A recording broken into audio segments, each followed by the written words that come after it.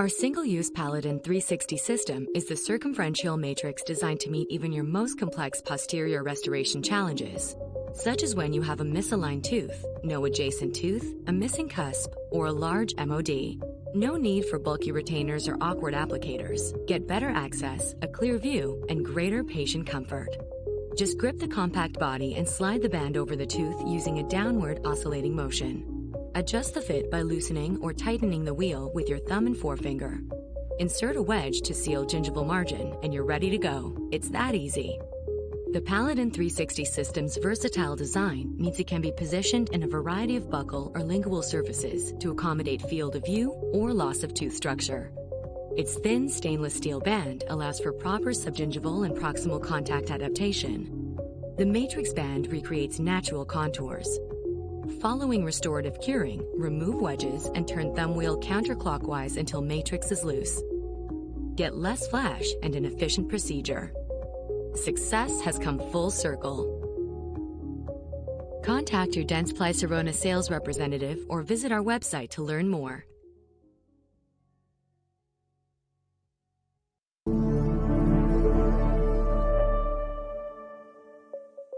Our single-use Paladin 360 system is the circumferential matrix designed to meet even your most complex posterior restoration challenges, such as when you have a misaligned tooth, no adjacent tooth, a missing cusp, or a large MOD.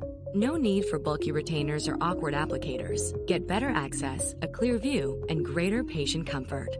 Just grip the compact body and slide the band over the tooth using a downward oscillating motion.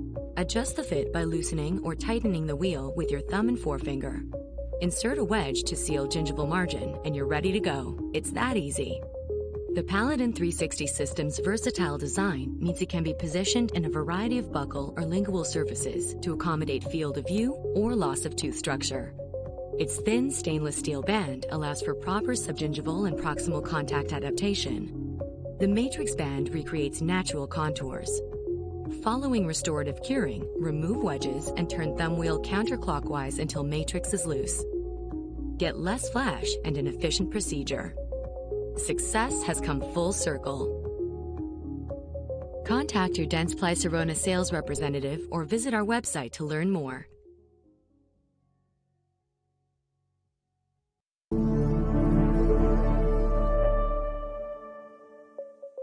Our single-use Paladin 360 system is the circumferential matrix designed to meet even your most complex posterior restoration challenges, such as when you have a misaligned tooth, no adjacent tooth, a missing cusp, or a large MOD. No need for bulky retainers or awkward applicators. Get better access, a clear view, and greater patient comfort. Just grip the compact body and slide the band over the tooth using a downward oscillating motion. Adjust the fit by loosening or tightening the wheel with your thumb and forefinger. Insert a wedge to seal gingival margin and you're ready to go. It's that easy. The Paladin 360 system's versatile design means it can be positioned in a variety of buccal or lingual surfaces to accommodate field of view or loss of tooth structure. Its thin stainless steel band allows for proper subgingival and proximal contact adaptation. The matrix band recreates natural contours. Following restorative curing, remove wedges and turn thumb wheel counterclockwise until matrix is loose. Get less flash and an efficient procedure. Success has come full circle. Contact your Dentsply Sirona sales representative or visit our website to learn more.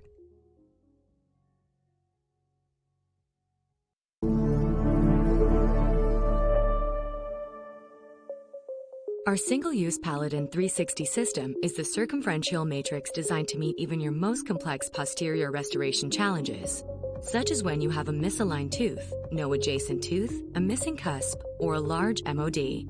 No need for bulky retainers or awkward applicators. Get better access, a clear view, and greater patient comfort. Just grip the compact body and slide the band over the tooth using a downward oscillating motion. Adjust the fit by loosening or tightening the wheel with your thumb and forefinger. Insert a wedge to seal gingival margin and you're ready to go. It's that easy. The Paladin 360 system's versatile design means it can be positioned in a variety of buccal or lingual surfaces to accommodate field of view or loss of tooth structure. Its thin stainless steel band allows for proper subgingival and proximal contact adaptation. The matrix band recreates natural contours. Following restorative curing, remove wedges and turn thumb wheel counterclockwise until matrix is loose. Get less flash and an efficient procedure. Success has come full circle. Contact your Dentsply Sirona sales representative or visit our website to learn more.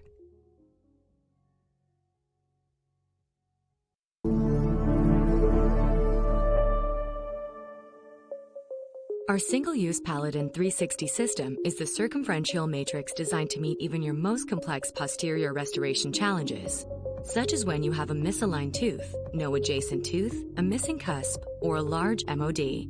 No need for bulky retainers or awkward applicators. Get better access, a clear view, and greater patient comfort. Just grip the compact body and slide the band over the tooth using a downward oscillating motion. Adjust the fit by loosening or tightening the wheel with your thumb and forefinger. Insert a wedge to seal gingival margin and you're ready to go. It's that easy. The Paladin 360 system's versatile design means it can be positioned in a variety of buccal or lingual surfaces to accommodate field of view or loss of tooth structure. Its thin stainless steel band allows for proper subgingival and proximal contact adaptation. The matrix band recreates natural contours. Following restorative curing, remove wedges and turn thumb wheel counterclockwise until matrix is loose. Get less flash and an efficient procedure. Success has come full circle. Contact your Dentsply Sirona sales representative. Visit our website to learn more.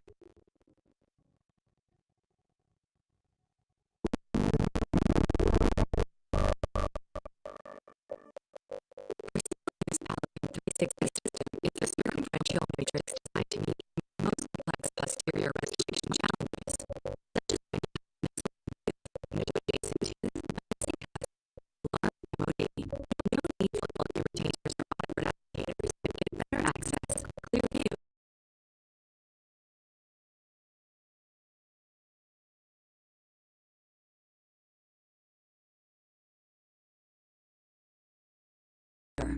Insert a wedge to seal gingival margin and you're ready to go. It's that easy. The Paladin 360 system's versatile design means it can be positioned in a variety of buccal or lingual surfaces to accommodate field of view or loss of tooth structure. Its thin stainless steel band allows for proper subgingival and proximal contact adaptation.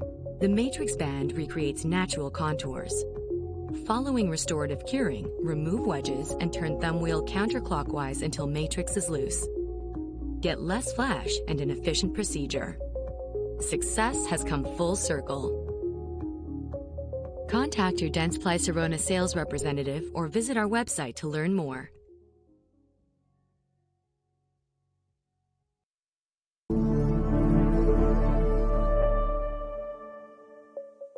Our single-use Paladin 360 system is the circumferential matrix designed to meet even your most complex posterior restoration challenges, such as when you have a misaligned tooth, no adjacent tooth, a missing cusp, or a large MOD. No need for bulky retainers or awkward applicators. Get better access, a clear view, and greater patient comfort. Just grip the compact body and slide the band over the tooth using a downward oscillating motion. Adjust the fit by loosening or tightening the wheel with your thumb and forefinger. Insert a wedge to seal gingival margin and you're ready to go. It's that easy.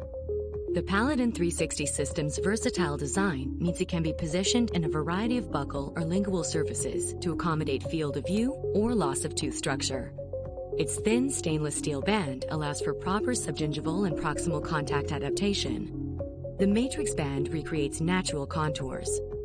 Following restorative curing, remove wedges and turn thumb wheel counterclockwise until matrix is loose. Get less flash and an efficient procedure. Success has come full circle. Contact your Dentsply Sirona sales representative or visit our website to learn more.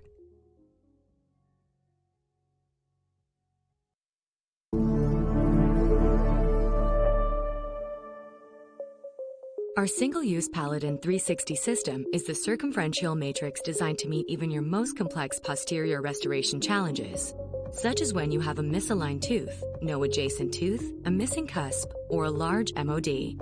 No need for bulky retainers or awkward applicators. Get better access, a clear view, and greater patient comfort.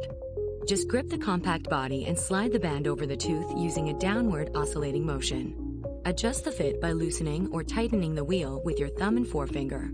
Insert a wedge to seal gingival margin and you're ready to go. It's that easy. The Paladin 360 system's versatile design means it can be positioned in a variety of buccal or lingual surfaces to accommodate field of view or loss of tooth structure. Its thin stainless steel band allows for proper subgingival and proximal contact adaptation. The matrix band recreates natural contours. Following restorative curing, remove wedges and turn thumb wheel counterclockwise until matrix is loose. Get less flash and an efficient procedure. Success has come full circle. Contact your Dentsply Sirona sales representative or visit our website to learn more.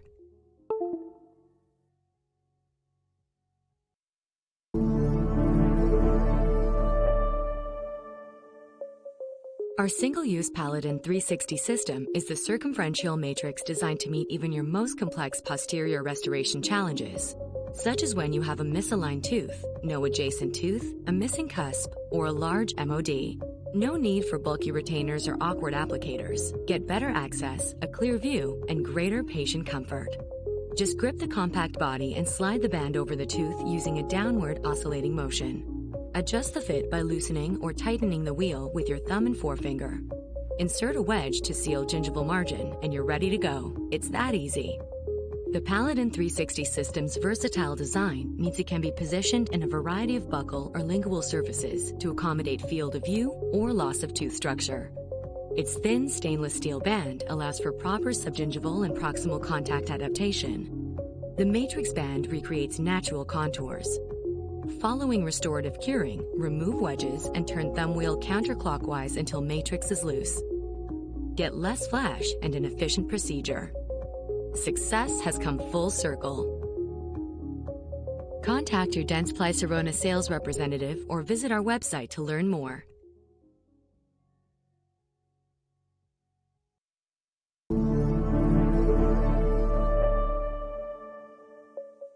Our single-use Paladin 360 system is the circumferential matrix designed to meet even your most complex posterior restoration challenges, such as when you have a misaligned tooth, no adjacent tooth, a missing cusp, or a large MOD. No need for bulky retainers or awkward applicators. Get better access, a clear view, and greater patient comfort. Just grip the compact body and slide the band over the tooth using a downward oscillating motion. Adjust the fit by loosening or tightening the wheel with your thumb and forefinger. Insert a wedge to seal gingival margin and you're ready to go. It's that easy. The Paladin 360 system's versatile design means it can be positioned in a variety of buccal or lingual surfaces to accommodate field of view or loss of tooth structure. Its thin stainless steel band allows for proper subgingival and proximal contact adaptation. The matrix band recreates natural contours. Following restorative curing, remove wedges and turn thumb wheel counterclockwise until matrix is loose. Get less flash and an efficient procedure. Success has come full circle. Contact your Dentsply Sirona sales representative or visit our website to learn more.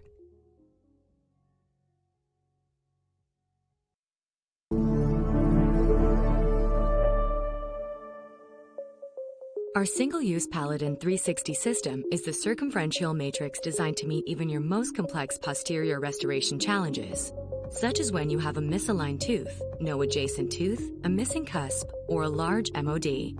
No need for bulky retainers or awkward applicators. Get better access, a clear view, and greater patient comfort. Just grip the compact body and slide the band over the tooth using a downward oscillating motion. Adjust the fit by loosening or tightening the wheel with your thumb and forefinger. Insert a wedge to seal gingival margin and you're ready to go. It's that easy. The Paladin 360 system's versatile design means it can be positioned in a variety of buccal or lingual surfaces to accommodate field of view or loss of tooth structure. Its thin stainless steel band allows for proper subgingival and proximal contact adaptation. The matrix band recreates natural contours. Following restorative curing, remove wedges and turn thumb wheel counterclockwise until matrix is loose. Get less flash and an efficient procedure. Success has come full circle. Contact your Dentsply Sirona sales representative or visit our website to learn more.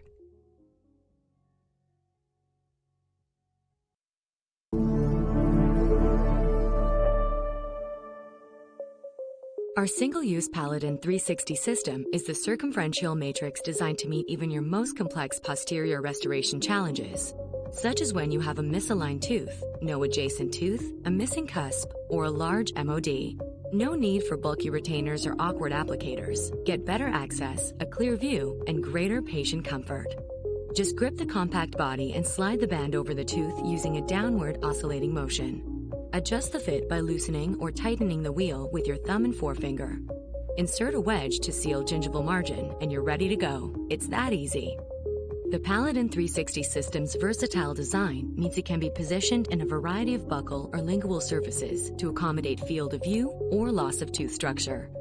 Its thin stainless steel band allows for proper subgingival and proximal contact adaptation. The matrix band recreates natural contours,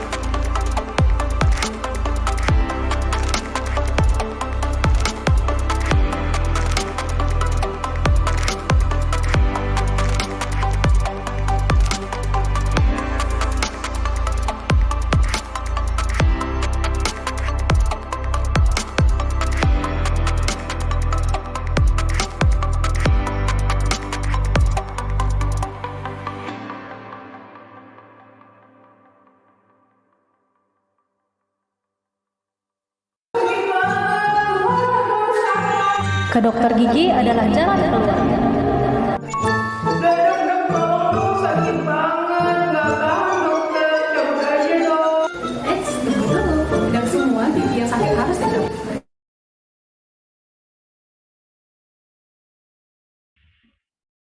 Harus mengetahui tingkat keparahan dan kedalaman lubang. Kalau lubangnya nggak terlalu dalam seperti ini, maka kita bisa melakukan penambalan dan jadi bagus lagi seperti ini. Tapi kalau setelah dibersihkan lubangnya sedalam ini, maka sebenarnya masih ada dua pilihan. Pilihan pertama adalah menyelamatkan, dan pilihan yang kedua adalah tidak diselamatkan. Kalau kita memilih untuk menyelamatkan, maka kita akan melakukan perawatan saluran akar, setelah itu dilakukan penambalan gigi. Tapi kalau nggak mau diselamatkan, ya udah dicabut. Tapi jangan senang dulu, karena kalau dicabut, kamu harus mempertimbangkan untuk membuat gigi palsu. Kenapa harus pasang gigi palsu dong? Pertama, supaya gigi tetangga tidak bergeser ke tempat yang kosong. Yang kedua, untuk mengembalikan fungsi pengunyahan. Dan tentunya untuk membuat kamu tetap tampil cantik dan menawan karena dapat mencegah pipimu kelihatan kempot. Gimana? Sudah paham kan? Sudah. Jadi, kamu pilih yang mana? Sebentar ya dokter. 1 hour later. Cabut dokter.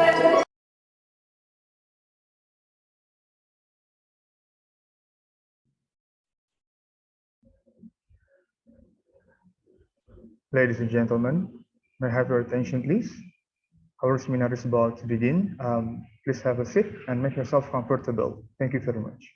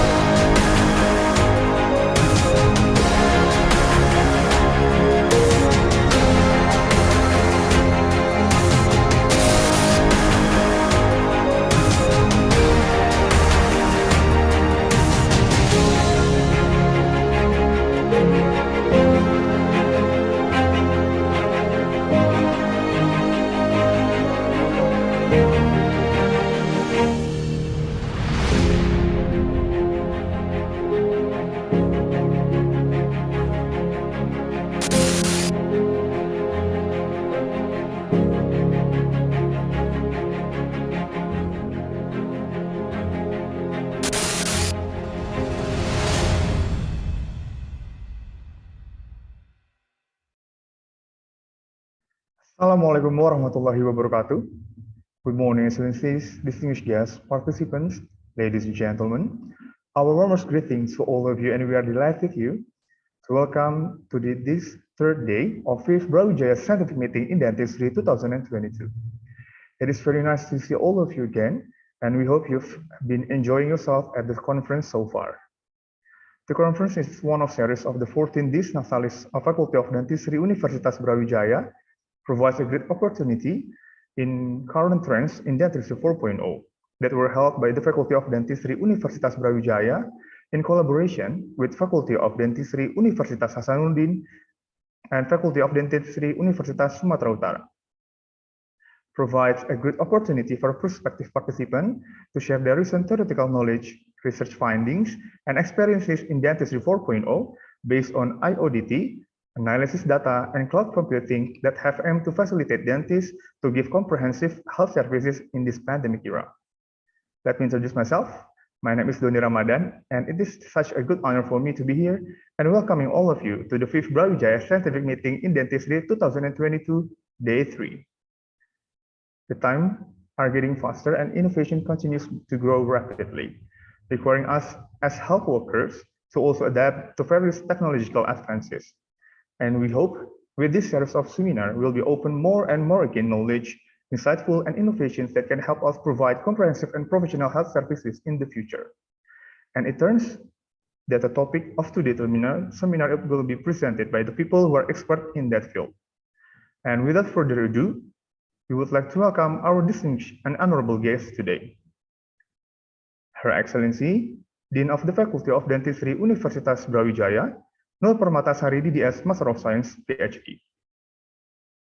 Her Excellency, First Vice Dean of the Faculty of Dentistry Universitas Brawijaya, Yuliana Ratnakumala DDS Endodontist.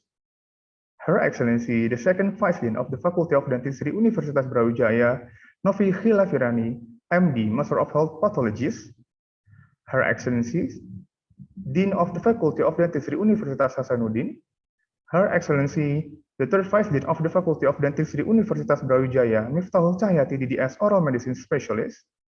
And Her Excellency, Dean of Faculty of Dentistry Universitas Sumatera Utara, and also Her Excellency, the Chairman of the 5th Brawijaya Scientific Meeting in Dentistry 2022, Rani Rahmawati DDS Periodontist PhD. And to all of the speakers, we would like to express our sincere gratitude to the Honorable Takashi Hatayama, DDS PhD from Department of Cardiology and Operative Dentistry, Tokyo Medical and Dental University, Japan. And also the Honorable Dr. Chia Wei, Faculty of Dentistry, Department of Periodontology, University of Malaya, Kuala Lumpur, Malaysia. And the Honorable Dr. Dwi Mulia, DDS Periodontist, Indonesia. And also distinguished guests, delegates, and honorable audiences. Before we move on, we would like to deliver thank you to our sponsors for supporting us in this program. And this program would not be able to run this smoothly without the help from our sponsors. Our dearest thank you to Thomasong, Dentsply Sirona, Tawada Healthcare, Sensodyne, Oxyfresh, The Pacific Dental, Andini, and Cobra. And our media partner, Dentistry Seminar and UB Medcom. Starting our program, let's pray together for the well-being of all of us, and may our discussion today bring many inspirations, and also can revolutionize the field of dentistry in 4.0 era. Praying begins. Finish. Excellencies, distinguished guests, ladies and gentlemen, please allow me to inform you about today's agenda. To begin with the program, we will hear the national anthem of the Republic of Indonesia, Indonesia Raya, and the anthem of the Faculty of Dentistry Universitas Brawijaya.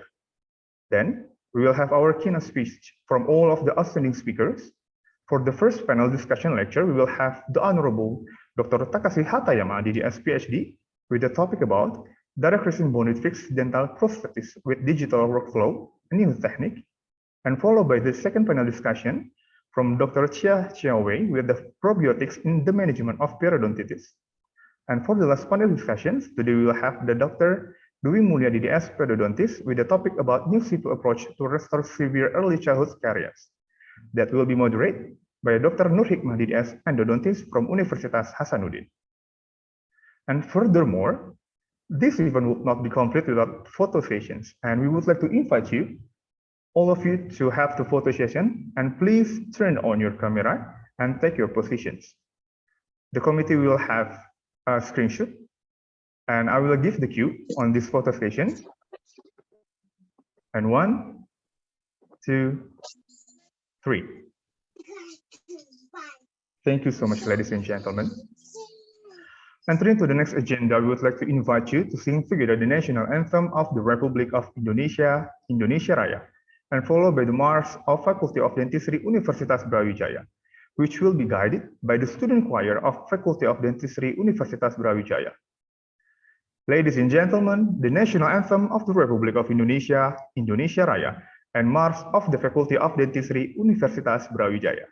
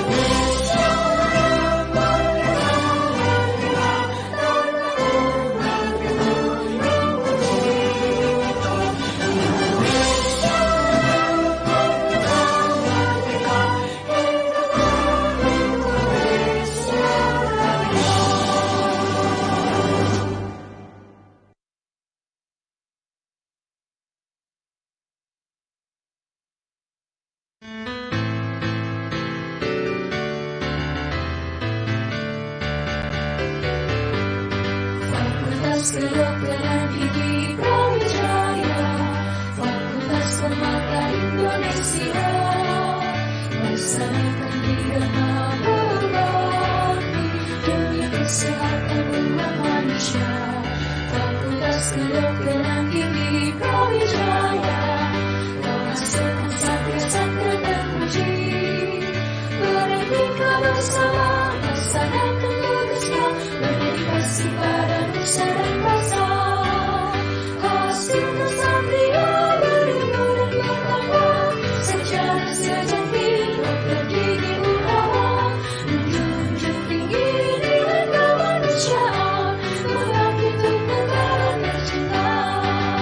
Satria FKG Brawijaya, hidup profesional, berguna bagi masyarakat, mulia selama-lamanya. Hasilkan satria berilmu dan bertangga, sejarah sejati dokter gigi utama, menjunjung tinggi nilai kemanusiaan, mengabdi untuk negara tercinta. Satria FKG Brawijaya, hidup profesional, berguna bagi masyarakat, FKG Permata Indonesia.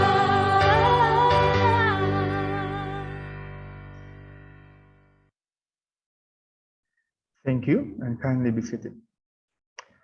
All right, before we jump to our first lecture, please allow us to remind you to have a nice seat and pay a good attention to the presentation, because there will be a grand prize at the posting of during the presentation today, and also there will be a post test about the seminars that will be open on 11 p.m. until 11 a.m. until 6 p.m. that already delivered to each participant email.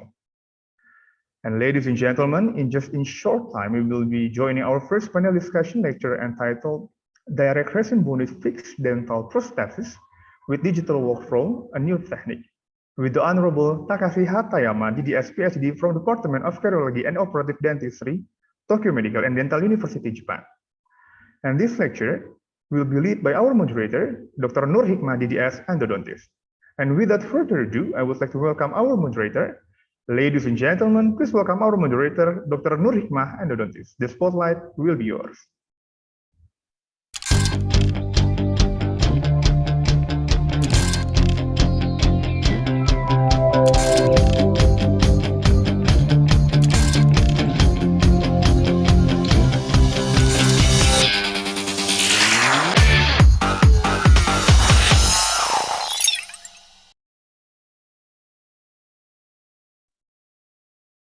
Okay, thank you, Master of Ceremony, Doni Ramadan. Ladies and gentlemen, before we start the presentations, and in order to avoid any disturbance during the presentations later, I would like to ask you to change the mode of your gadget into silent. Let's do it together. Thank you. Good morning. Assalamualaikum warahmatullahi wabarakatuh. First of all, my name is Dr. Gigi Nur Hikmah, SPKG Consultant and endodontist from Department of Conservative Dentistry, Hasanuddin University. And I would like to thank the organizing committee to give me the opportunity to become a chairperson in this prestigious seminar about current trends in dentistry 4.0, 5th Brawijaya Scientific Meeting in Dentistry 2022. Held by Faculty of Dentistry, Brawijaya University, Hasanuddin University, and Sumatra Utara University.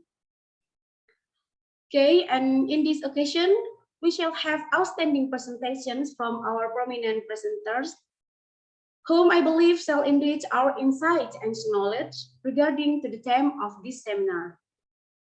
And before the presentations begin, allow us to introduce the speakers by this video, please.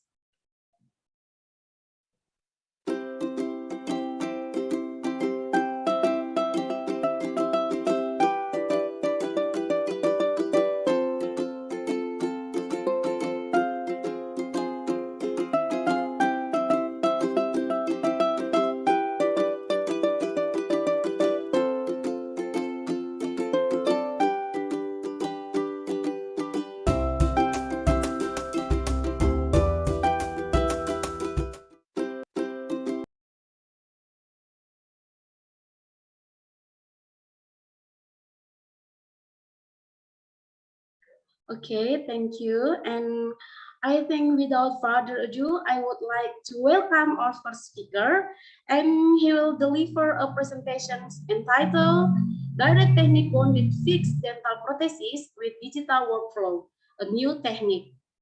And for all participants, if you have any questions, please fill in the Q&A box and please mention your name. So Dr. Takashi Hatayama, DDS, PhD, it's around 45 minutes for your presentations, and the floor is yours. Good morning, Doc. Good morning. Thank you for your invitation and your kind introduction. Selamat pagi. Kenalkan, nama saya Takashi Hatayama. Selamat pagi. Saya dari Jepang. Good pronunciation? Yes. Correct. Very yeah. good. Indonesian. Thank you. So let's go to my presentation. Please wait. I share my slide.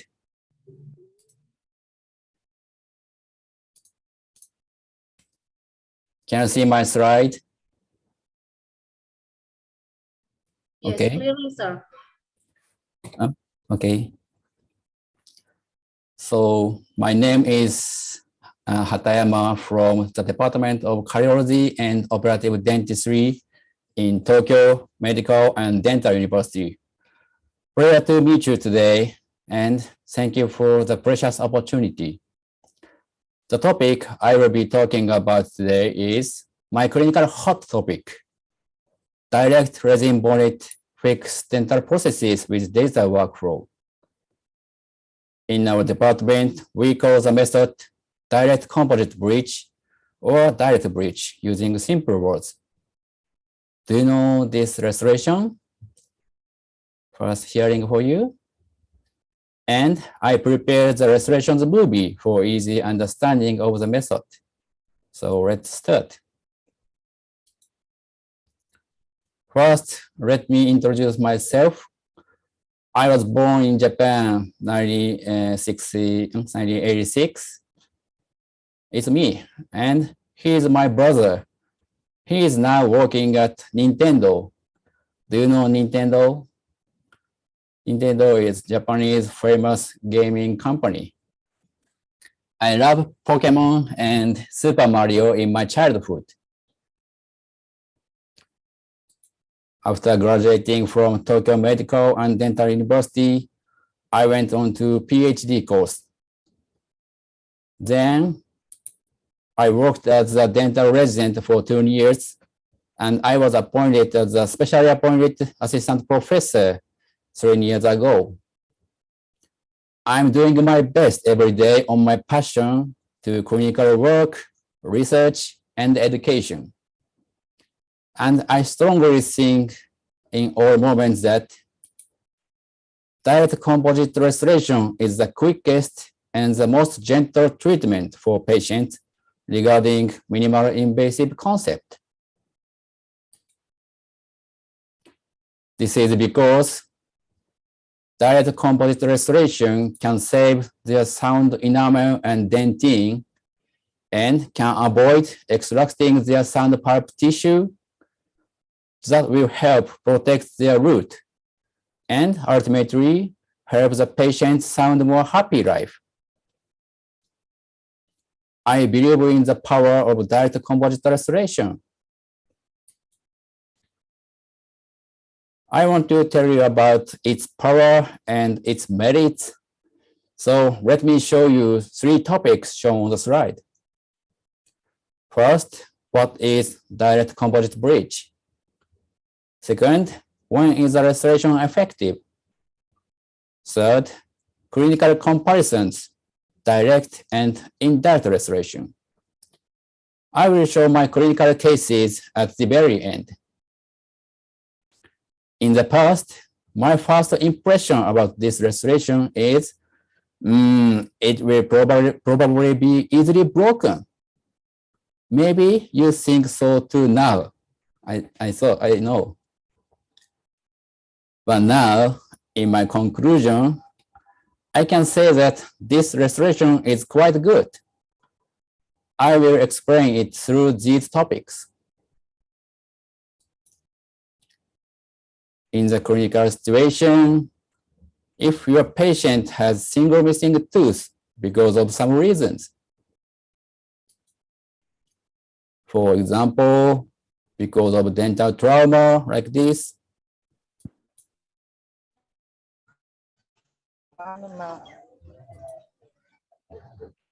congenital endodontia like this, they have no permanent teeth by nature.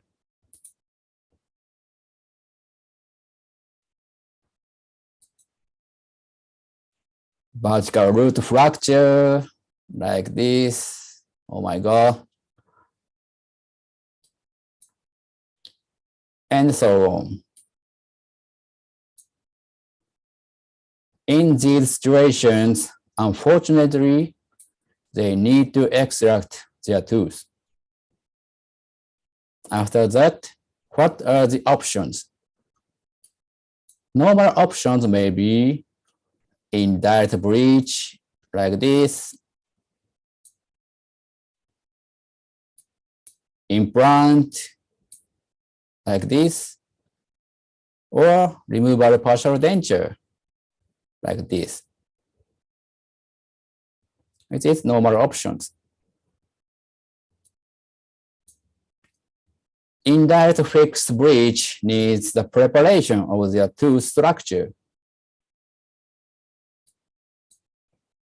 Implant needs surgical procedures many times and high cost.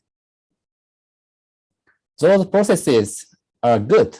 I think, yes, it is excellent.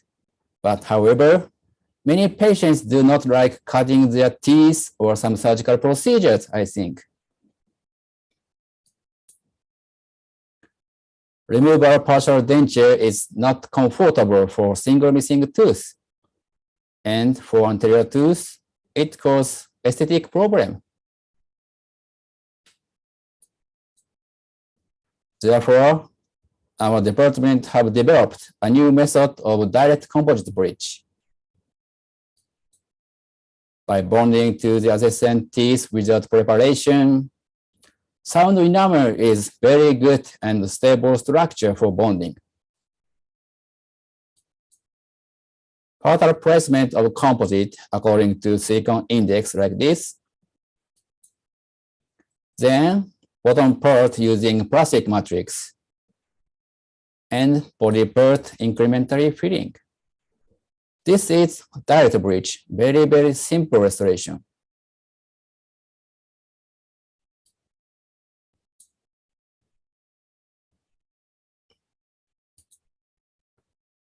So next topic is, when is the restoration effective?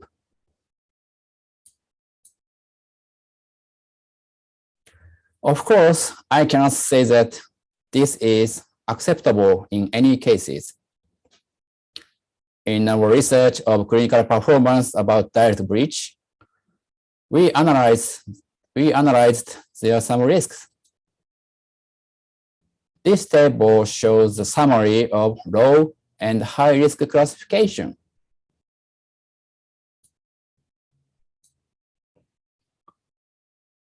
Lower incisor and premolar are safety tools compared with upper tooth. Success rate means no chipping, no debonding, no fractures, and survival rate means that minor troubles occur, but we can repair it.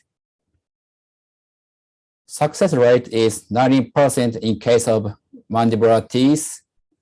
On the other hand, 80% in case of maxilla. These results are probably due to the smaller width of the teeth in the mandible than maxilla. And we don't restore many canine and molar because of high risk by any measure. So we don't have sufficient data.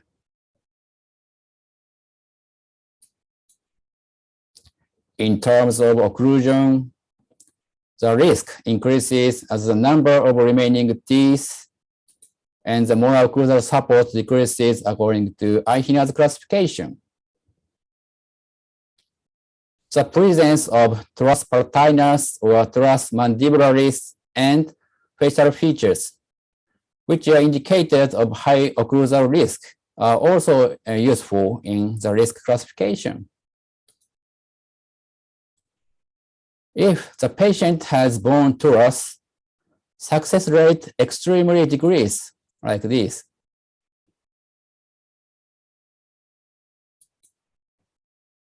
In terms of abutment teeth, if there is a difference of mobility between two abutment teeth, the risk is considerably increased, like this. So in the situation, a single retainer style is recommended. Although not statistically processed, restored or not, and adhesive area are also considered to be at risk. Enamel is the best target for bonding. So intact enamel is the best. If the adjacent surface is already restored by composite or other, the main target for bonding after removal will be dentin, which is unstable for bonding than enamel. So you must share these information with your patients about whether direct bridge is suitable or not. Overall, it is quite safe to assume that the ideal situation is a single missing lower incisor or premolar with sound abutment teeth and a stable molar occlusion. Under similar situations, the upper incisor or premolar is relatively safe case. is assumed to be quite the case with the young and middle-aged patient who is missing single tooth due to dental trauma, root fracture, or congenital endodontia, as I mentioned earlier. It is safety case. On the other hand, risky cases are those with reduced occlusal support or poor abutment tooth conditions, regardless of tooth position. Among these cases, teeth with different mobility or teeth that have already been restored on both sides are very risky. So we need to fully explain to your patient and recommend the alternative plans.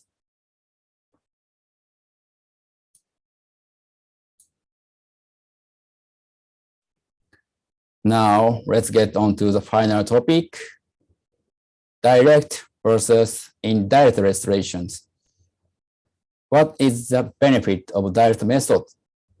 Why do I choose the direct one in many cases?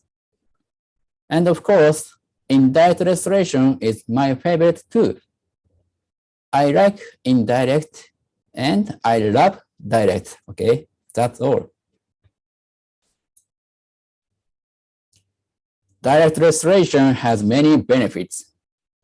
Minimal invasive, one-day treatment, easily repairable, and high bonding performance. High bonding performance is the most important factor of direct bridge.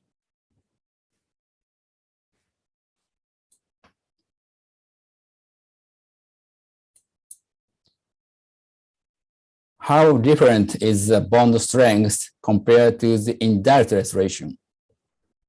In our department, Dr. Akehashi reported the difference between indirect bonding using Panavia V5 from Curare and direct one using SE Bond 2 I always use.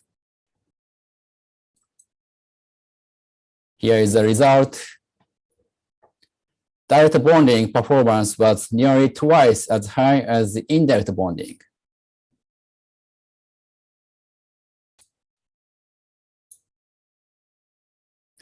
In our clinical research by Dr. Sato, he analyzed clinical effectiveness of direct composite bridge versus indirect zirconium resin bonded fixed dental processes. Survival and success rate are shown in the slide. In this study, these have no significant difference between direct and indirect one.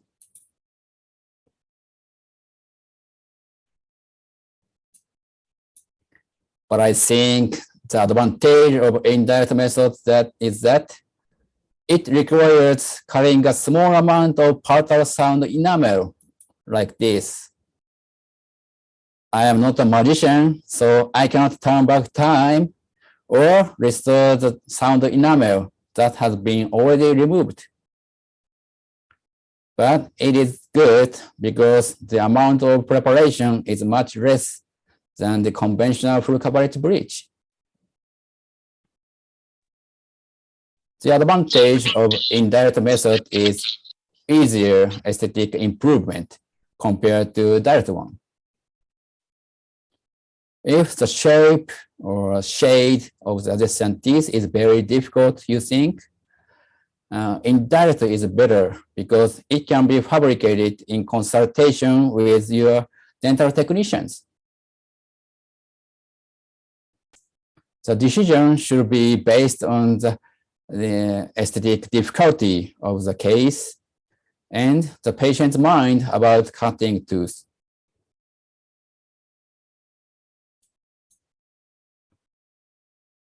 So let's go to talking about my direct bridge cases I have worked on recently.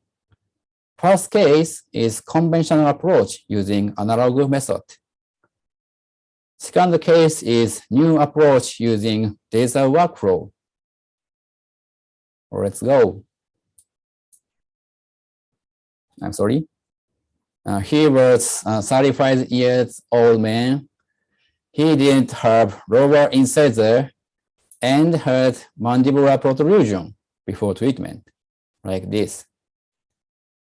So after surgical orthodontics, he and his orthodontic doctor asked me if it was possible to restore 2 missing teeth with direct bridge.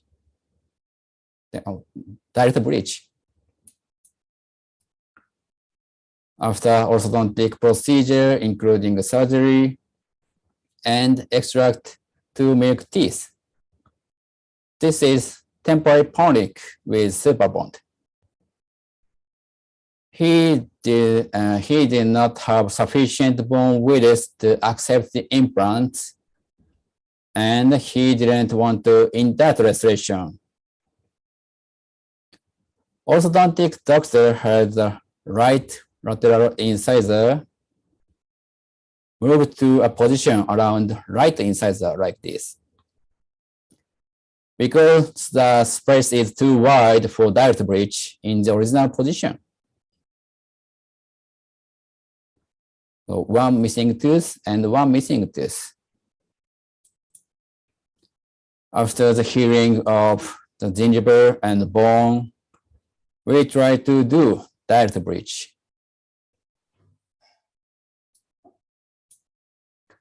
Remove the temporary ponic and after placement of composite. Composite was added to the medial side of lateral incisor to align the midline of upper tooth like this. He was very satisfied with non-prep and one-day treatment. He is a very busy man for his work.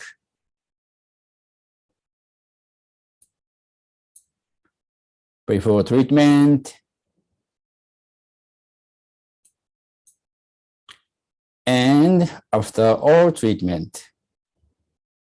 Orthodontics, tooth position and tooth angles is absolutely good, I think.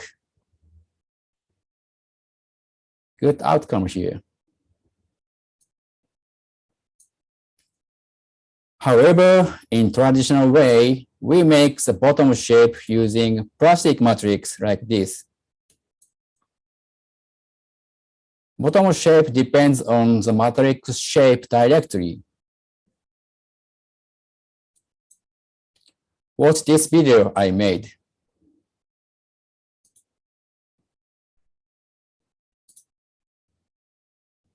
After pushing the enamel surface and removing the small caries, phosphoric acid was applied and rinse and dry. Priming procedure, air blowing, bonding procedure like this, mild blowing, and light cure from various angles like this.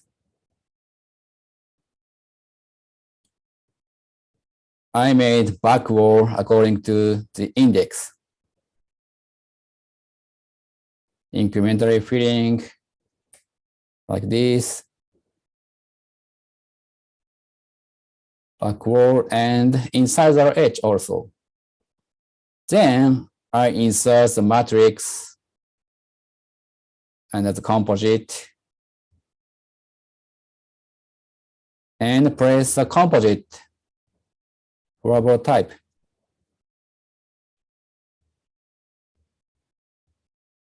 Very, very analog technique.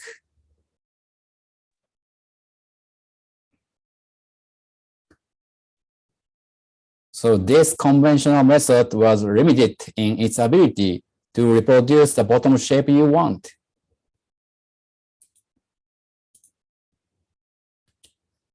So I have developed a new approach using digital technology. I'd like to introduce that to you today. If it is difficult to create a bottom shape directly, my idea is to use direct technology to create a bottom part first.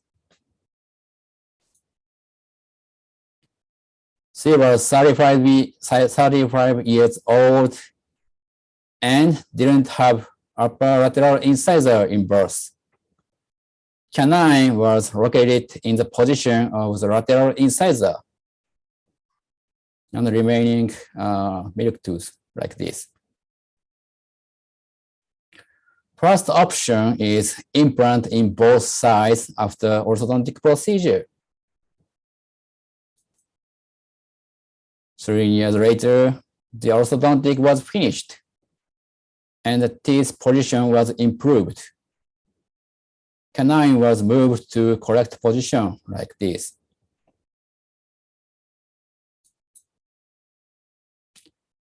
And then here is a photo taken just before the implant surgery as originally planned.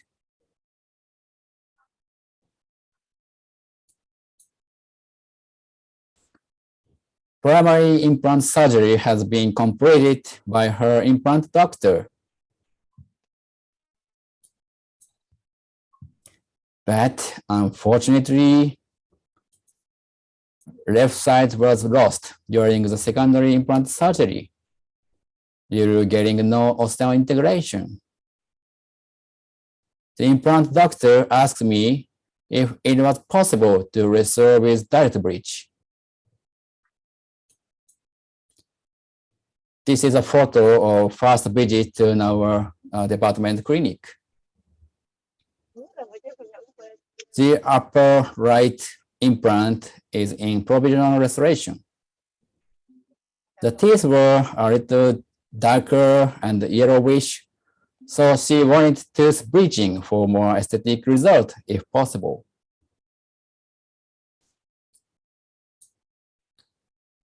After home bleaching, teeth brightness was improved. She got the whiteness she wanted, so next step, we did a direct bridge. I have edited the movie of that actual treatment, so please take a look. Please wait.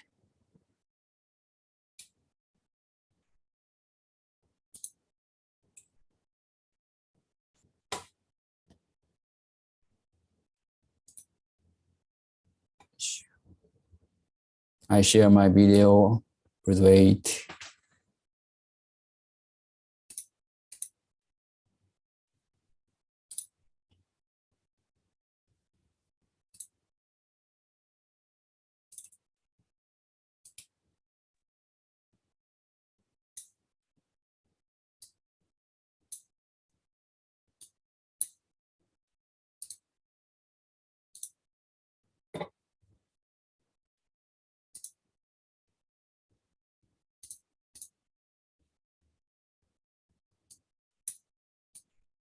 Can you see my video?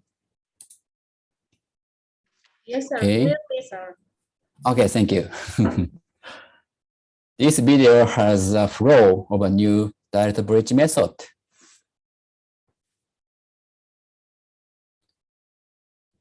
Before treatment, congenital non-sear. First, these are impression using Torio 3 from 3 shape, and our dental technician decides the shape and position on digital workflow. Point 1, this restoration needs wide adhesive area, so provide more area on the palatal edge like this.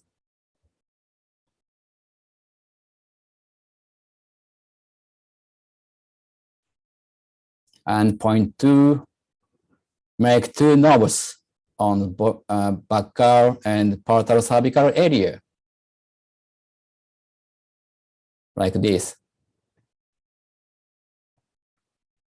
Then they check the anterior guidance, occlusal checking, like this.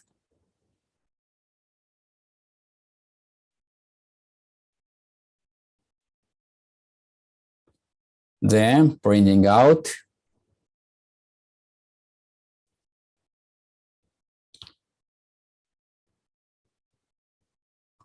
the body part and the ponic part are outputted separately. And I made silicon index for only the bottom shape, including 2 knobs first, like this. Second, I made silicon index for whole of the pontic, and trimming the labial side for the placement of the composite from this window. So I prepared 2 indices.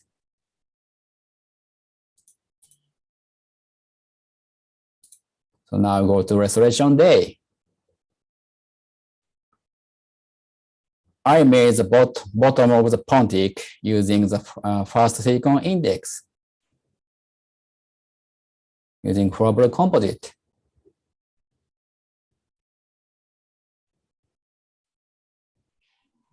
Removed from the index, I was able to completely copy the shape and the bottom and the knobs. And bottom surface was polished. First, polish the enamel surface for removing a stain and dental plaque, and try filling for amazing result. Indirect. Then check the adaptation of second index.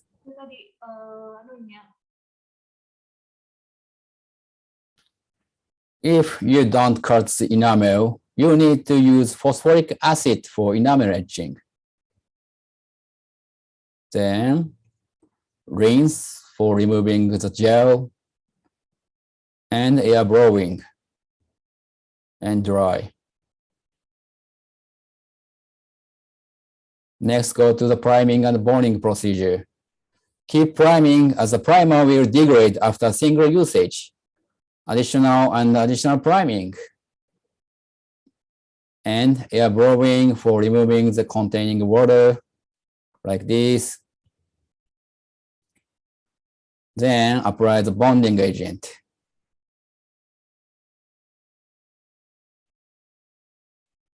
We always use two-step system SE bond 2, and air blowing to thin the bonding layer and right cure.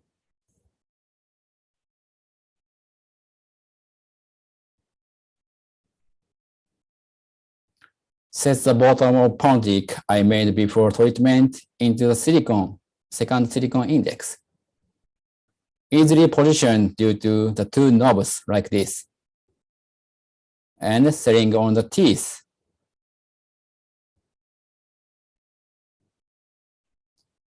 First, a thin layer of fiber composite is filled to the enamel surface. Use it very, very thinly, because the superficial layer of bond under the composite still have some unpolymeric layer. So this process is important enough for the light to go all the way down to the bonding surface. And then making back wall according to the silicon index. And I use the composite that has high opacity. If you use only the normal shade composite, the outcome will be darker. So I use high opacity composite for back wall.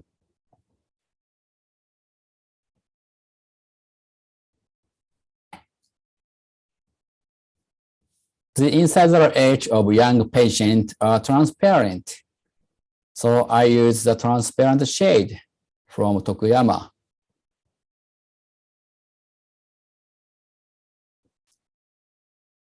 And remove the index. Look.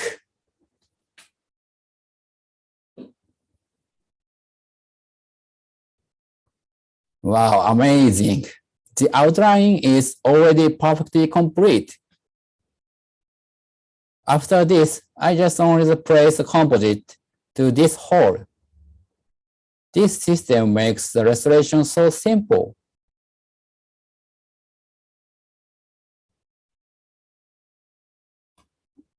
Adjust the gap. I use paste type body shade using a stat Asteria from Tokuyama.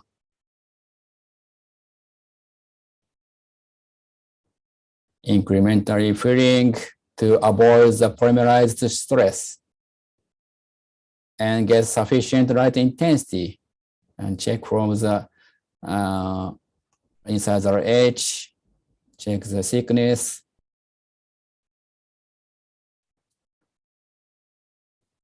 Press firmly to prevent air bubbles and smooth the texture.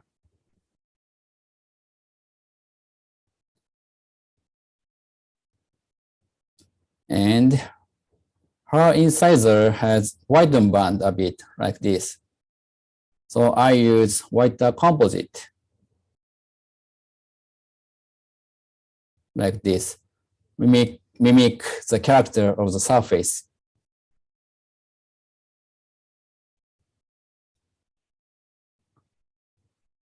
Finally, smoothen the surface using high flow type composite I often use.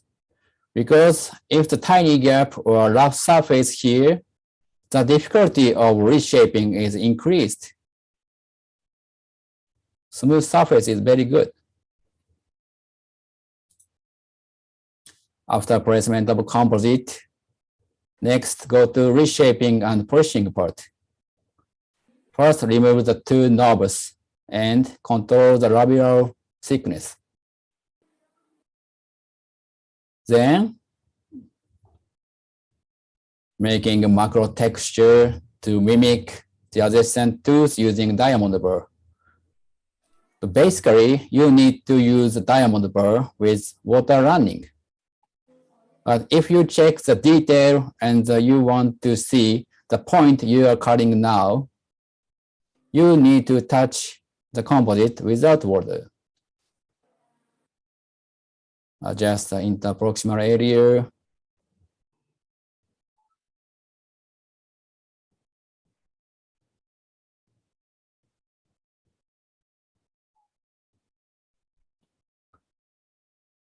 And check the occlusal contact points.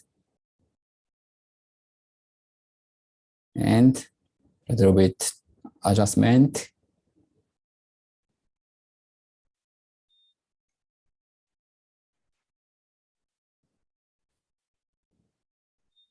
When coloring using white paper like this on the surface, it is easy to see the texture and the tiny gap.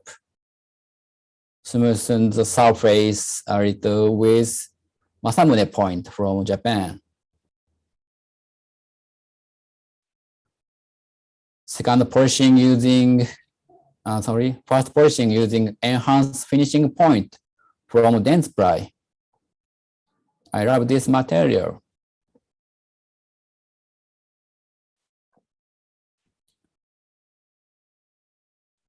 And second polishing using my Jinger. It is perfect polishing point, I think. My Jinger can polish flat surface and groove also. Polish from various angles. Gray one is the final polishing, not using with water and polishing paste.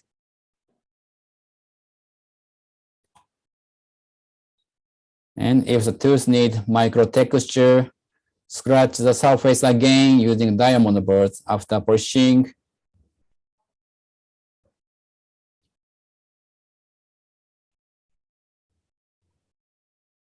And then repolishing in the short time using my Zinger. Red one, then gray one, like this.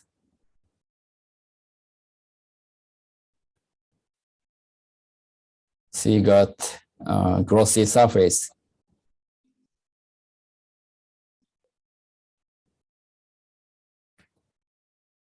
Before tooth bleaching, then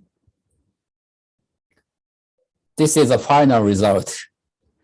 For younger patients, giving some textures provide a more natural result.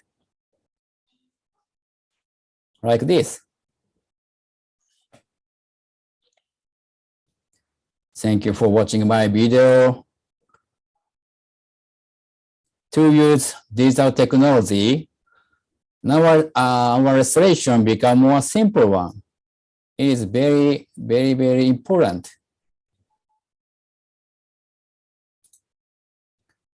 And I made the summary of the reshaping for anterior tooth. First, try controlling the thickness of labial surface. Always make sure that there are 3 planes as well as the crown preparation. Rough shaping using a thick and coarse burr like AR2.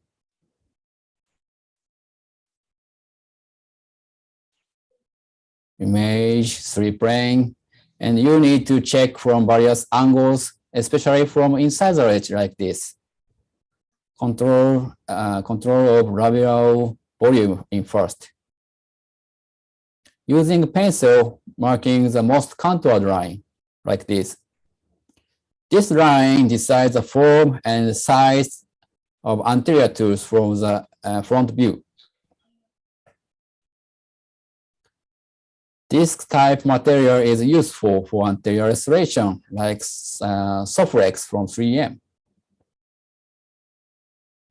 Smoothen and adjust the line using Soflex, especially because it is quite difficult to give a smooth touch with the diamond boards. But this type is very, very easy.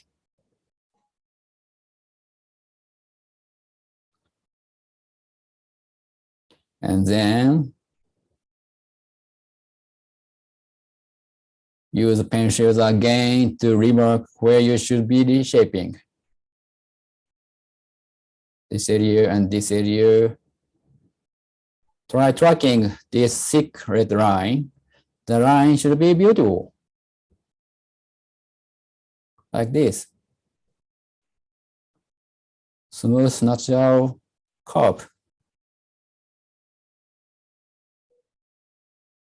And this spot.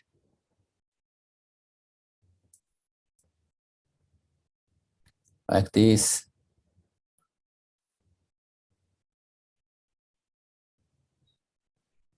Now comes to a labial group. Imagine 2 grooves between 3 ridges. This image is very important. Just simple groove is not natural. So first make the flat surface and make the grooves, and then smooth the edge like this.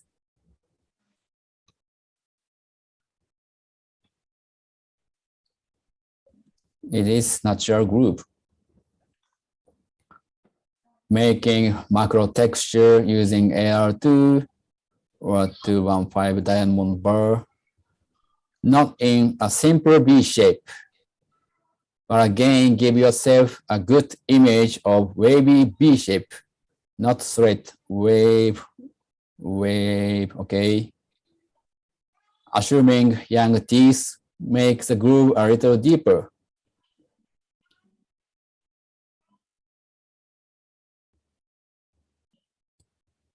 This is also a thin groove in the vertical direction on the labial surface, like this.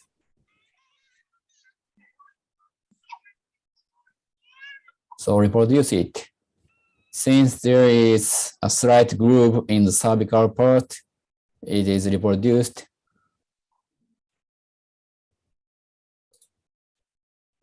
Then polishing procedure. Polish the adjacent area in interproximal area using Soflex fine and superfine, like this.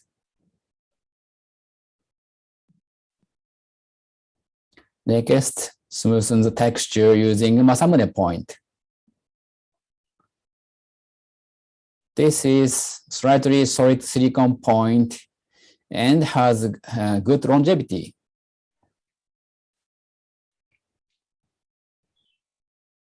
Smoothen the texture.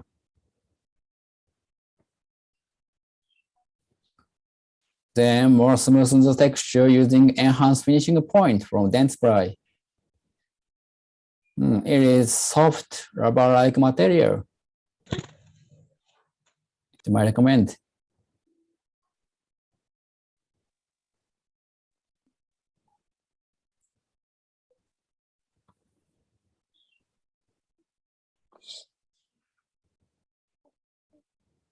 Then finishing using my jinger, red point, then gray point.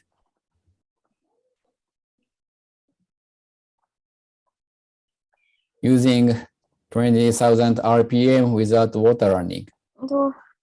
Polishing from various angles. Gray one is the final polishing. You can get very glossy surface. And if you want to make micro texture like this for younger patients, scratch the surface again after polishing.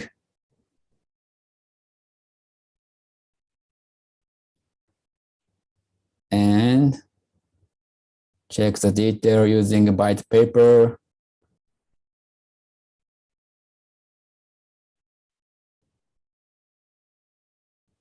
Then repolishing. Very short time, okay? Over polishing erase the scratch. So you need very short time polishing.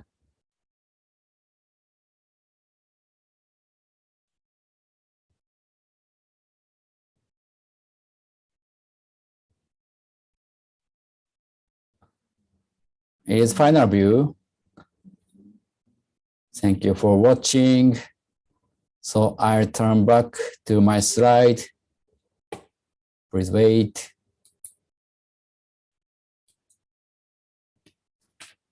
Please wait, turn back. I share my slide. Wait.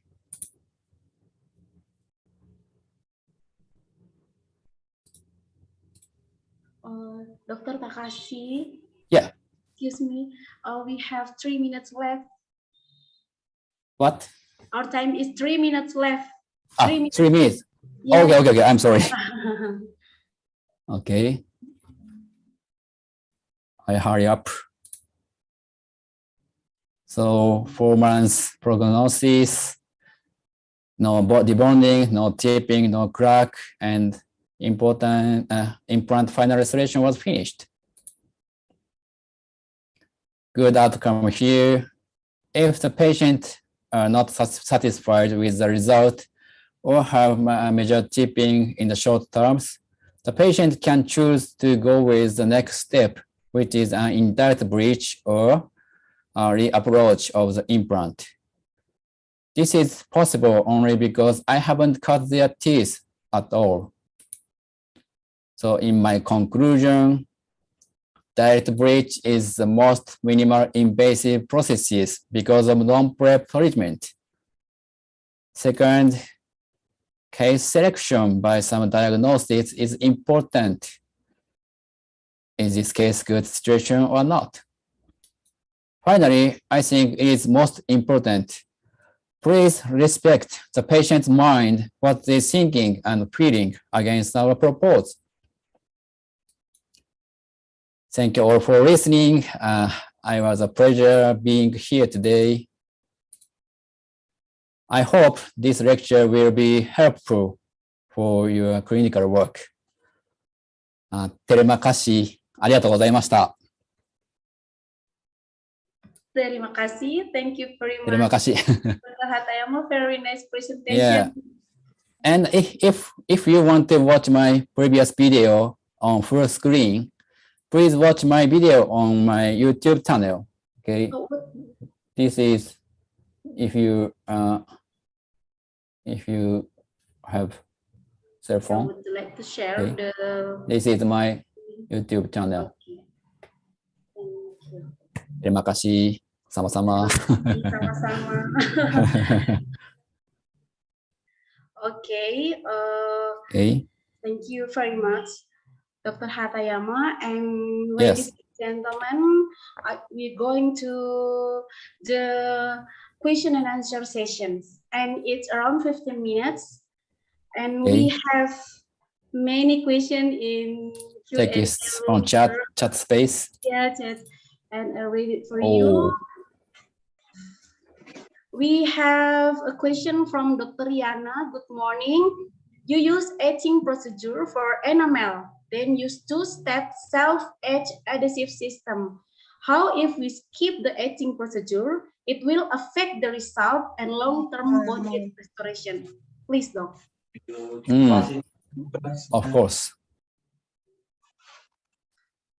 Do you hear me? Doc, hello? Yes, I hear. It will affect the result and long-term bone depth restoration if we skip the etching procedure. Yes. If you skip phosphoric acid procedure before a two-step system for sound intact enamel. So if you skip the process, bonding performance is decreased and a marginal discoloration is occurred. But in case you use two-step self-adhesive, you use two-step self-adhesive system and must be used the etching procedure. Okay. Of course. Oh, okay. Thank you, Doc. And then the second is from Nadia Putri from Malang.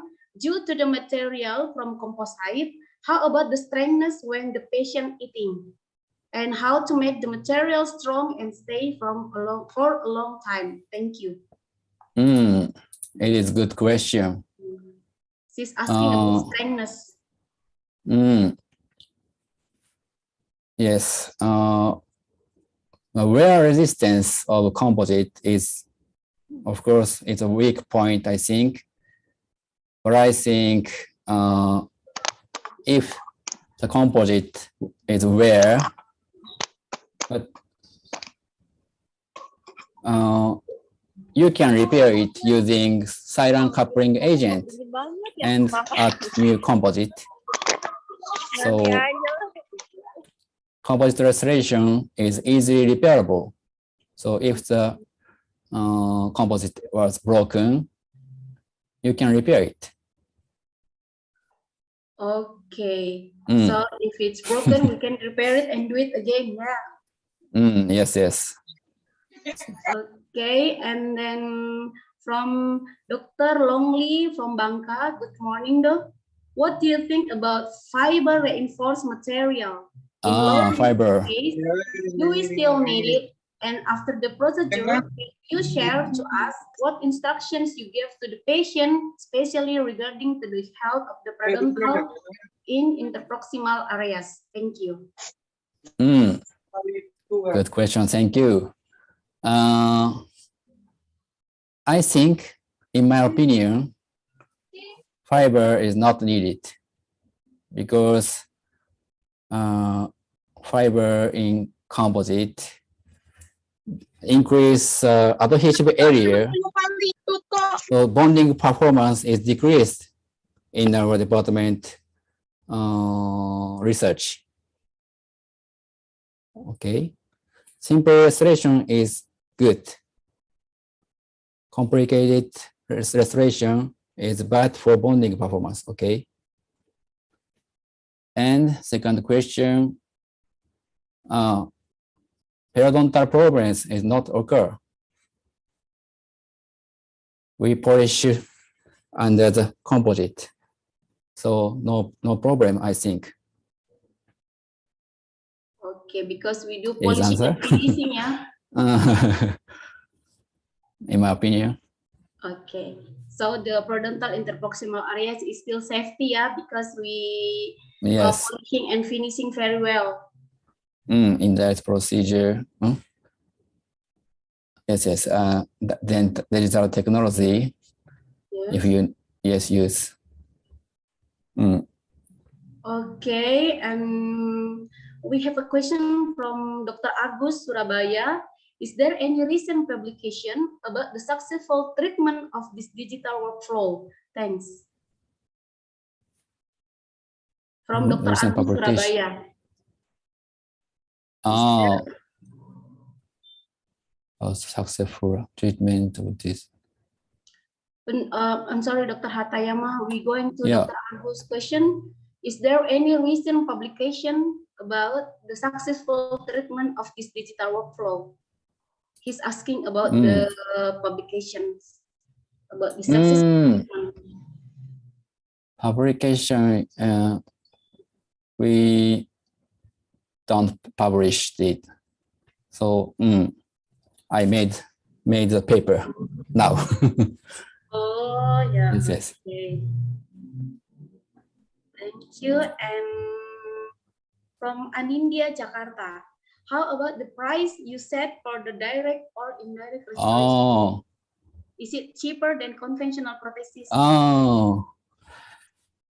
In Japan, maybe do you know yen? Japanese. More expensive or? Yeah. No.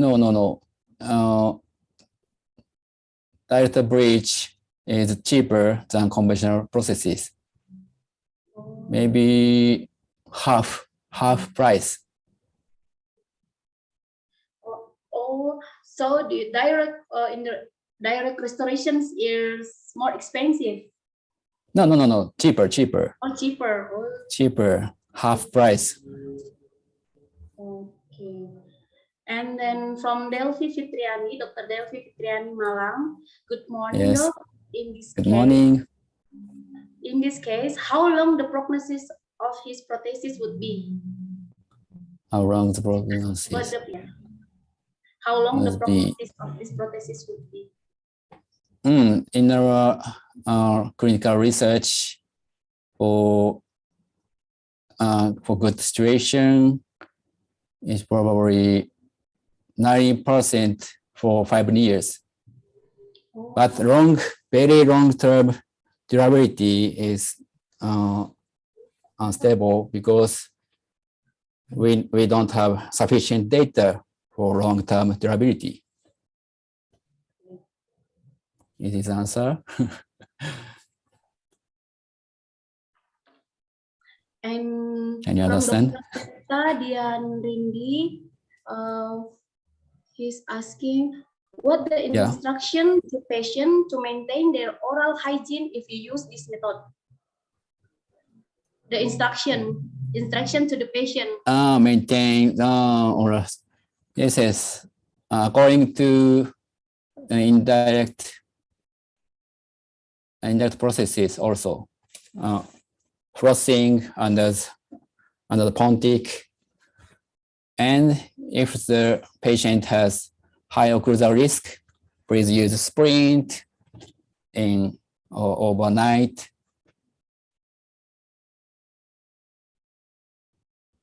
It is my answer. Okay. Okay. Thank you. Very simple answer, and I think that's the point.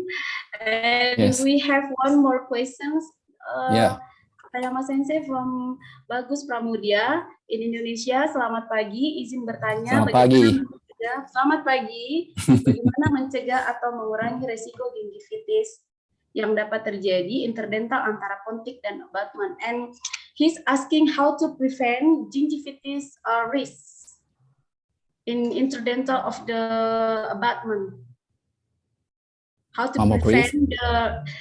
prevent gingivitis risk of this prosthesis, direct prosthesis.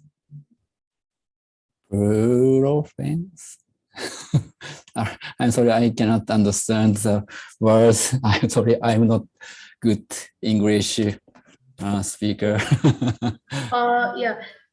He's just asking how to prevent gingivitis risk for periodontal healthy. Periodontal healthy, yeah. To keep the clean, keep the clean, the composite, and Polishing and you yes, you need to repolishing 6 months later and 6 months later. Polishing you need. Okay. That's all. It's difficult to answer. Yeah. Sensei, thank you very much. And yeah, thank you. That's all the question in the Q&A box. I think we still have 5 minutes. 5 minutes left. Okay. If you have all the participants, yes. In my last word, okay? Yeah, it's okay. Okay. If this COVID-19 pandemic will be gone, I want to go to Indonesia directly. I hope so. And please come to Japan and eat sushi, tempura, and ramen. In my recommendation. So, terima kasih. Thank you for coming today. Okay, this thank is my you last very much word. for your invitation, Katayama Thank you. Sensei. And we're waiting you in Indonesia. Wait you in Indonesia. I want to go.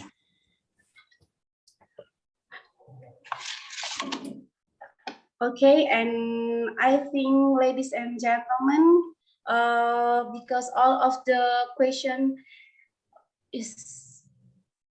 we've been read all of the question. Now we come to the end of this session, and before I give back to the MC, I would like to thank you very much again to Dr.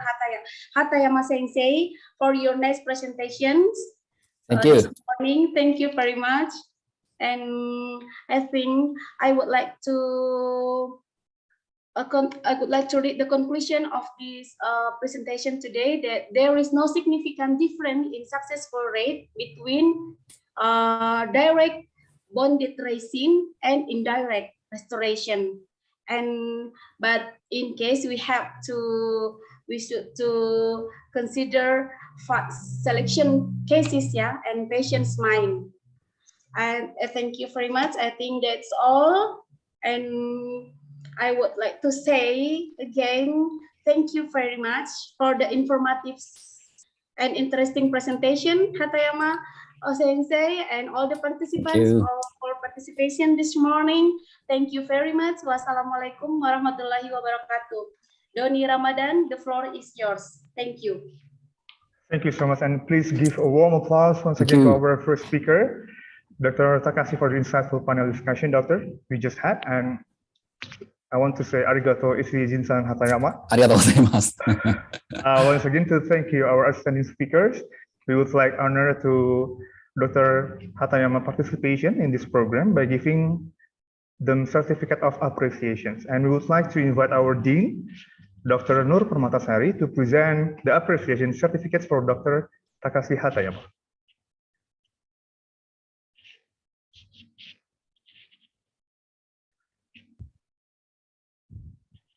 So thank you so much, Dr. Takashi. So this is the appreciation certificate from us. And to Dr. Nur Permatasari, please present the appreciation certificate for Dr. Takashi Hatayama. Yeah. To Mr. Takashi Hatayama, thank you very much for your sharing your knowledge and your experience.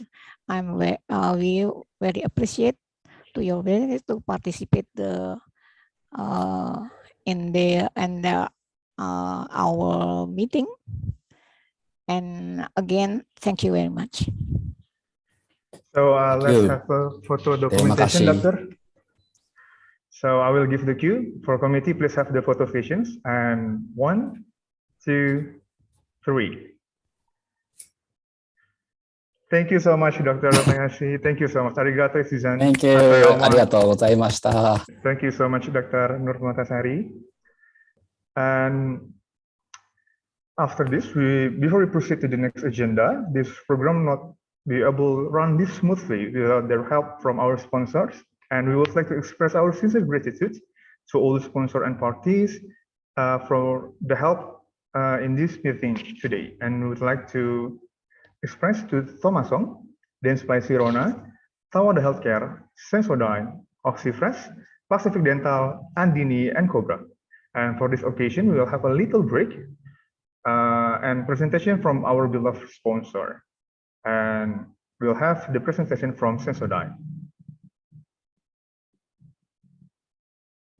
So please, the representative from Sensodyne, the spotlight will be yours.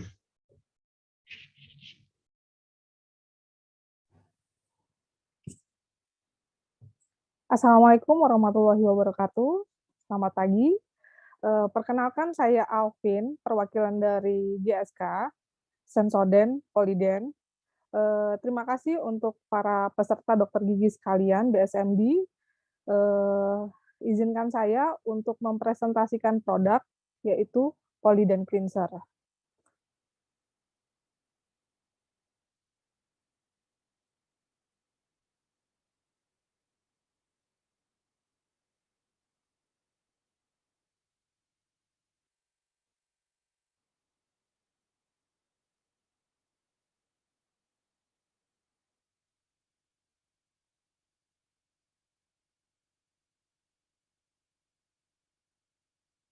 Baik, terima kasih. Langsung saya mulai. Di sini Poliden Cleanser tujuannya membantu pasien merawat gigi tiruan lepasan dan melindungi gigi asli yang tersisa, sehingga pasien dapat bahagia, senyum, percaya diri, melakukan aktivitas mereka sehari-hari. Pada umumnya, pasien baru dengan gigi tiruan lepasan mungkin adalah seseorang yang tidak pernah kita duga sebelumnya menggunakan gigi tiruan. Kami berbicara pada pengguna baru gigi tiruan lepasan dengan 3 kategori, dengan pasien yang muda, yaitu pasien yang kehilangan gigi pertama sejak usia 19 tahun, bekerja dan aktif dalam kehidupan sosial, yaitu di mana pasien gigi tiruan senang berbincang dengan teman, berolahraga, dan makan di luar atau melakukan aktivitas sosial lainnya. Yang ketiga, ingin menjadi diri terbaik mereka. Dengan rasa percaya diri mereka, mereka tidak mau gigi tiruan mereka menghalangi kepercayaan diri mereka, sehingga mereka tidak dapat beraktivitas. Nah, pasien dengan gigi tiruan beresiko lebih tinggi kehilangan gigi yang lebih banyak. Maksudnya, hingga 57% peningkatan pada bakteri kariogenik versus baseline setelah 6 bulan penggunaan gigi tiruan sebagian lepasan. 2 kali lebih tinggi insiden karies pada gigi penyangga versus gigi lainnya. Peningkatan resiko penyakit periodontal. Ini diukur melalui mobilitas gigi, plaque index, dan gingival index. Peningkatan resiko kehilangan gigi yang lebih banyak. Dalam 10 tahun, 20% gigi tersisa pada pasien dengan gigi tiruan sebagian lepasan dicabut. 66% gigi yang dicabut adalah gigi penyangga. Cara membersihkan yang kurang optimal dapat membahayakan kesehatan gigi dan mulut, serta gigi tiruan pasien. Ada 2, yaitu efek antimikroba yang tidak efektif dan kerusakan terhadap komponen gigi tiruan. Dengan efek antimikroba yang tidak efektif, itu akibat menyikat gigi tiruan setiap hari dengan pasta gigi biasa tidak efektif dalam menghilangkan dan membunuh mikroorganisme dibandingkan dengan tablet pembersih gigi tiruan. Kebersihan gigi tiruan lepasan yang buruk dapat berdampak pada kesehatan gigi asli yang tersisa, karena menjadi tempat bakteri dan fungi berkembang biak yang akan berpengaruh pada kondisi kesehatan gigi asli dan permukaan mulut. Meningkatkan terjadinya akumulasi plak yang dapat menyebabkan karies dan periodontis. Hingga 80% pasien menggunakan pasta gigi biasa untuk membersihkan gigi tiruan, yang mana tidak efektif membasmi beberapa mikroba di gigi tiruan. Hingga 63%, pasien pengguna gigi tiruan lengkap lepasan memiliki biofilm dan kalkulus pada gigi tiruan mereka. Jadi, pasta gigi biasa dan sabun atau air tidak efektif secara mikrobiologis. Pembersihan gigi tiruan yang kurang tepat dapat menyebabkan stomatitis. Stomatitis sendiri disebabkan oleh biofilm mikroba pada permukaan gigi tiruan. bukan permukaan mukosa. Hingga 67% pengguna gigi tiruan menderita stomatitis gigi tiruan. Apa yang dapat menyebabkan stomatitis? Salah satunya adalah mengabaikan pembersihan gigi tiruan, kemudian menggunakan gigi tiruan pada malam hari, jumlah plak pada gigi tiruan, merokok, diabetes, gigi tiruan yang longgar. Pembersihan lapisan biofilm setiap hari sangat penting untuk meminimalkan stomatis gigi tiruan dan berkontribusi pada kesehatan gigi mulut yang baik. Menyikat dengan pasta gigi biasa dapat menggores gigi tiruan lepasan, menyebabkan kolonisasi bakteri.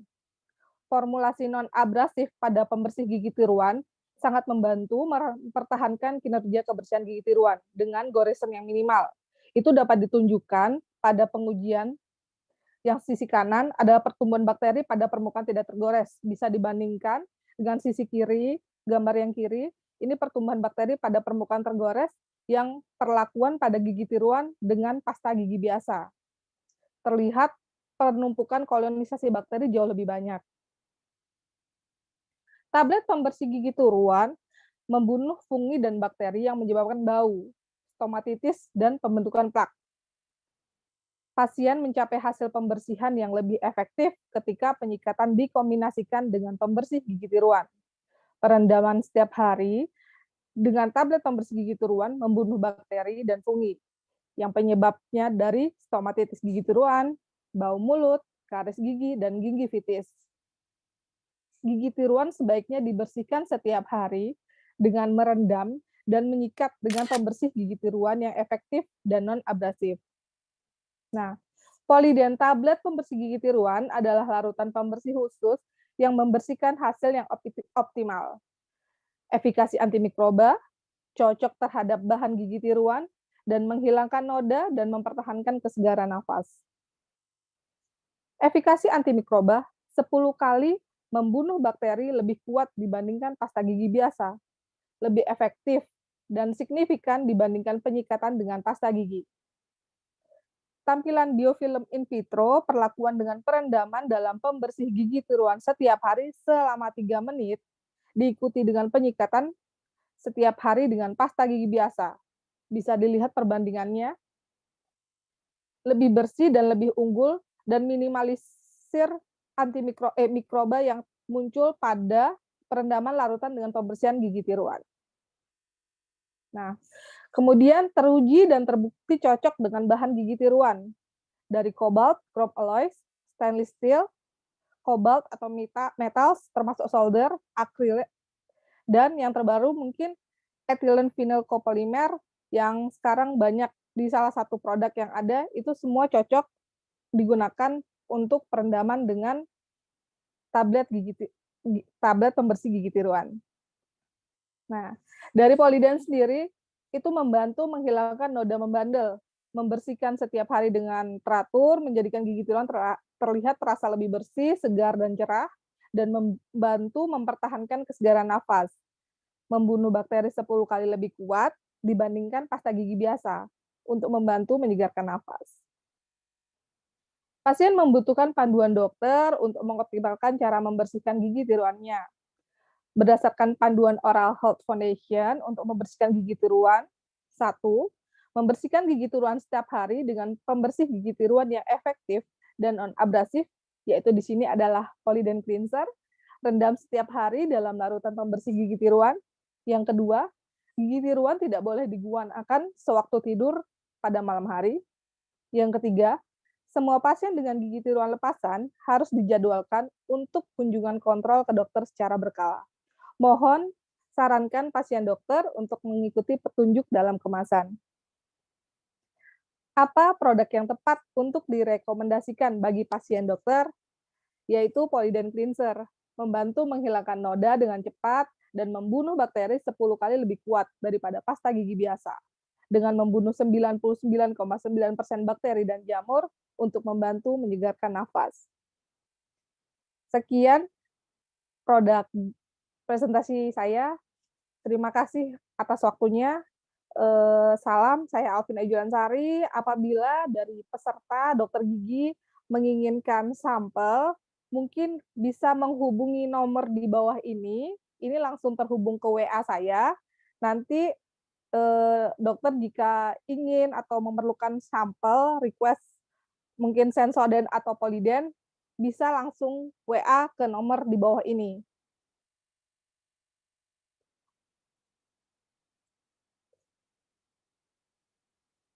Sekian, terima kasih. Saya kembalikan ke moderator. Thank you so much once again from our sponsor Sensodyne for informative presentations.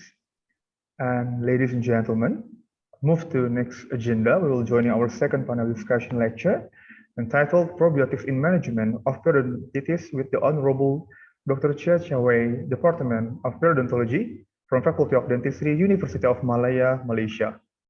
And this lecture and panel discussion will be led by our moderator again, Dr. Nur Hikmah, DDS Endodontist. And without further ado, I would like to welcome our moderator. Ladies and gentlemen, please welcome our moderator, Dr. Nur Hikmah, DDS Endodontist. The spotlight will be yours.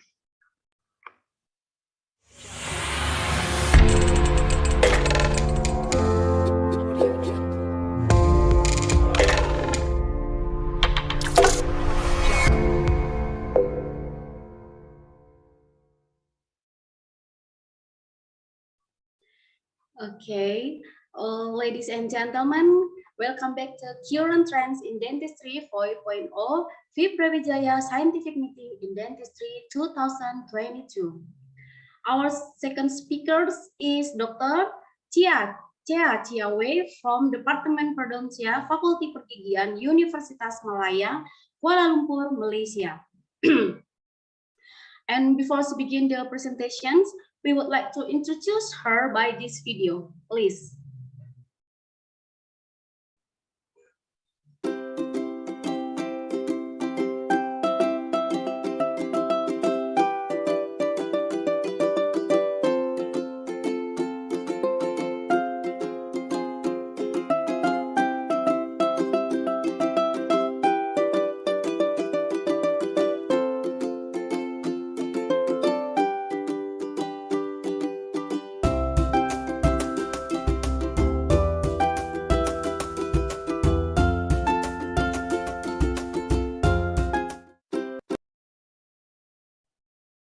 Okay, before now, ladies and gentlemen, let's welcome our second speaker, and she will deliver a presentation entitled Prebiotic Management of Periodontitis. And for all participants, if you have any questions, please fill in the Q&A box and mention your name. So, Dr. Chia Wei. Hello, Doctor. Okay, hi, good morning. Hi, okay, good morning to you. Doc. How are you?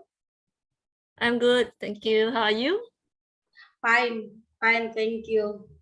Okay, Doc, it's around 45 minutes for your presentations, and the floor is yours. Please, Doc. Okay, thank you. Thank you. I will share screen first. Can you see my screen? Clearly, Doc. Okay.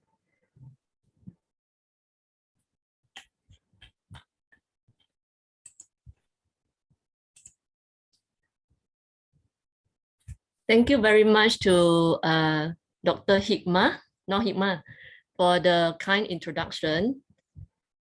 Today, the presentation, the topic of my presentation is probiotics in the management of periodontitis. Before I start, I am situated here in Kuala Lumpur, and your university is in Malang. I have never been to Malang, so I Google on the internet and I found that we are quite far away. So if I want to go to Malang, I have to take a flight and transit either in Jakarta or Singapore.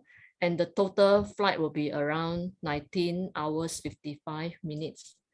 Okay, so I hope one day I'll be able to visit Malang, which looks like a beautiful place. This is my office. University of Malaya, Fakulti Pergigian. My personal room is on the first floor in this building.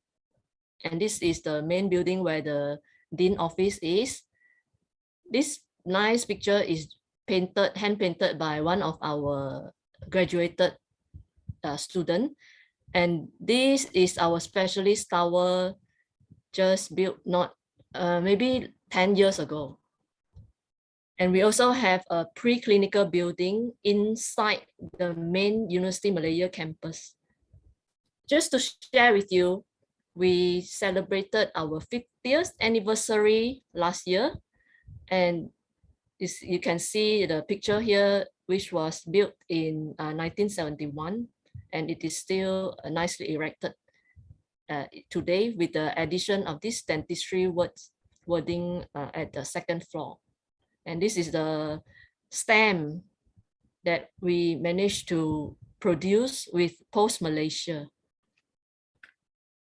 Okay, let's go back to the presentation today.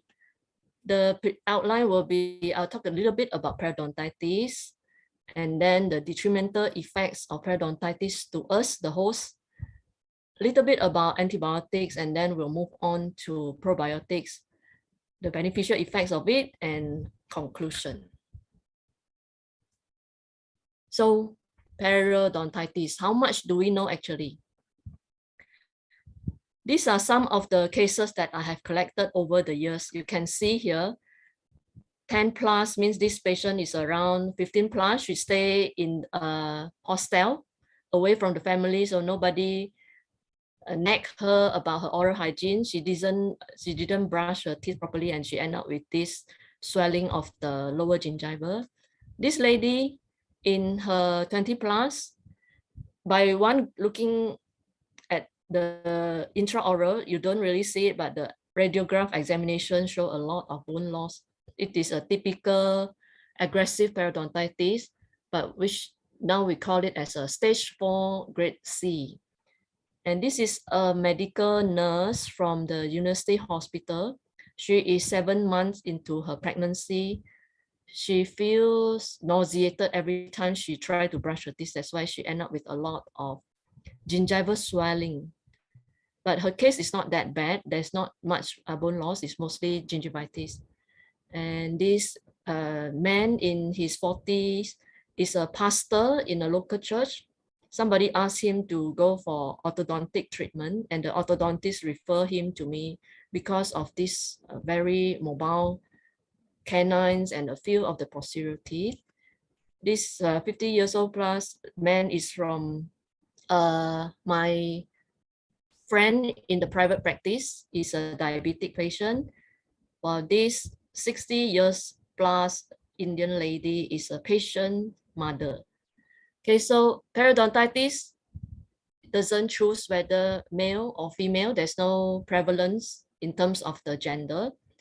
And it can happen in, like in Malaysia, same thing in Indonesia, can happen to any race.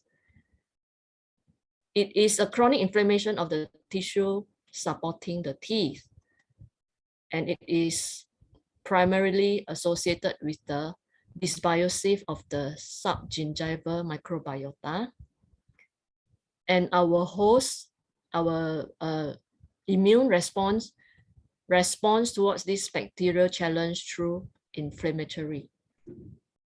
Okay, so in Malaysia, 90% of the population have some form of periodontal disease, and 18% of these people are presented with a severe form.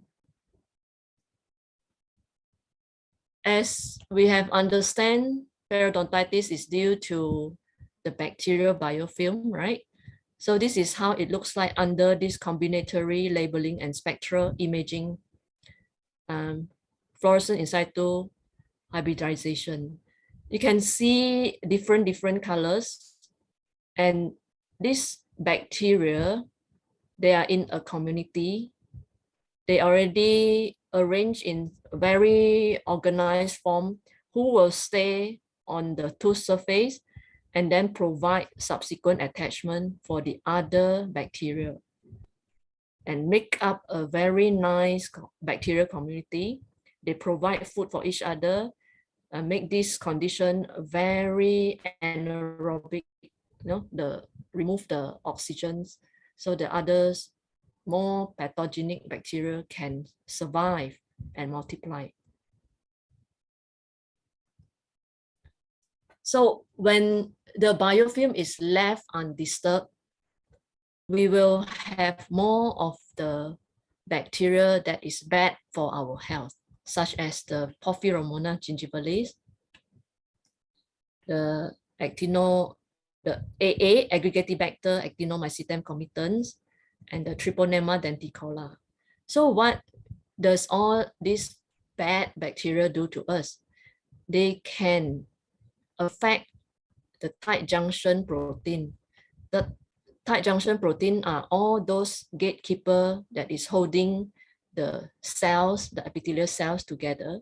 So these bacteria, they themselves, or they can produce some virulence factors like lipopolysaccharides and the outer membrane protein, and destroy all these gatekeeper. So when the junction become loosened, a lot of toxin can pass through, and that is when the inflammatory response will occur.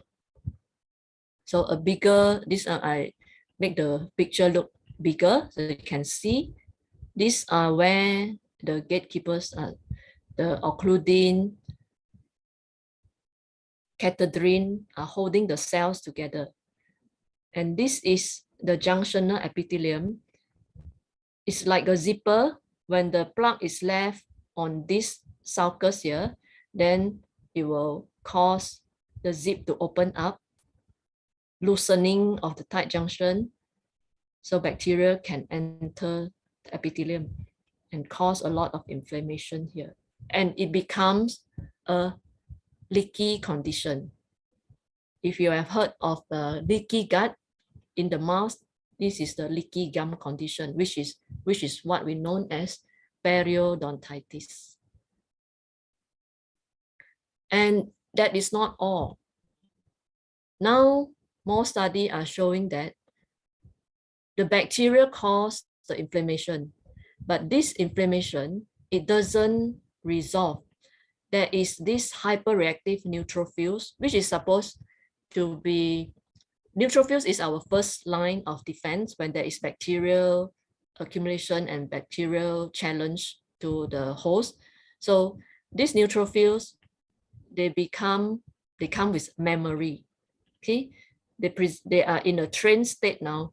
So when more bacteria accumulate, means when you don't do any treatment, then the response will become even greater. So, and there are studies showing even after periodontal therapy has been given, the neutrophils inside the body, the human body, remain in a state where it is hyperreactive.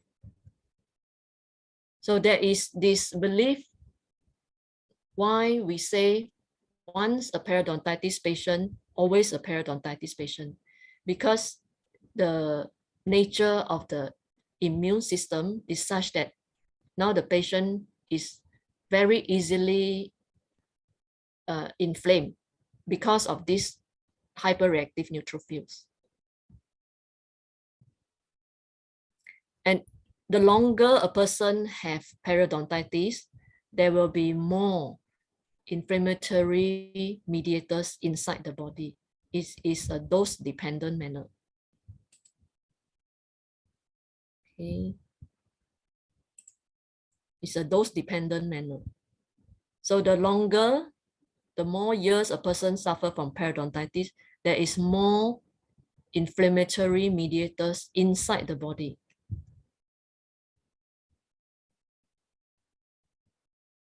So periodontitis, it is associated with accumulation of bacterial communities and the inflammation of our host body.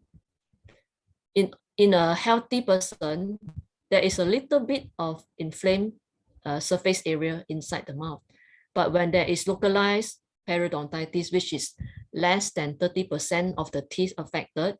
The surface area is about 10 centimeters square, which is if you take 3 centimeter times 3 centimeter, and if all the teeth are affected, let's say 28 teeth are affected with periodontitis, the surface area that is inflamed is as big as 37 centimeter, which is about 6 centimeter times 6 centimeter. This is a small toothpaste sample. I just take a photo using this ruler, so we have a rough idea how big is 6 centimeter and how big is 3 centimeter. So if I always ask my patient, if there is a wound on your hand, would you leave it alone? They will say no. But then when the gum are bleeding, there's bleeding when they brush teeth or when they eat, they don't seem to think that it is a problem. So this awareness on periodontitis need to be taught to our patients, that it is not okay, it is not good. We cannot accept bleeding inside the mouth. And periodontitis is related to accelerated aging, means you will look much more older compared to what you actually is. Why periodontitis will accelerate aging? Because our gram-negative bacteria leads to DNA damage. Okay, and this DNA damage is due to the reactive oxygen species. There's a oxidation to the keratinocytes, and there is cell senescence, means the cell already stopped replicating, but it stays on. And all these senescent cells, all these aging cells, they become a source of inflammatory mediators.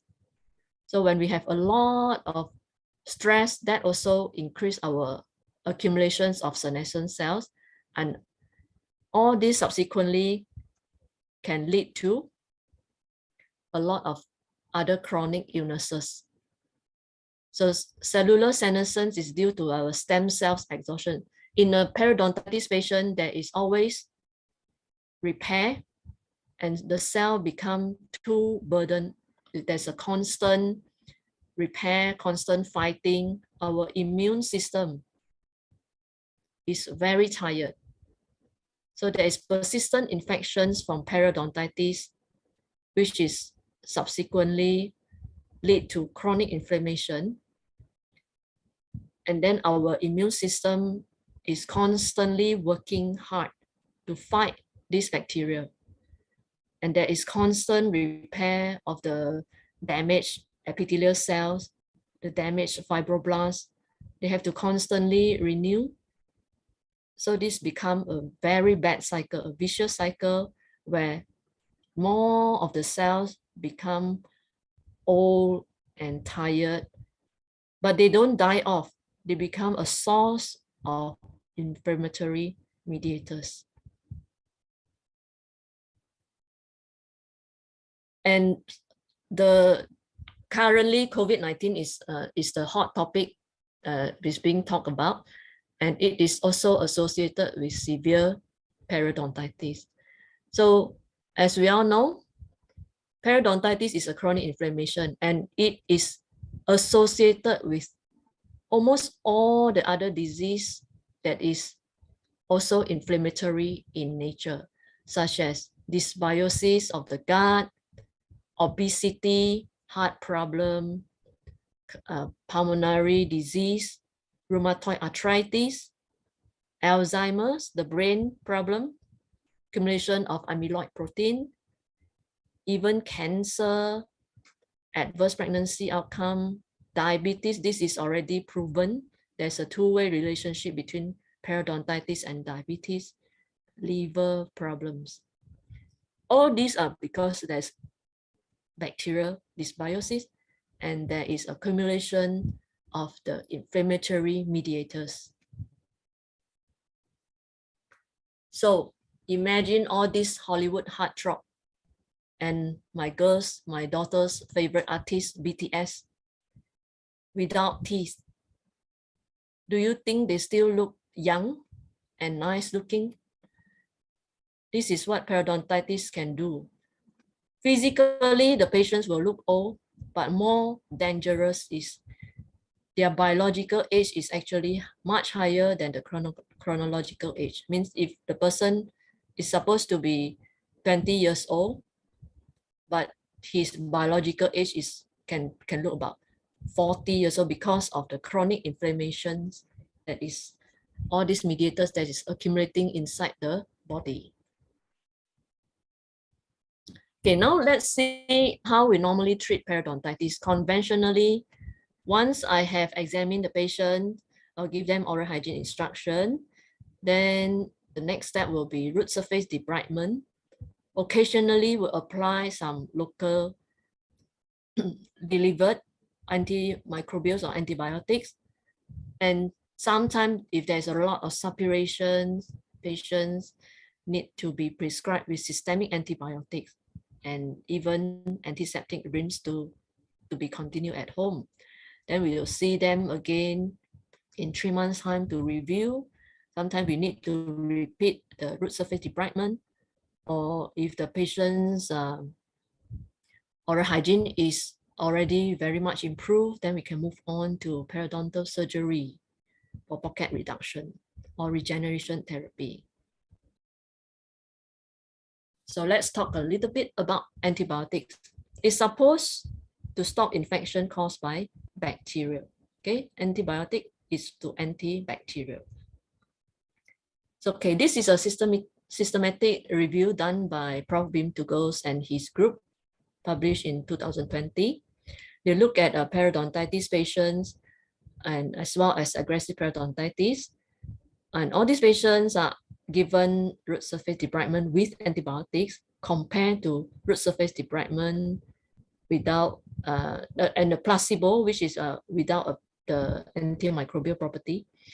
And the outcome they examine is the pocket depth reduction, clinical attachment level gain, pocket closure, bleeding and probing, patient-reported outcome measures, and then the studies must have at least 6 months follow-up. So they concluded from the systematic review that a combination of metronidazole and amoxicillin is efficient in the pocket closure. And the effectiveness is more if the patient is presented with initially deep pocket. Okay, normally when we say initially deep, it will be 6 mm and above. And seems like the use of antibiotic the effectiveness can be maintained up to 1 year. That is about 12 months after being administered. And the most of us, if you have taken antibiotics before, you know, we always suffer from the side effects like diarrhea. Some people will have some allergic reaction, other allergic reaction. And we must remember that patients also have other sources of antibiotics because we take chicken, take fish, and all these farm animals, they are actually being given antibiotics as well. Even the vegetables that we eat, some of the water that was used to water the plants, the vegetables actually comes from the farm animals, and all these antibiotics gets into the food chain system, and we consume all these products. So that's how, on top of the antibiotics that is given from our illness, we also daily taking in a lot of antibiotics from our food sources. And long-term consumption of antibiotics has led to reduced species diversity and altered metabolic activity. And this is the most crucial part, the emergence of antibiotic resistance organism. World Health Organization has already in 2019 emphasized that antimicrobial resistance is a global threat when we must do something at our level to stop, to minimize the effect from uncontrolled use of antimicrobial product. Because if we continue to use, there will be one day when we come down with any illnesses, there's no medication to treat because all the bugs in our gut system is already resistant to the antibiotics that we are simply taking. So we'll think, so what is the alternative if we don't use antibiotics? That brings us to this slide. We are 90% microbial, means even though we are human, but only 10% of our body is actually human cells. 90% of our body is made up by microbial. You can see this review paper published in 2018 where they put up this very simple diagram. We have our main vital organs, which is the visible organs, and the other silent counterpart that is helping us to survive as a human, the invisible microbiome in every part of us, which make us a complete human. And now let's zoom into the oral cavity. There's not only bacteria, there's also archaea, protozoa, fungi, and viruses. They are in very small number, but it's a very organized community inside our mouth. And it is very different whether it is the buccal, the maxillary sulcus, the top of the tongue, the back of the tongue, the hard palate, soft palate, tonsils, on the tooth surface, or the inside the pockets area. Okay, so this shows us how many bacteria are there that is helping us to survive as a human being. And a lot of studies has been done on the gut bacteria. These are the factors that affect how the bacterial compositions will change or stable. But I believe inside the mouth, all these similar factors are playing their roles. And let's zoom in if there is disease. This is a study that was done by my group on 51 healthy subjects. 51 subjects, with them 15 healthy, 9 gingivitis, and 27 periodontitis. If you pay attention on this panel here, these are the healthy subgingival microbial profile, gingivitis and periodontitis. You can see the color change. When there is healthy and gingivitis, the bacterial profile looks almost the same, but when there is periodontitis, there's actually increment of the spirochetes, the synergistitis, Tannericcutis, all these other bacteria. Then for all these 51 subjects, none of them presented with the same bacterial profile. So this shows how unique our bacteria is, and it is very individualized. And this is to show you how the bacteria interact with each other. In a healthy situation, this is one of my study on rheumatoid arthritis patient. So if in a healthy situation, the bacterial interaction is not really that much different in a healthy rheumatoid arthritis or healthy patients without rheumatoid arthritis but presented with periodontitis. But when these two inflammatory conditions are together, that is rheumatoid arthritis and periodontitis, you can see the interactions between the bacteria is highly busy. Okay, even the bacteria that we normally associated with health, like Capnocytophaga and Corynebacterium, they become the main center of interactions for this bacteria. Okay, one of the study has shown that if you want to know whether the periodontal treatment will show any effect or not, the most important thing that we can determine the outcome is the bacterial profile that is present before the treatment, that is at baseline. If there is a presence of Filibacter, Synergistitis, Treponema, and Pelodibacter, most of the time you will know these patients will not respond well to periodontal therapy. And these species are normally found in smokers. And periodontitis patients, besides having the imbalance microbial in their mouth, they also have microbial imbalance in the gut system, as shown in this study published in 2018. You can see in healthy patients, this is how the gut microbiome look like. But when there is periodontitis, there is a change in the microbial profile. So that brings us to the rationale to use probiotics, because there is bacterial imbalance and there is the inflammatory condition. So according to WHO, probiotics is live organism that when you take in adequate amounts, it can confer health benefit.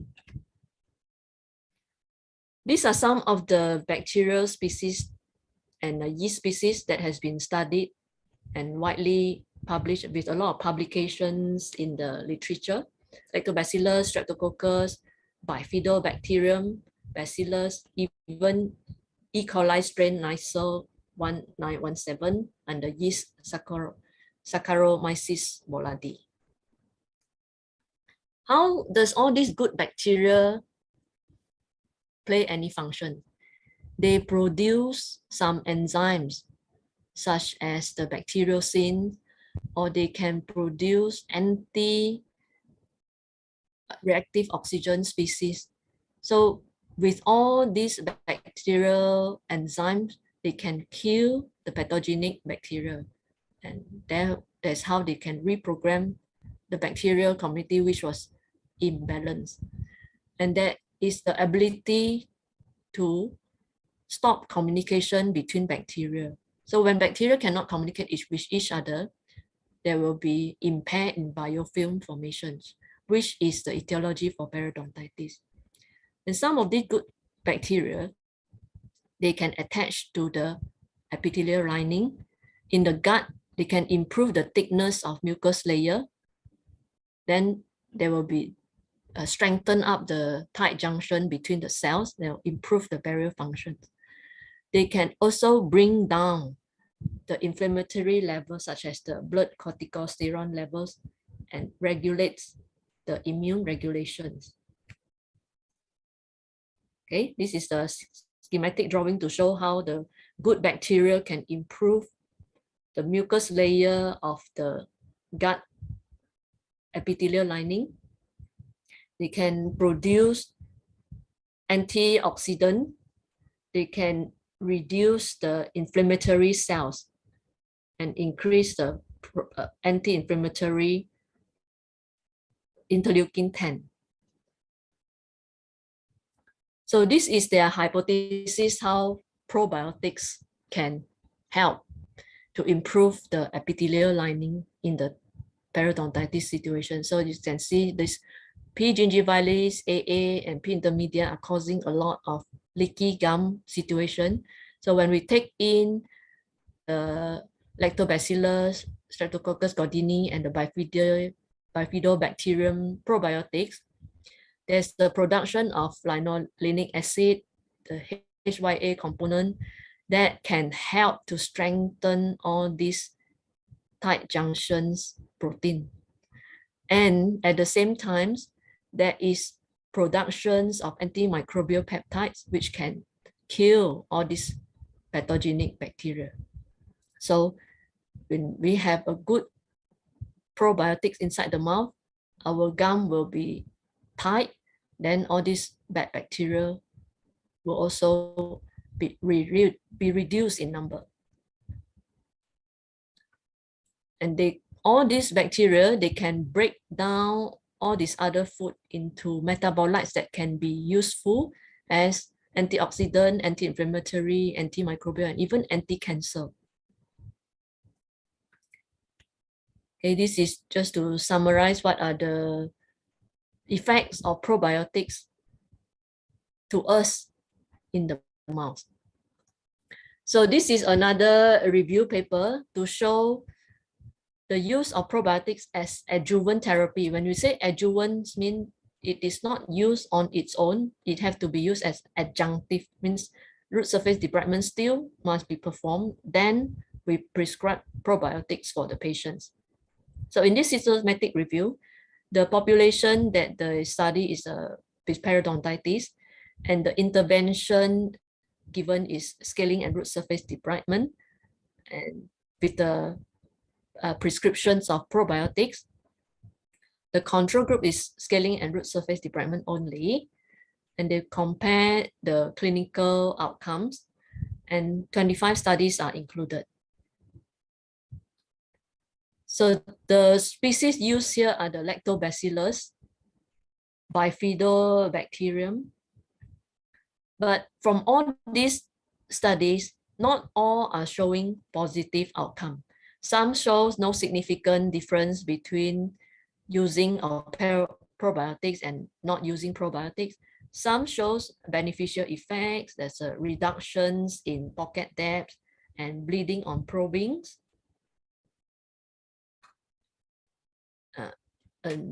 Reductions in the Tanarella forsythia, improvement in the oral health as a general.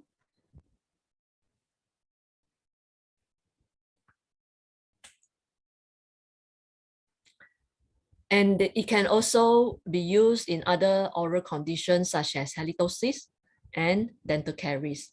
And all these are the probiotic strains, specific strains that is being studied.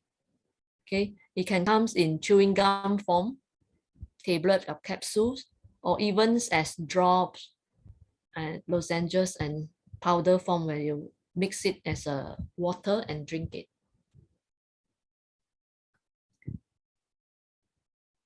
If you remember the slide just now, conventionally we will use locally delivered antibiotics and systemic antibiotic. So now we know that antibiotics have a lot of unwanted effect. With the availability of probiotics, we won't give locally delivered antimicrobial, don't have to give systemic antibiotics, and no antiseptic rinse. What we will do instead is, after root surface debridement, we prescribe patients to take probiotics. And the most commonly used protocol is 2 times a day for 3 months. And this probiotics has been also, just to share some of the study that has been using probiotics for systemic condition, such as diabetes mellitus, where it is shown to reduce the total cholesterol, the triglyceride level, CRP, HbA1c. And then in pregnancy gingivitis, it can reduce the plaque accumulation. If you remember, because of the quenching of the quorum sensing, so the biofilm formation is impaired, and there is improved saliva quality and saliva flow, reduced inflammation. In obese patient, there is significant effect on the weight loss, lipolysis, and modify the intestinal microbiome. And in rheumatoid arthritis, patients have leaky gut condition. So when they take antibiotic, they can improve their rheumatoid arthritis symptoms significantly. And cardiovascular disease patients, there's a short chain fatty acid and secondary bowels, which is good metabolites for the health system, and reductions of LDL, CRP, and others inflammatory cytokines. So we are almost coming to the end of the presentation. Probiotics, even though it is shown to have a lot of potential, but we still have to be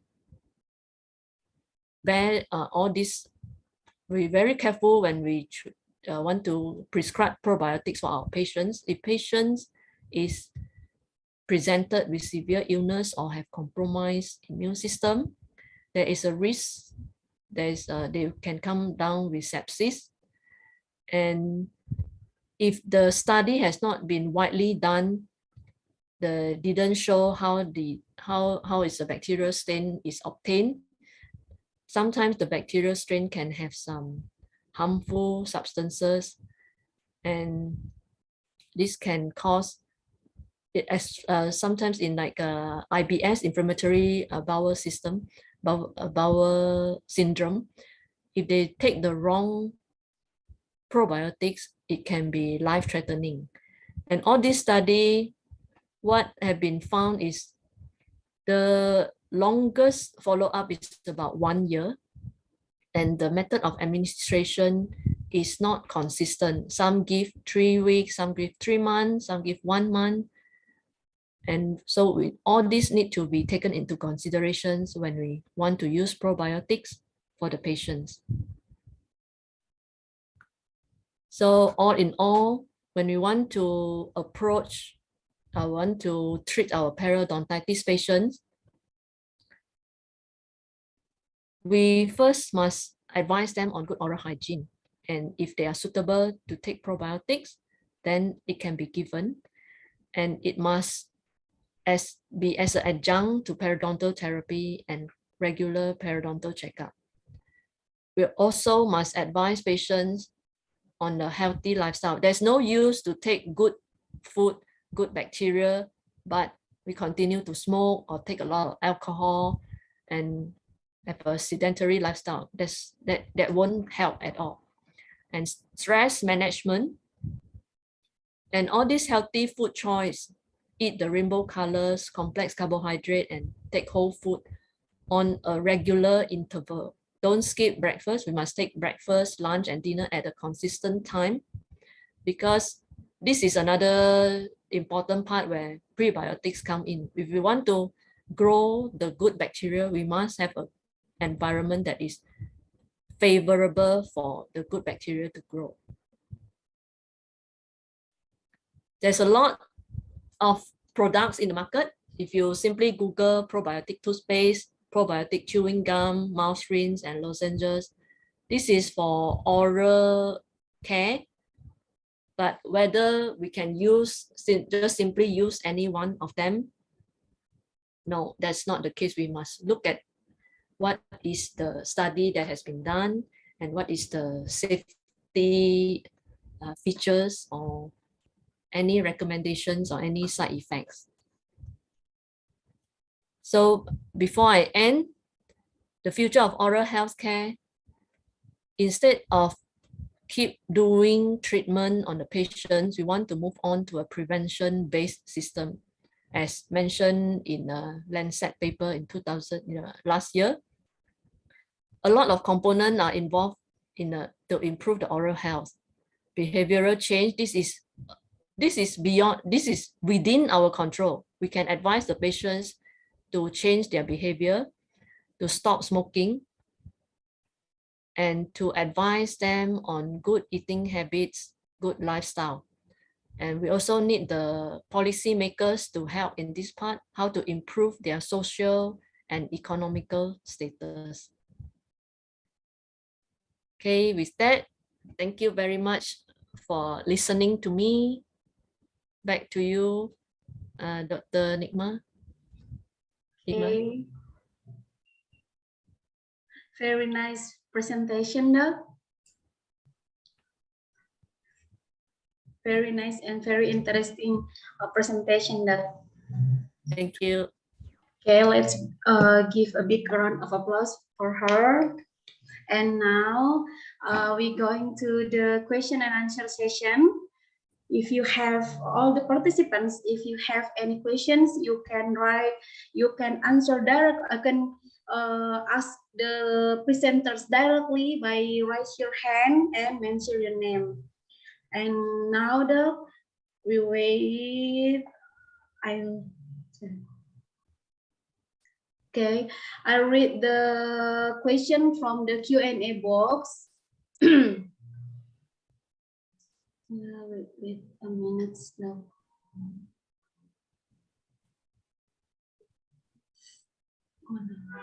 Sorry, Dr. Sia, I think this is important special need children. This from Dr. Lucia Wewinardi. Dr. Sia, I think this is important for special need children. From Dr. Lucia Wewinardi, Dr. Sia, I think this is important for special need children that I should teach the parent take care of their children. Can I have your copy of this seminar? Yes. Oh, your copy. Yes, can. I will send it to Dr. Melly, and then Dr. Lucia, you can take from Dr. Melly later. Oh, Alhamdulillah. Thank you very much, Doc. And first question is from Dr. Arya Malang from Malang. Is probiotic only used in case of periodontitis, or is it allowed to prolong use? Okay, thank you, Dr. Arya, for the questions. At the moment, what we can see is there is a lot of potential to use probiotics as like a therapeutic following root surface debridement for periodontitis patients. And in fact, they have also used it for halitosis patients, patients with stomatitis after denture use, and caries. So it can be very useful as a therapeutic, but for long-term use, I am not sure. The study that has the longest follow-up is about 1 year, that is 12 months. So if it's for long-term use, if you can advise patients to have good eating habits, have complex carbohydrates, then probably because there are other probiotics property in the food that we take in as well. I have asked these questions to Prof. Wim Tugels in one of the seminar that we have. He says, according to his experience, there is not really, in fact, he didn't see any side effects from long-term use. But just to be sure, we have to know the patient's health condition if we want to ask the patients to take it on long-term use. We have to monitor them. Maybe after the periodontitis treatment has been controlled, then you can reduce the dosage. Instead of taking 2 tablets for continuous daily, maybe have to reduce the dosage and then move on to eating healthy food and perform healthy lifestyle. Yeah. Thank you, Doc. And we're going to the third question from Dr. Malianawati. Dr. Chia, are there any side effects of using probiotic in periodontic patient? She's asking about the side effect of using probiotic. If you look at the published paper, there is no side effect as they claim. Yeah, but we cannot say it is generalized for all the patients because all the studies is done on 60 patients. It's still not the everybody in the world. So we can give them the probiotics, but just have to follow up with them if they have any side effect. The most commonly they will complain is about they feel some bloating after they take the probiotics. They feel some bloating, but that should wear off within a few days. But it's not diarrhea like when we take antibiotics. If I take antibiotics, I have diarrhea. So now I try not to take antibiotic, but I'm taking a complex carbohydrate to grow the good bacteria in my body. Yeah. For question is from Dr. Adiana Surabaya. Hi, Doc. In what stage of periodontitis probiotic therapy could be given? What stage? Okay, thank you, Dr. Adiana. For periodontitis, the study shows that we can give probiotics in any stage, but provided we give them after we have performed the root surface debridement. So we must teach them how to improve on their oral hygiene. Then we do the root surface debridement or the root planing. After that, we can tell them to start probiotics. Okay. Okay. Now for the fifth question is from Dr. Marian. What if patient needs flap surgery treatment, but they don't want to do the surgery? Or just with the probiotic treatment can help the periodontal regenerations? Thank you, Dr. Marian. As of now, we don't really have the data to show that probiotics can help with periodontal regeneration, but that Prof. Wim Stugel's group has shown that the pocket reduction is almost similar to when we give antibiotics.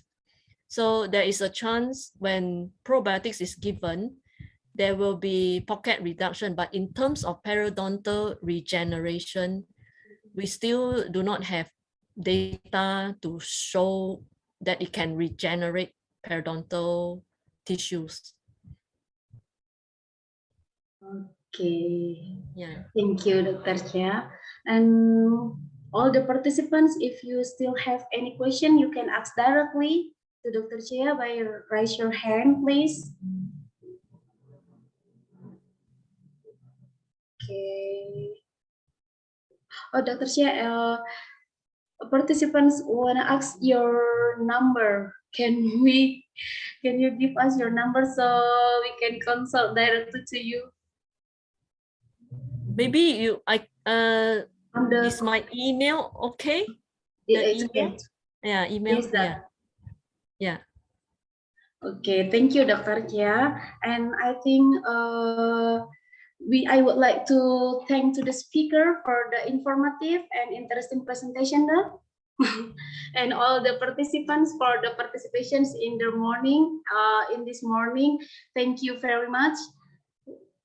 And once again, thank you very much, Doc. But I think we have once more, or we close this session. Okay, I think we come to the end of the session, the second session. We say thank you very much, Dr. Sea, for your very interesting presentation. Thank you very much. And Doni Ramadan, the floor is yours. Thank you. Please give a round of applause once again for our second speaker. Terima kasih, Dr. Chia. Terima kasih. Terima kasih. A very good, interesting lecture, Doctor, that can be useful for us and which is very easy to understand. And to thanks our standing speakers, we would like to honor Dr. Chia's participation in this program by giving a certificate of appreciations. And we would like to invite our Dean, to Dr. Nur Permatasari, to present our appreciation certificates for Dr. Chia.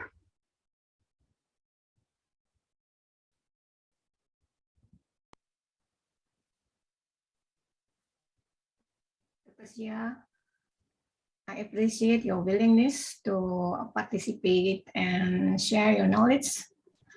I think it's very interesting and beneficial for us. Thank you very much, Dr. Chia. Terima kasih. Terima kasih. So please, Doctor, let's take a photo for documentation first. For the committee, please be prepared for the photo sessions, and I will give the cue.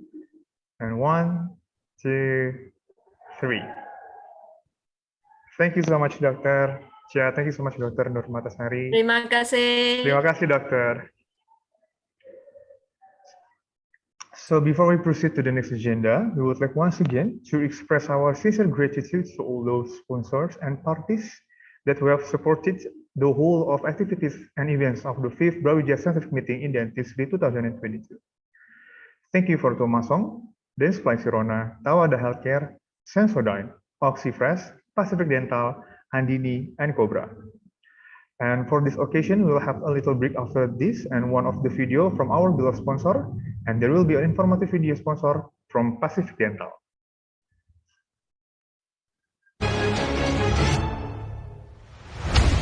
Hello, we are Pacific Dental. We're established in 2018. We start by focusing dental chair and equipment selling. Then as the time goes by, we start unveiling the other aspects such as dental materials. We started opening in Karawang and Bekasi. Our branches are getting around some regions in Indonesia such as Medan, Palembang, Bandung, Semarang, Solo, Malang, and we'll be opening soon in Sulawesi and Papua in 2021. Please welcome our featured product. We have sold more than 350 dental chairs per year, and these are our best seller. Fangdan Teeth Box, Fangdan New Table.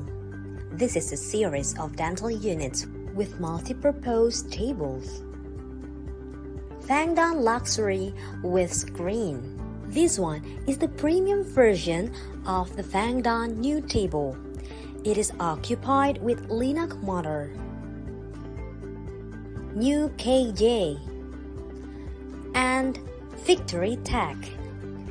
This one is produced with the separated table and it's movable.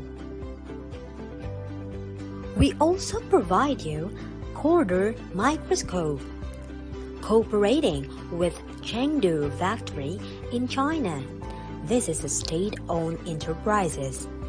Our company, Pacific Dental, try our best to serve you with two types of the best microscope for dental applications. These are Microscope Corder Type 510,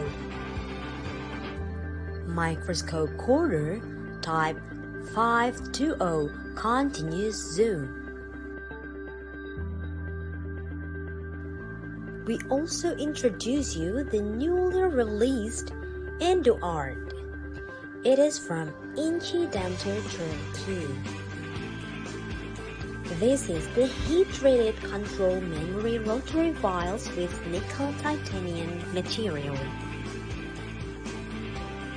It is differentiated in some types: Smart Gold, Action Gold, Pedo Kit,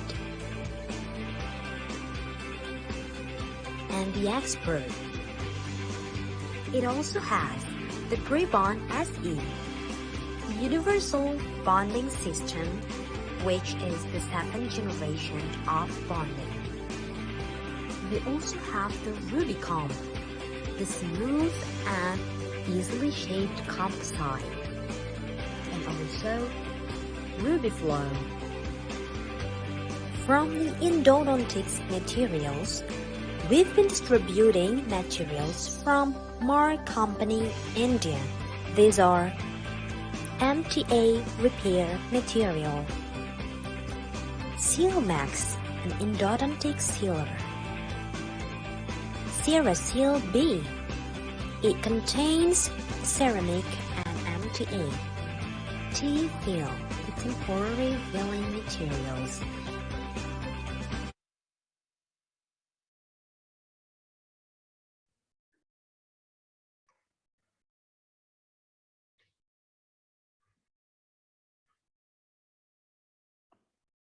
So there was informative video from our sponsor, Pacific Dental. And all right, before we jumping to our last panel discussion and lecture, please allow us to remind you again to have a nice seat and pay good attention for the presentations. And for the ending of this presentation, there will be a grand prize for top 11 winners, and there will be a post test too about these seminars that will be open on 11 a.m. until 6 p.m. that already delivered to each participant's email. And in short time, we will be joining our third panel discussions, lecture entitled New Simple Approach to Restore Severe Early Childhood Caries with the Honorable Dr. Dwi Mulya DDS, endodontist from Indonesia. And this lecture and panel discussion will be led by our moderator again, Dr. Nur Hikmah DDS. And without further ado, I would like to welcome our moderator and speakers. Ladies and gentlemen, please welcome our moderator and speaker, Dr. Nur Hikmah and Dr. Dwi Mulya. The spotlight will be yours.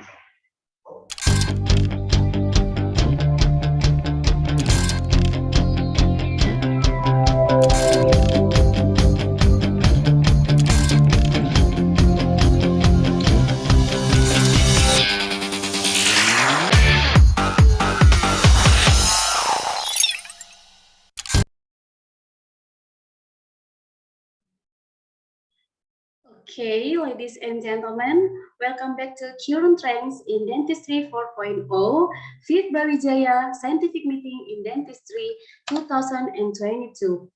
Our last but definitely not least, speed speaker is Dr. Dwi Mulya, SPKGA. And before she begin the presentations, we would like to introduce her by this video. Please.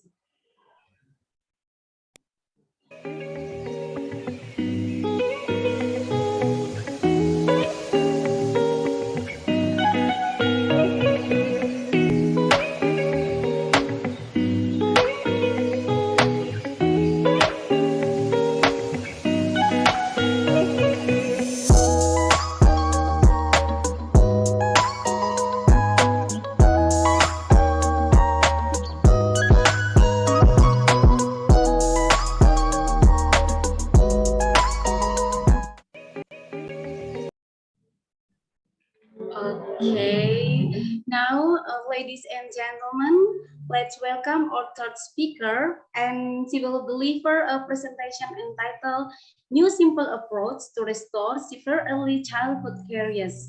And for all the participants, if you have any question, please fill in your Q&A box, or you can ask directly to the speaker by raise your hand and mention your name. So, Dr. Dwi Mulya, hello, Doc. Oke, good morning ya.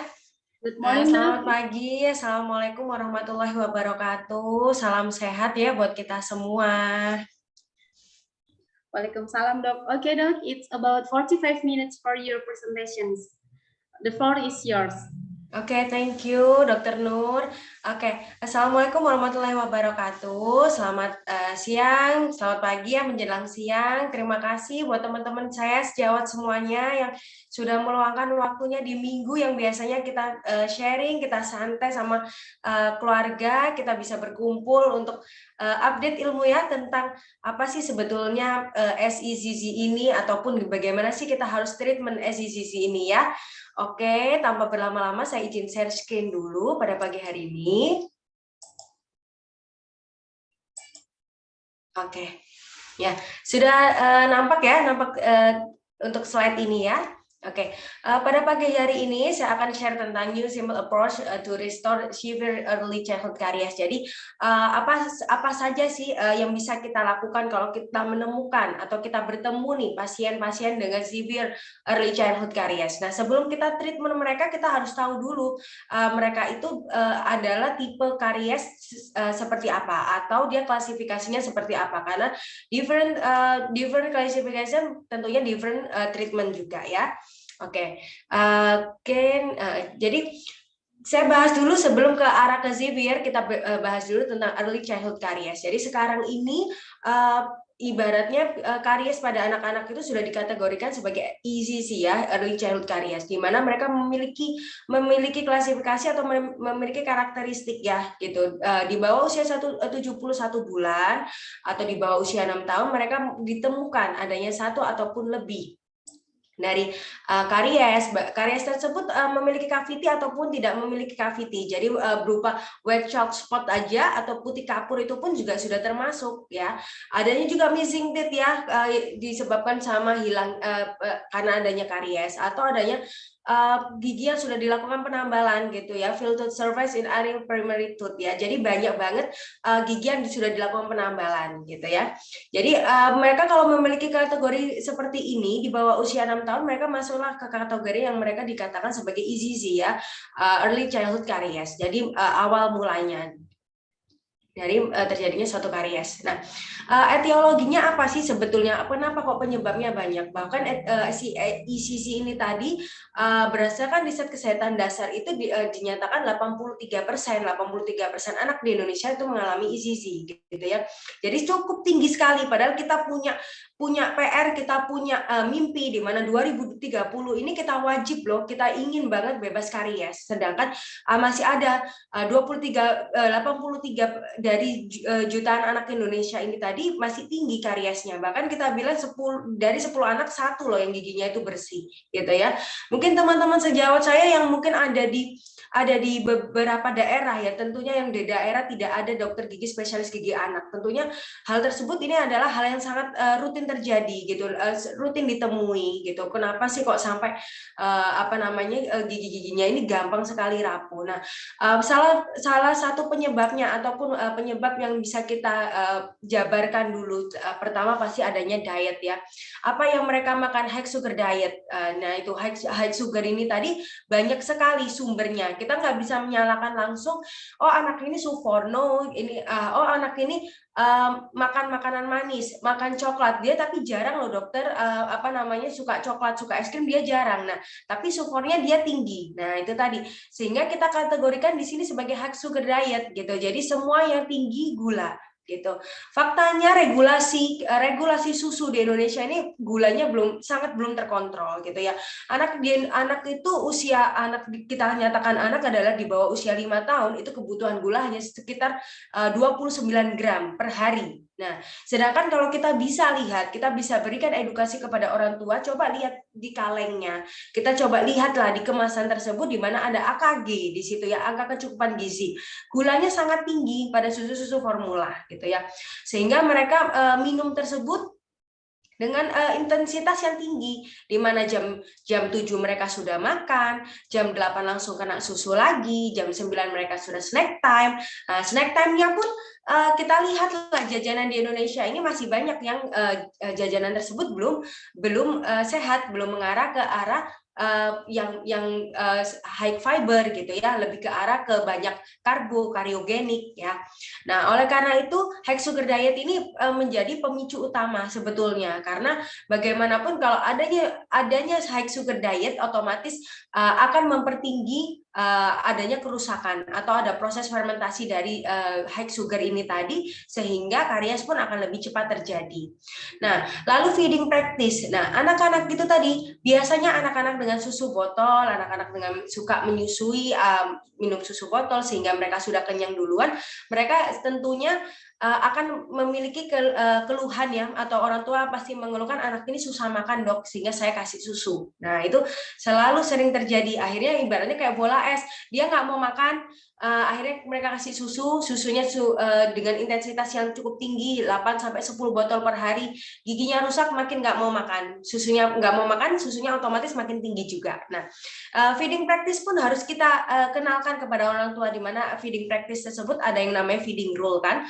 Feeding rule tersebut di mana kita makan 30 menit, no distraksi, di mana kita juga bisa memberikan makanan-makanan tersebut sesuai dengan tahapannya walaupun belum ada tumbuh gigi. Nah, itu juga kita harus ajarkan kepada orang tua tentang feeding practice. Nah, yang terakhir ada nocturnal breastfeeding gitu. Bagaimanapun anak dengan direct breastfeeding pastinya lebih baik daripada anak dengan susu Dot gitu tadi, karena hubungannya dengan oromotorik gitu ya. Oromotorik ini ada otot-otot di sekitar rongga mulut, ada pipi, ada lidah, ada palatum, ada gigi. Mereka bekerja sama untuk melakukan proses yang namanya swallowing ya, mereka mengunyah gitu. Mengunyah ini kan ibaratnya anak itu anak-anak itu tadi bukan seperti mobil yang ibaratnya dia mangap, dia buka mulut langsung diberi makanan seperti kita isi pom bensin. No gitu. Jadi mereka juga punya proses untuk makan. Oleh karena itu pada waktu MPASI itu tadi dimulai dari mana sih mereka melakukan proses itu tadi, eating tadi itu tadi pada waktu mulai mereka usia 0 sampai 6 usia 0 bulan. Mereka ketemulah dengan breastfeeding itu tadi, mereka ketemu dengan payudara ibu di mana mereka harus melakukan sucking. Sucking itu pengenyotan.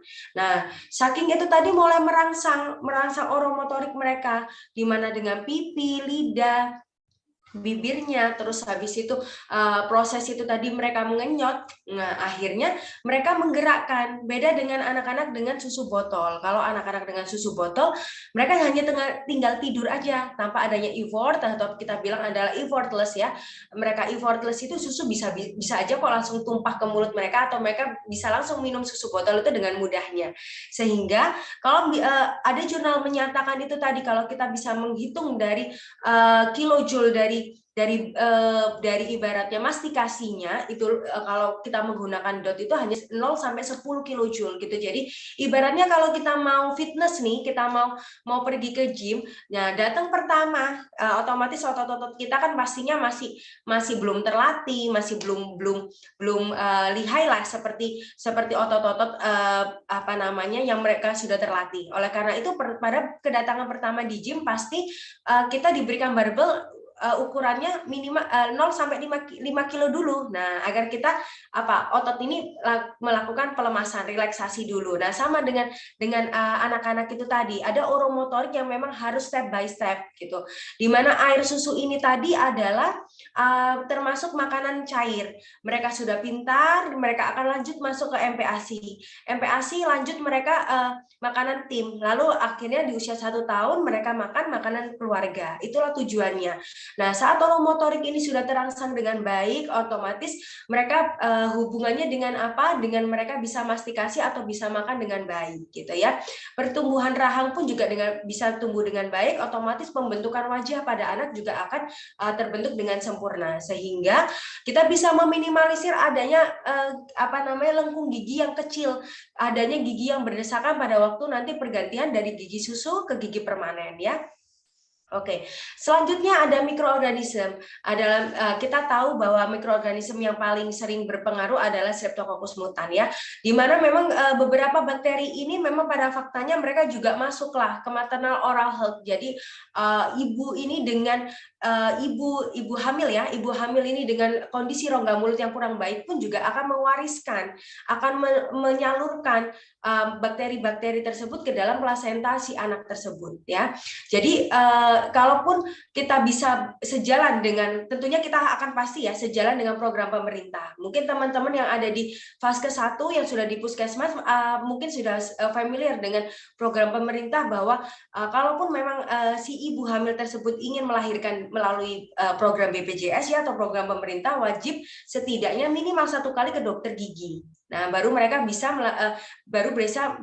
mendapatkan rujukan lagi ke dokter obgynnya. Karena memang itu tadi oral health dari ibu hamil ini harus kita tracing dulu. Jadi kita lihat dulu ibunya punya nggak sih karies gigi, ibunya sudah bersih nggak sih karies giginya, ibunya ada nggak sih karang giginya gitu. Karena memang faktanya bakteri-bakteri ini adalah bakteri-bakteri acquired gitu, bakteri yang didapatkan gitu. Anak usia 0 sampai 6 bulan lahir tidak punya bakteri S mutan. Mereka tidak punya sama sekali, tidak didapatkan bakteri S mutan. Bakteri S mutan ini sehingga disebutkan sebagai bakteri yang acquired gitu ya, didapatkan. Sehingga mereka didapatkan dari mana? Caregiver-nya gitu. Siapapun yang melakukan caregiver, yang melakukan pengasuhan dalam kurun waktu 12 jam bertemu. Nah, itu tadi sehingga mereka adanya suatu proses yang namanya transmisi, adanya perpindahan bakteri dari caregiver ke anak tersebut. Nah, itu melalui apa? Kontak saliva. Sehingga di sini saya pun juga sebutkan adanya saliva dan oral hygiene gitu. Jadi kalau kita mau benarkan dulu anaknya, kita harus tracing dulu kepada orang tuanya gitu. Karena saat ini saya temui bahwa anak di bawah usia 2 tahun sudah banyak yang severe gitu ya. Nah, kalau anak tersebut sudah severe di bawah usia 2 tahun, tentunya saya pasti lihat dulu orang tuanya. Nah, orang tuanya kalaupun banyak kariesnya, besar kemungkinan faktor utamanya juga karena acquired bakterinya tadi juga yang juga banyak diberikan dari si orang tua atau pengasuh kepada si anak tersebut. Nah, hal tersebut juga sejalan sebetulnya saya pada waktu melakukan tesis pada waktu spesialis itu pun juga saya meneliti tentang transmisi bakteri antara caregiver dengan anak, di mana memang strainnya mereka sama gitu. Akhirnya ditemukan strainnya anak ini, padahal anak-anak ini di bawah usia 2 tahun dengan severe ECC tadi ya, SECC tadi. Ternyata bakterinya didapatkan sama seperti caregivernya. Nah, disitulah peran penting dari orang tua. Bahkan kalau kami di kedokteran gigi anak ini sekarang sudah mulai mundur lagi. Nggak hanya orang tua, nggak hanya yang ibu hamil, tapi calon ibu pranikah. Jadi ibu-ibu yang mau nikah diedukasi dulu gitu. Jadi diinfokan dulu gitu. Kalau mau menikah nanti paling nggak giginya bersih dulu. Nanti pada waktu hamil setidaknya kondisi rongga mulutnya bersih, tentunya bisa meminimalisir pertumbuhan bakteri atau meminimalisir transmisi bakteri dari si dari si ibu ke baby gitu ya. Oke, selanjutnya ada environmental factor ya. Nah, ini tadi penyebab dari maternal oral health ini menyebabkan BBLR ya. Tentunya yang paling sering adalah bakteri AA ya, Actinomycetes comitans itu tadi yang paling sering menyebabkan anak itu BBLR atau berat badan lahir rendah. Nah, faktor lainnya itu tadi edukasi, poor parental education. Jadi edukasinya kepada orang tua ini memang kadang-kadang kita cukup kesusahan karena memang ada berbagai ini tadi low socio-economic status, di mana memang kita ibaratnya memberikan edukasi kepada middle low atau teman-teman low ataupun high middle itu tuh berbeda, sehingga memang ini salah satu lah peran kita bersama ya, nggak hanya kami di dokter gigi anak tapi teman-teman sejawat yang menyebar di seluruh Indonesia untuk menyampaikan edukasi. Tapi sebelum adanya edukasi ini kita harus tahu dulu awareness dari orang tua gitu ya. Awareness itu kepedulian. Nah, gimana mau kita memberikan edukasi kalau orang tuanya aja udah nggak peduli gitu ya. Jadi awareness ini harus kita tumbuhkan dulu dengan cara kita mengajak ibaratnya daerah sekitar lingkungan tadi itu, misal kalau kita di puskesmas kita ajaklah mereka bidannya atau kita mengajak kader-kader posyandu untuk memberikan edukasi ini tadi. Yang terakhir ada faktor dari teeth-nya itu tadi, dari giginya, dari fluoride exposure-nya, apakah dia rendah pemberian fluoride, ataukah memang ada genetiknya. Genetik biasanya memang mereka memiliki hipoplasi ataupun mereka memiliki faktor-faktor genetik seperti penyakit kromosom juga bisa. Nah, ataupun memang mereka memiliki enamel defect ya seperti hipoplasi tadi itu. Oke, nah lalu saya akan masuk kepada klasifikasi dari ECC ini tadi. Jadi berdasarkan when classification ini berdasarkan based on severity of ECC and etiology, dia dibagi menjadi 3. Type 1 itu mild to moderate, type 2 moderate to severe, type 3 severe ya. Dimana saya berikan gambarannya. Di mana type 1 ini tadi ada isolated caries lesion. Jadi kariesnya itu biasanya masih awal atau biasa kita bilang adalah white spot ya, warnanya white spot dulu hingga akhirnya dia ada isolated. Jadi masih tergambar jelas gitu. Jadi bulatan-bulatan dari karies tersebut, ceruk-ceruknya itu tadi ya. Decay-nya itu tergambar jelas. Nah, biasanya disebabkan sama kombinasi dari makanan itu tadi sama oral hygiene pastinya karena dia masih early. Nah, lalu yang type 2 moderate to severe dia sudah melibatkan labiolingual lesion. Jadi dia sudah mulai melebar gitu ya. Jadi melebar sudah bahkan hingga cervical to insisal sudah mulai dari kena itu tadi, dan biasanya sudah mulai mengenai daerah molar itu. Kalau mild to moderate biasanya masih belum jadi ibaratnya molarnya ini gerahamnya masih safe gitu ya. Sedangkan type 2 yang moderate to severe biasanya sudah melibatkan gigi gerahamnya.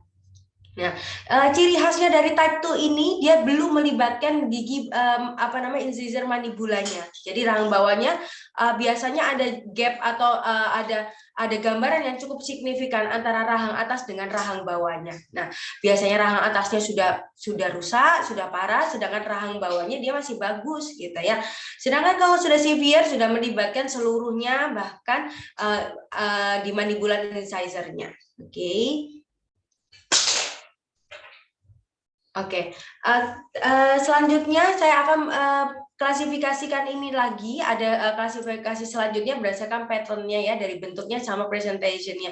Jadi kalau type 2 ini juga ada baru lesi yang tadi tuh yang baru berkembang, di mana dia masih terisolasi dan dia biasanya masih defeknya di pit fissure dengan adanya white chalk spot ya, putih kekapuran. Nah, kalaupun memang type 2 sama, dia sudah melibatkan labiolingual lesion ya, sudah mulai melibatkan aproksimal atau di daerah pipi atau daerah bukal dari gerahamnya itu tadi.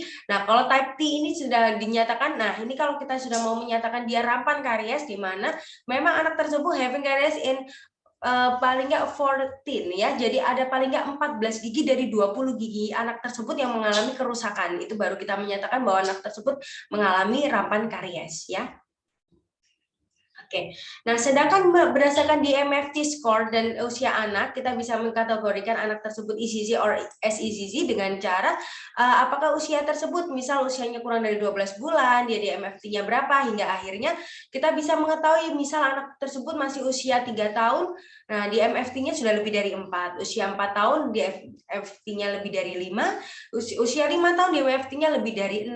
Nah itu kita sudah mengarah bahwa anak-anak tersebut adalah anak-anak dengan severe early childhood caries. Oke. Nah, untuk stage-nya ini tadi, untuk tahapan dari ECZ ini tadi pastinya diawali dengan initial irreversible. Kita nyatakan bahwa ini initial irreversible di mana memang white chalk spot ini tadi ya, putih kapur ini tadi memang masih bisa kembali gitu ya. Dengan perawatan-perawatan preventif, dengan pengubahan oral habit, dengan kita melakukan ibaratnya kontrol rutin. Nah, dengan seperti itu si white spot chalk ini tadi itu atau putih kapur ini tadi masih bisa kembali menjadi gigi semurah, di mana remineralisasi masih dapat terjadi. Sedangkan kalau sudah stage 2 sudah terjadi damage caries ya, dia sudah mulai adanya ceruk-ceruk, sudah mulai adanya lubang itu tadi ya, di mana sudah adanya decay pada daerah enamel giginya. Kalau dilanjutkan tidak dilakukan perawatan dengan baik akan lanjut ke depletion ya, di mana ini tadi sudah melibatkan labio dari mesiobukal ataupun cervical incisalnya dari mereka ya. Nah, kalaupun sudah melibatkan seluruh banyak gigi, mereka sudah masuk ke traumatik, di mana traumatik ini pastinya mengganggu beberapa fungsi, baik fungsi makan, fungsi fonasi, fungsi dari kesehatan. Ujung-ujungnya apa? Quality of life dari anak tersebut pastinya akan rendah. Oke, nah sudah kita masuk dari ECC tadi, kita akan masuk ke SECC tadi ya. SECC tadi di mana kategorinya adalah sudah severe, gitunya. Kategorinya apa dok? Kita bisa katakan dia anak tersebut sudah severe, yaitu 1 ya, di mana dia sudah di usianya masih kurang dari 3 tahun, tapi sudah ditemukan itu tadi banyak karies. Sudah banyak di daerah permukaan giginya sudah ditemukan banyak karies ya, atau memang mereka di usia 3 sampai 5 tahun dia sudah ada cavities, ada yang gigi hilang, atau dia banyak dilakukan penambalan pada gigi, termasuk gigi anterior rahang atasnya yang hilang. Nah itu, atau memang mereka dikatakan berdasarkan usianya itu tadi, DMFT-nya lebih dari 4 di usia 3 tahun, DMFT-nya lebih dari 5 di usia 4 tahun, atau DMFT-nya lebih dari 6 di usia 5 tahun. Oke, nah kita masuk ke manajemennya sih, gimana sih dokter tata laksananya kalau saya ketemu teman-teman atau ketemu pasien saya yang anak-anak ini gitu ya. Nah, kita harus tahu the aims-nya dulu ya, tujuannya apa sih kita rawat EZZ ini atau SZZ ini, tujuannya apa? Yang satu tentu maintaining primary dentition in healthy condition.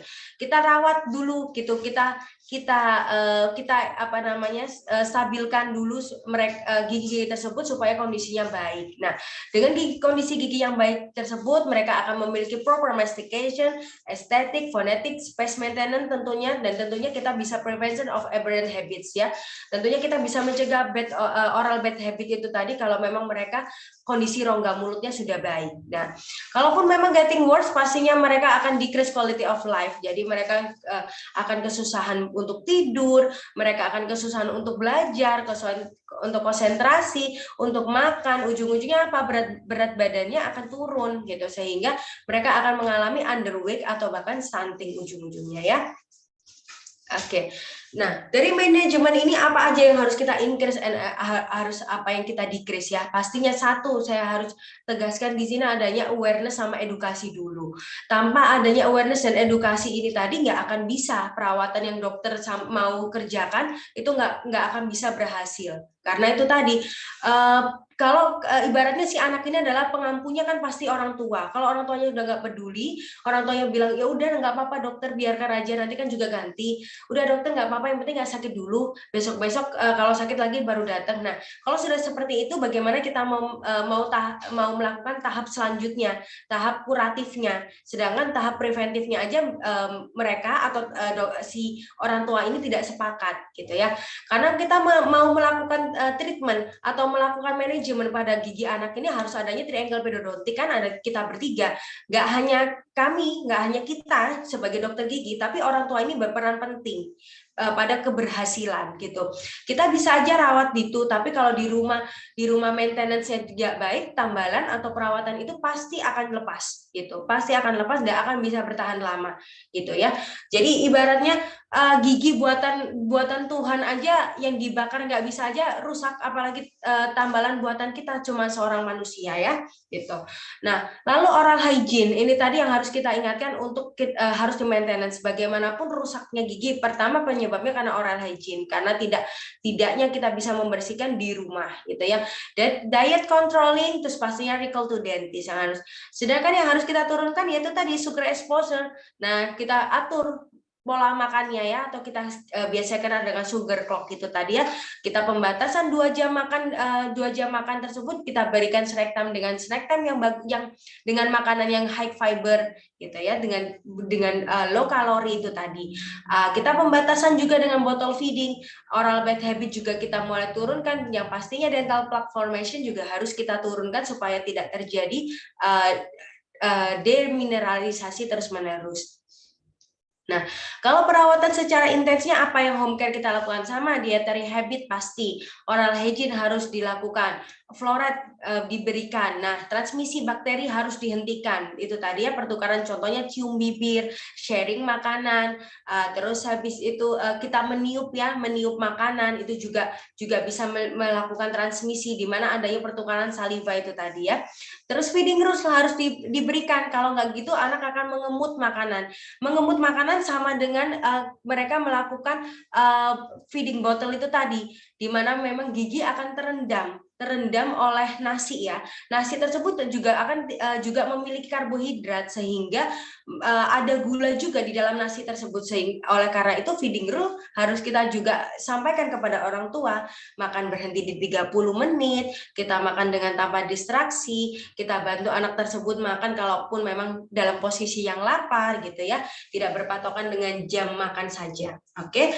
Lalu oral behavior manajemennya gitu. Jadi di mana kalaupun memang mereka mau pergi ke dokter gigi, orang tua juga membantu kita para dokter gigi untuk disounding dulu. Kita nyatakan bahwa perawatan ini akan menimbulkan kondisi yang baik buat anak tersebut ya. Nah, kita masuk ke profesional. Nah, apa yang kita lakukan pada waktu kita mendapati pasien-pasien dengan ECC atau SCC tadi. Nah, pertama kita lakukan adalah early detection of caries gitu ya. Pastinya kita deteksi dulu kariesnya ini tipe yang mana. Terus habis itu kita tanya dulu pola makannya gimana. Lalu kita bantu mereka untuk diet counseling ya. Terus habis itu kita berikan fluoride application. Nah, fluoride application ini kan untuk teman-teman sejawat dokter gigi kan sudah bisa dilakukan. Jadi untuk ibaratnya pertama kali yang dilakukan sampai akhirnya aduh bingung harus diapakan nih dokter gitu, minimal berikanlah fluoride varnish ya, fluoride application every 3 sampai 6 month gitu ya. Paling kalau mereka memang sudah severe high risk pasti kita berikannya adalah 3 bulan sekali. Tapi kalau memang mereka masih mild to moderate itu sudah bisa 6 bulan sekali ya. Lalu prevention treatment seperti pit and fissure sealant. Nah, kalaupun memang sudah mengarah ke perawatan yang kuratif, kita bisa lakukan dental cavity treatment seperti restorasi, endodontik, ekstraksi ataupun prostetik ya. Nah, untuk community ini tadi maksudnya banyak toh sekarang itu ilmu-ilmu yang sudah bisa disampaikan, orang tua pun sudah bisa mendapatkan ilmu-ilmu, ataupun teman-teman sejawat dokter gigi ini tadi kan juga bisa memberikan ilmu-ilmu melalui media-media sosial. Nah, itu juga bisa kita sampaikan ya. Sekarang ini kan kita generasi Z di mana mama-mama milenial ini semua serba searching. Nah, kita berikan di situ dental health education di situ ya. Ataupun berdasarkan komunitas, kita masuklah komunitas. Sekarang kan banyak komunitas yang lahir bulan apa tahun berapa, masuk ke situ. Nah gitu, itulah cara kita bisa menyelami mereka. Jadi kita yang jemput bola gitu ya. Yang terakhir adalah water fluoridation, yang memang sayangnya di Indonesia ini masih kurang adanya fluoride pada air minumnya. Nah, untuk kita menentukan macam perawatan itu tadi, decision gimana nih dokter, kita mau perawatan ini atau yang ini atau bagaimana. Nah, itu tadi kita harus beberapa pertimbangan yang harus kita pikirkan terlebih dahulu. Yang tentunya cavity-nya ini tadi, sisa kariesnya ini sisa sebanyak berapa sih, atau jaringannya ini sisa sebanyak berapa gitu ya, berapa banyak jaringan yang ada di dalam rongga mulut anak. Terus yang kedua, parent and patient wish gitu, inginnya gimana. Kalau memang kita sudah sarankan seperti ini, lalu kita tanya mereka keinginannya bagaimana gitu ya. Memang apa mereka ingin mempertahankan, kalau misalkan memang kita pertahankan dengan kita memberikan statement-statement yang kalau bisa si parent and patient ini sejalan dengan kita, supaya itu tadi keberhasilannya akan terwujud dengan baik. Nah, yang ketiga tentunya dentist skill and ability gitu ya, kita membekali diri dulu. Oh udah nih kita udah severe, kita sudah melakukan fluoride varnish. Oke, habis ini kita lakukan endodontik nih misal. Nah, kita sebagai dokter gigi siap dulu kita melakukan tahapan-tahapan dari pulpektomi ataupun perawatan saluran akar pada gigi anak ya. Terus yang keempat, kita harus lihat dulu child age and behavior gitu. Anak ini usia berapa? Terus habis itu dia tuh masih kayak gimana sih psikologinya? Apakah dia masih rejected atau apa dia sudah mau? Apakah dia masih semi-semi gitu ya? Nah, itu kita harus kenali dulu dia behaviornya. Jadi kita bisa melakukan. Nah, tapi kita pun juga minta orang tua bekerja samanya, kalaupun memang terjadi tindakan-tindakan yang darurat, memang mau tidak mau kita bantu, ibaratnya kita peluk dulu dengan afirmasi positif supaya mereka tidak terjadi trauma pada anak tersebut ya. Yang terakhir tentunya cost dan durability-nya. Nah, ini berhubungan kan dengan biaya. Aduh, dokter gigi itu mahal dokter gitu ya. Makanya saya nggak ngerawat anak saya gitu. Nah itu tadi kita pun juga bisa memberikan edukasi itu tadi, bahwa ibaratnya kita kan memberikan investasi gitu ya, investasi kepada pasien kita, bahwa kalau kita pun merawat sekarang pada waktu gigi susunya, tentunya kita akan menyelamatkan, kita akan save kan gigi permanennya kelak gitu ya. Jadi durability and cost-nya itu juga harus kita sampaikan supaya keberhasilan juga terpenuhi. Oke, nah kalaupun tadi yang sudah kita singgung tadi di awal semuanya, selanjutnya kita lanjut ke manajemen untuk melakukan restorasi. Dari restorasi SCC ini tadi yang kita pertimbangkan untuk pemilihan bahan tentunya harus ada kekuatan bahan tersebut. Nah, dia sensitif or not ya. Sensitif ini tadi dalam arti ini anak-anak. Nah, ada namanya moisture control ya, di mana isolasi atau salivanya ini benar-benar harus kita kontrol. Kalau memang dia hipersalivasi, ya sudah kita cari bahan-bahan yang memang gampang untuk moisture-nya, atau memang dia terima untuk kondisi yang basah. Contohnya dengan GIC atau GIC hybrid ya, sekarang sudah keluar. Nah, tapi itu kita juga harus lihat pertimbangannya estetiknya. Tentunya estetiknya tidak sebagus dengan bahan-bahan yang moisture control-nya ingin terjaga dengan baik. Contohnya adalah komposit ya. Terus lalu durability-nya, dia lalu biocompatibility-nya. Nah, dia terhadap jaringan itu bagaimana? Dan yang terakhir adalah fluoride release-nya. Bagaimanapun gigi anak ini masih dibutuhkan adanya fluoride release untuk melakukan remineralisasi pada gigi anak tersebut ya. Oke, next.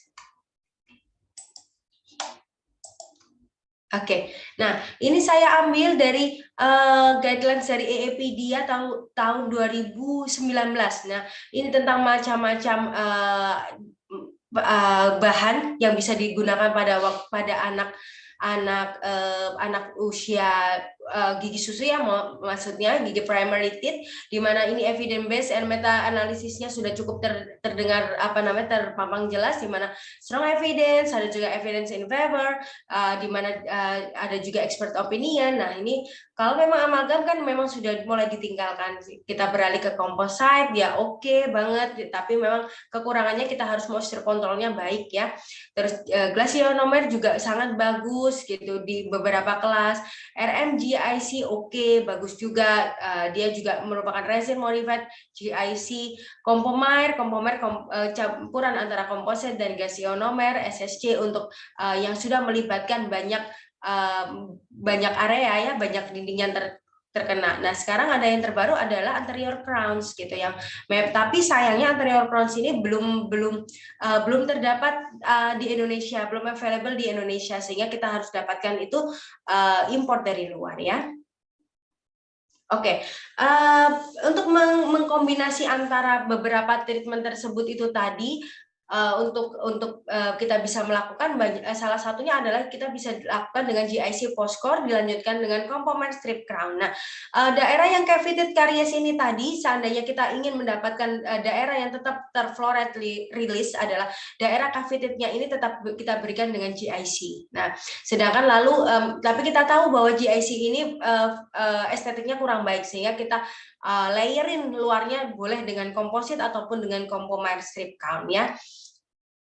Nah, ataupun memang mereka dengan keadaan-keadaan yang sudah severe, ya, kita bisa melakukan tindakan-tindakan seperti endodontik atau perawatan saluran akar atau yang namanya pulpectomy itu tadi ya, di mana kita sudah bisa melakukan 4 giginya memang sudah misal nekrosis, kita bisa lakukan endodontik itu tadi, kita melakukan pengisian seperti biasa, lalu dilanjutkan pengisian dengan zinc oxide eugenol. Nah, zinc oxide eugenol ini berhenti memang hanya pada daerah 2 mili di bawah dari orifice ya. Lalu diberikan penutup seperti zinc fosfat semen boleh, mau ditutup dengan GIC pun juga boleh. Nah, beberapa gigi yang memang dia tidak mampu untuk dijadikan pegangan untuk si mahkota, bisa kita bantu dengan yang adanya glass fiber. Nah, kita bisa berikan glass fiber ini antara 2 sampai 5 mili kita berikan ke dalam situ, ataupun memang kita bantu dengan mereka itu diberi ibaratnya pegangan ya. Kita bikinlah mushroom shape ini tadi. Nah, mushroom shape ini tadi di mana si luting yang masuk dengan glass fiber ini bisa menjadi ibaratnya menjadi undercut bagi si glass fiber tersebut. Lalu akhirnya diberikan composite restorasi. Nah, composite ini boleh langsung diberikan kepada si gigi yang sudah nekrosis, karena memang gigi yang sudah nekrosis sensitivitasnya kan memang sudah tidak ada sama sekali, sehingga kita pemberian ETSA ataupun bonding juga tidak melibatkan adanya sensitivitas dari di saluran akarnya anak tersebut. Oke, ataupun kita bisa bantu endodontitis tersebut dengan omega wire extension, itu juga bisa. Ini pada dulu kala ya, pada waktu memang glass fiber ini belum banyak muncul ya, sehingga dibantulah sama ukurannya antara yang masuk adalah 3 mili, yang keluar dari orifice itu sekitar 2 mili, sehingga panjangnya sekitar hanya 5 mili dengan lebar 3 mili. Lalu kita berikan final restorasinya, mau compomer boleh, composite juga boleh.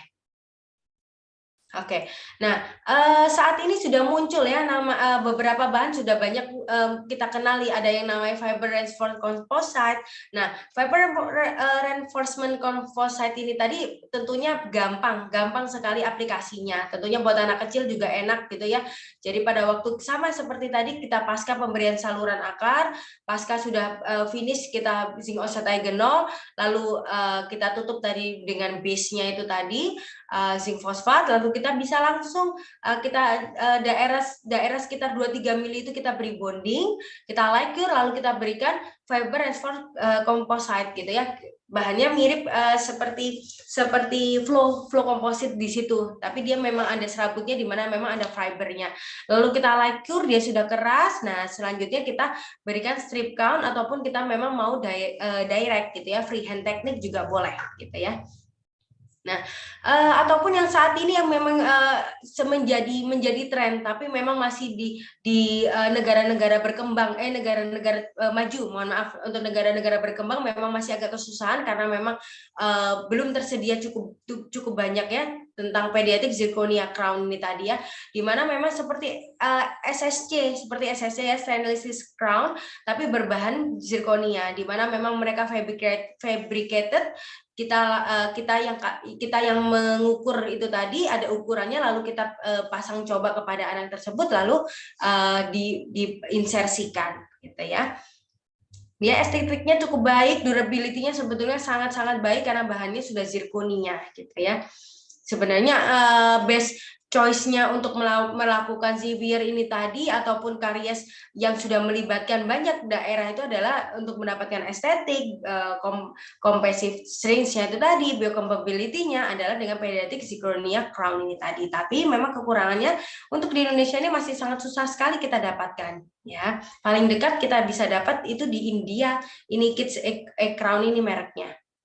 Oke. Nah, beberapa pertimbangan tadi, kalaupun memang kita sudah bisa melakukan itu tadi, tapi bagaimana dengan kalau memang ternyata anak tersebut memang reject sekali, tidak mampu kita lakukan perawatan. Nah, kita bisa mengarahkan tersebut, atau memang parents and patient wish-nya ini tadi memang keinginannya udah deh dokter sudah nggak apa-apa dicabut aja, kasihan nanti dia harus bolak-balik, ataupun memang dia terkendala biaya, kita bisa lakukan tindakan ekstraksi, dilakukan dengan prostetik ya.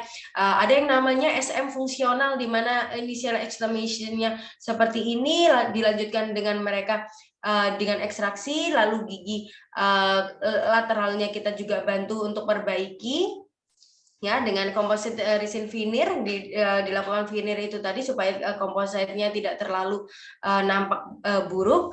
Lalu kita lakukan dengan pemasangan fix space maintenance ini tadi ya, dia yang fungsional karena terdapat gigi sehingga dia bisa juga untuk digunakan menggigit untuk ataupun makan, untuk merangsang oromotoriknya juga untuk dia bisa mengunyah dengan baik. Nah, ini difikskan sehingga kita evaluasi, biasanya evaluasi per 1 tahun, follow up-nya 1 tahun sambil kita menunggu benihnya. Follow up-nya adalah dengan cara melakukan foto ronsen setiap 1 tahun sekali, dimana kalaupun memang benih tersebut sudah mulai dekat ataupun benihnya sudah siap, sudah menembus tulang alveol, kita maka bisa lakukan dilepas, sehingga giginya kita menjaga dengan baik, terjaga spesial maintenance-nya dengan baik, estetik juga terpenuhi dengan baik, maupun fungsi mastikasinya pun juga terpenuhi dengan baik. Oke, ini pun juga sama.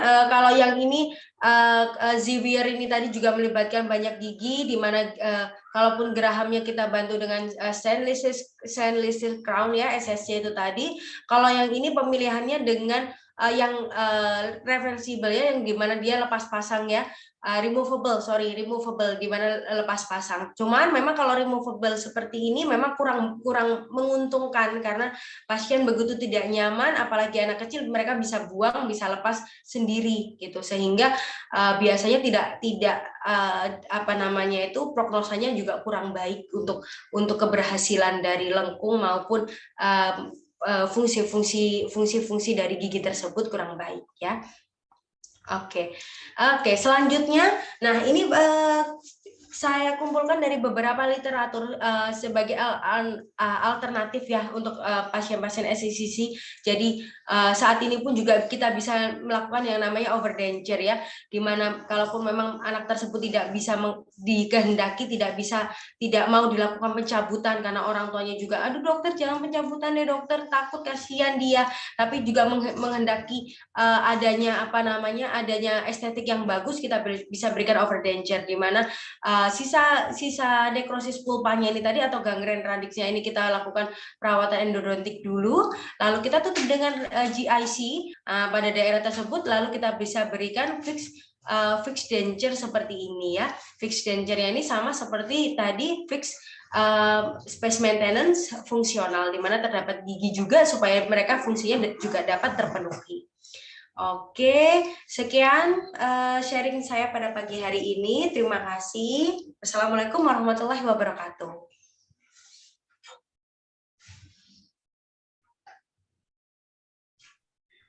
Waalaikumsalam warahmatullahi wabarakatuh. Presentasi yang sangat oke dok, menarik dan dibawakan dengan sangat bersemangat. Akhirnya jadi excited juga untuk mendengarkan. Baik dok, kita masuk ke sesi terakhir yaitu Q&A session. Kita punya beberapa pertanyaan di Q&A box dok. Oh ya, ini sudah di share screen, saya bantu bacakan dulu. Yang pertama dari dokter Andiani. Menurut pengalaman dokter, pada pasien ICC yang tidak kooperatif, rewel dan takut, sampai berapa kali visit baru pasien bisa dilakukan perawatan? Oke, ini saya langsung jawab atau langsung semuanya jawab aja dok? Langsung aja ya gitu. Jadi, nah yang tidak rewel dan takut, nah itu tadi saya biasanya kalau memang ada anak yang seperti itu ya dalam kondisi rewel dan takut itu tadi, saya harus ngobrol dulu dengan orang tuanya. Gitu. Jadi kebetulan di klinik saya itu ada area bermain, jadi dia pasti main dulu.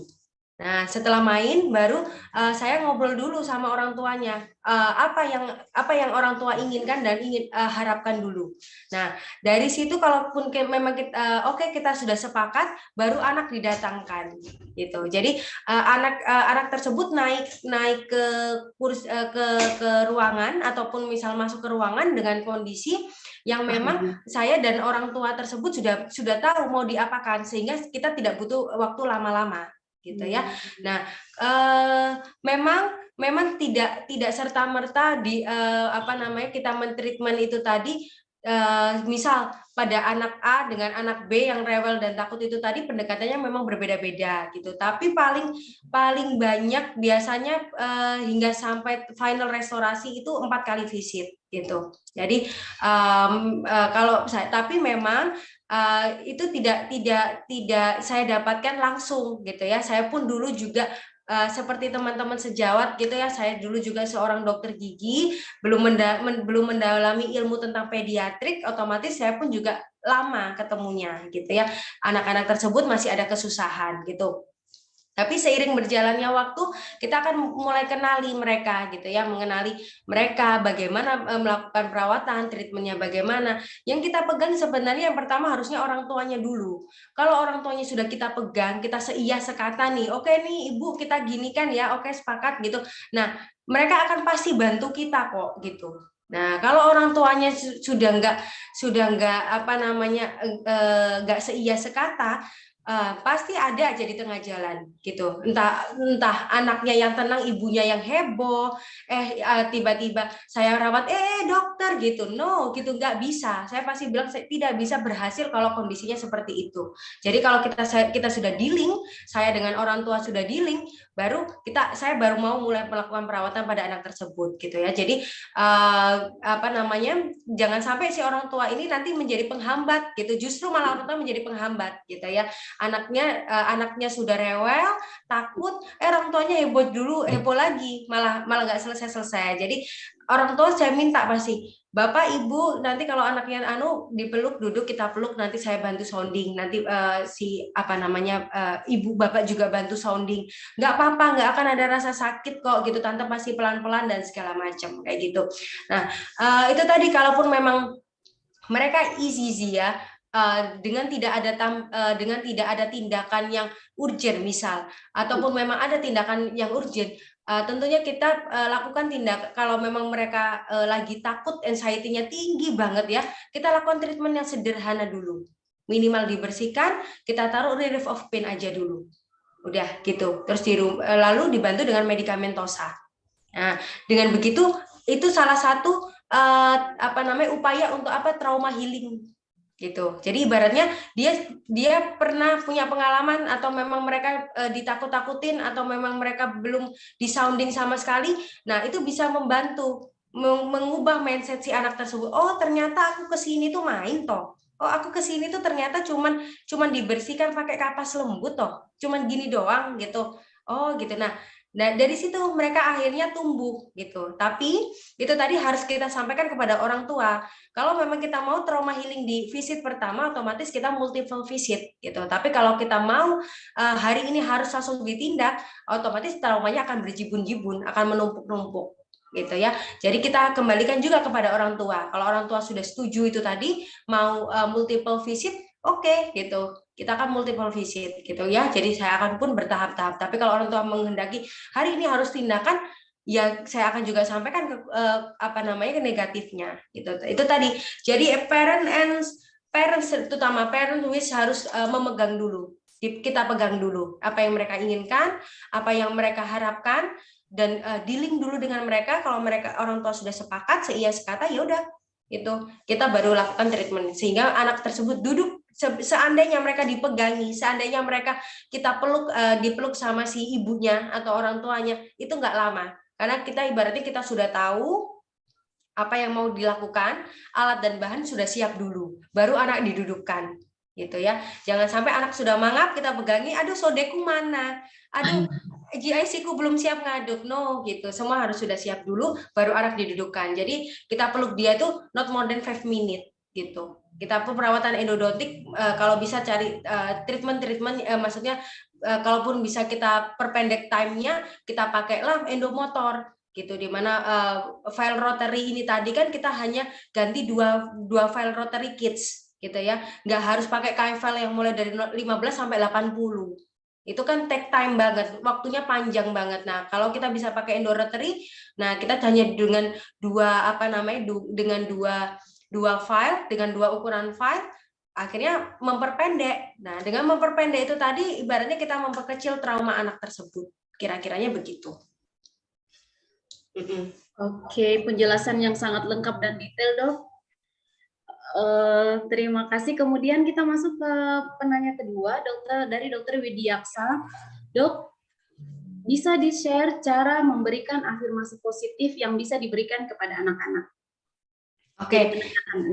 Ya, baik. Jadi afirmasi positif ini sebetulnya harus dimulai dari di rumah dulu. Ya, pre-sounding kita bilang ya, pre-appointment. Itulah pentingnya kalau pada perawatan gigi anak itu baiknya dilakukan pre-appointment gitu ya. Pre-appointment maksudnya penjadwalan. Jadi di rumah pun mereka di-sounding, nggak boleh bohong. Orang tua pasti nggak boleh. Kita kasih tahu memang tidak boleh berbohong. Apa yang ada di itu ditunjukkan gitu. Jadi berdasarkan media visual juga bisa. Nanti kan kayak gini. Nah, mereka sudah di-sounding oleh orang tua. Pada waktu datang, mereka akan melihat, oh apa yang diomongkan oleh orang tua ternyata sesuai dengan mereka didapat. Nah, dengan adanya kesamaan seperti itu sehingga sehingga kita bisa memasukkan afirmasi positif. Nah, afirmasi positif yang biasanya saya berikan kalau seandainya anak tersebut sudah sangat reject ya, di mana orang tua itu duduk, terus habis itu anak itu dipeluk, pasti saya harus bilang ke mamanya, kita harus bilang bareng-bareng, adek maaf, mama harus peluk dulu hari ini ya, mama peluk nggak lama-lama kok, mama peluk 5-10 menit, tante dokter mau benerin giginya adek supaya adek katanya pengen makan es krim gitu ya, gitu. Boleh makan es krim, boleh, nanti boleh kok kalau sudah nggak sakit, tapi ya sudah selesai baru kita boleh makan es krim, ataupun dia yang kepinginnya adalah makan coklat gitu ya, gitu. Boleh, sebetulnya boleh, orang mama aja makan si fungtan, makan boba aja suka, yang manisnya tinggi, masa iya dia makan Kinder Joy nggak boleh, kan gitu kan, nggak adil ya. Jadinya tetap boleh gitu. Jadi dia, oh ya berarti dia ibaratnya ada satu afirmasi yang diberikan, yaitu ibaratnya ada reward yang diberikan. Kalau memang dia berhasil, dia boleh mendapatkan apa kesukaannya. Nah, sambil dia dipeluk itu biasanya saya kerjakan, saya rawat anak tersebut itu, saya sambil ngomong gitu ya, adek nggak apa-apa, tante minta maaf juga loh, tante ini benerin supaya katanya giginya mau jadi princess, katanya adek itu mukanya ini udah cantik loh, udah cantik banget, kita mau bikin giginya kayak princess ya, kalau mau giginya kayak princess yuk tante bantu sedikit, nggak apa-apa, adek pasti nggak nyaman kan dipeluk dulu, nanti kalau memang, jadi sambil ngoceh-ngoceh gitu, jadi kalau adek memang mau buka mulut, adek mau tante bersihkan giginya, pasti nggak dipeluk gitu ya, adek coba dulu, rasakan dulu ini tadi kayak gitu. Jadi sambil ngomong kita juga cari tahu apa yang disukai oleh anak tersebut dengan menggali dari ibunya. Misal, oh dia suka Little Pony. Nah itu tadi saya kadang-kadang suka cerita gitu. Kemarin tante lihat loh Little Pony itu tadi ternyata yang biru itu namanya Rainbow Dash. Nah itu untuk distraksi dia gitu. Sambil pun dia juga misal kita punya TV ya, TV ataupun TV video itu tadi sambil dia juga nonton juga bisa. Afirmasi yang disampaikan untuk tentunya yang baik-baik, ibaratnya contohnya itu tadi yang pastinya dia nanti jadi tidak sakit, adik katanya kepingin bubuk malamnya tenang, bisa makan segala macem. Nah adik pasti kepingin nanti bisa jalan-jalan, kalau jalan-jalan nanti kalau sakit gigi siapa yang bantu, nah kayak gitu-gitu. Jadi itu walaupun dia dipegang, tapi kalau kita berikan nuansa tersebut positif, ibunya pun juga peluk dengan positif, jadi bukan dengan pemaksaan, sehingga trauma itu tidak terbentuk dengan tidak akan terbentuk dengan melekat gitu ya, karena nah pasca dia sudah selesai pun kita suka pegang tangannya gitu, aduh hebat banget sudah selesai, tante maaf ya tadi peluk, mama juga minta maaf supaya adek ini tadi tuh bisa makan, kita tuh sayang loh peluknya itu. Nah kayak gitu-gitu, jadi dia tahu tujuannya dan setelahnya itu juga dia tahu. Nah pasca itu karena sudah hebat, biasanya bolehlah kita kasih reward kecil-kecilan, nggak usah mahal, 1.000-2.000 mereka dapat ibaratnya stiker itu aja atau pensil 1 biji udah senangnya minta ampun. Jadi kadang-kadang memang pasien itu suka ke tempat saya karena maksudnya untuk pilih mainan gitu. Tante punya mainan apa hari ini gitu. Itu sebelum dirawat. Oh ya nanti kita pilih kalau kita sudah selesai ya. Biasanya saya suka bilang seperti itu. Kira-kiranya begitu. Dari rewardnya ya dok, jadi sebelum diminta sudah belum dirawat sudah minta reward duluan. Iya betul. Itu sebetulnya kalau kita analogikan sebetulnya kan siapa sih yang nggak suka dikasih hadiah, kita aja yang udah gede kan masih suka ikutan giveaway kan, lumayan nih dapat OVO nih gitu. Nah apalagi anak kecil gitu. Iya betul, apalagi ibu-ibu ya dok, dikasih hadiah plastik aja bahagia, plastik. Oke, dan kita ke penanya ketiga dari Dr. Aulia Aita. Assalamualaikum dokter, mohon izin bertanya. Mengapa ada anak-anak yang mengkonsumsi sulfur dan di anak yang satu mengalami rampan karies, tetapi di anak yang lain giginya tetap sehat? Di mana habit sikat giginya sama? Apakah intake kalsium oleh ibu hamil saat dalam kandungan mempengaruhi? Terima kasih dok. Oke. Ya, terima kasih dokter. Waalaikumsalam dokter Aulia. Ya, jadi itu tadi karies ini tadi kan disebabkan oleh banyak faktor, gitu ya. Tadi yang ICC tadi itu ya yang slide. Saya boleh izin share screen ini yang tadi sambil saya ini kan ya. Silahkan dok. Ini tolong panitia mungkin bisa gantian untuk share screen dok. Ya sudah. Oke, ini tadi ya. Nah, di saat yang satunya memang dia high sugar diet. Nah, tapi yang dengan pola kebersihan yang sama. Tapi kita bisa lihat dulu titnya ini tadi. Nah, seandainya yang satunya itu memiliki genetik di mana genetiknya ini tadi memang orang tuanya banyak kariesnya, otomatis anak pun juga akan ibaratnya gampang terkena. Dan itu tadi kalau kalsium menjadi salah satu, sebetulnya bukan hanya kalsium dokter yang menyebabkan gigi itu kuat, banyak sekali nutrisi-nutrisi yang dibutuhkan gitu. Mungkin kalau dokter lagi nganggur-nganggur boleh deh main ke IG saya, di situ saya tulis sudahan makro and mikronutrien apa aja sih yang dibutuhkan pada waktu 1000 hari kehidupan pertama gitu ya. Nggak hanya untuk gigi tapi untuk tumbuh kembangnya seluruh tubuh itu tadi juga berfungsi gitu ya. Tapi di situ saya highlightkan tentang tumbuh kembang untuk gigi dulu gitu. Jadi misal kekurangan zat ini dia bisa menyebabkan pertumbuhan lambat, menyebabkan emelnya terekspos dan segala macam gitu ya.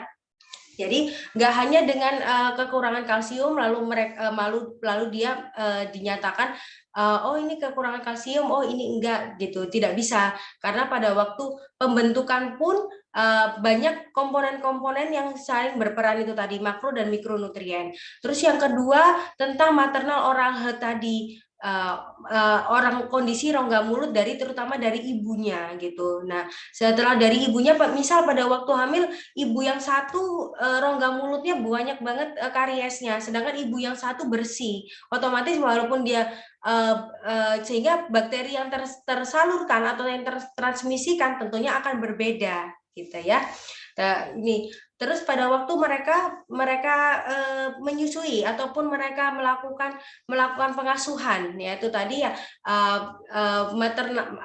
saliva ini tadi ada transmisi bakterinya itu tadi, pada waktu mereka melakukan menyuapi ternyata ibunya juga masih banyak kariesnya. Atau memang berbeda lagi dari sisi keluarga dalam arti ini sisi satu anak ini diasuh oleh satu keluarga. Di sini ada extended family. Extended family itu mayoritas di Indonesia ini extended family ya, di mana satu rumah diisi dengan beberapa kepala keluarga. Nah, itu ibaratnya hari ini dia diasuh mamanya sendiri.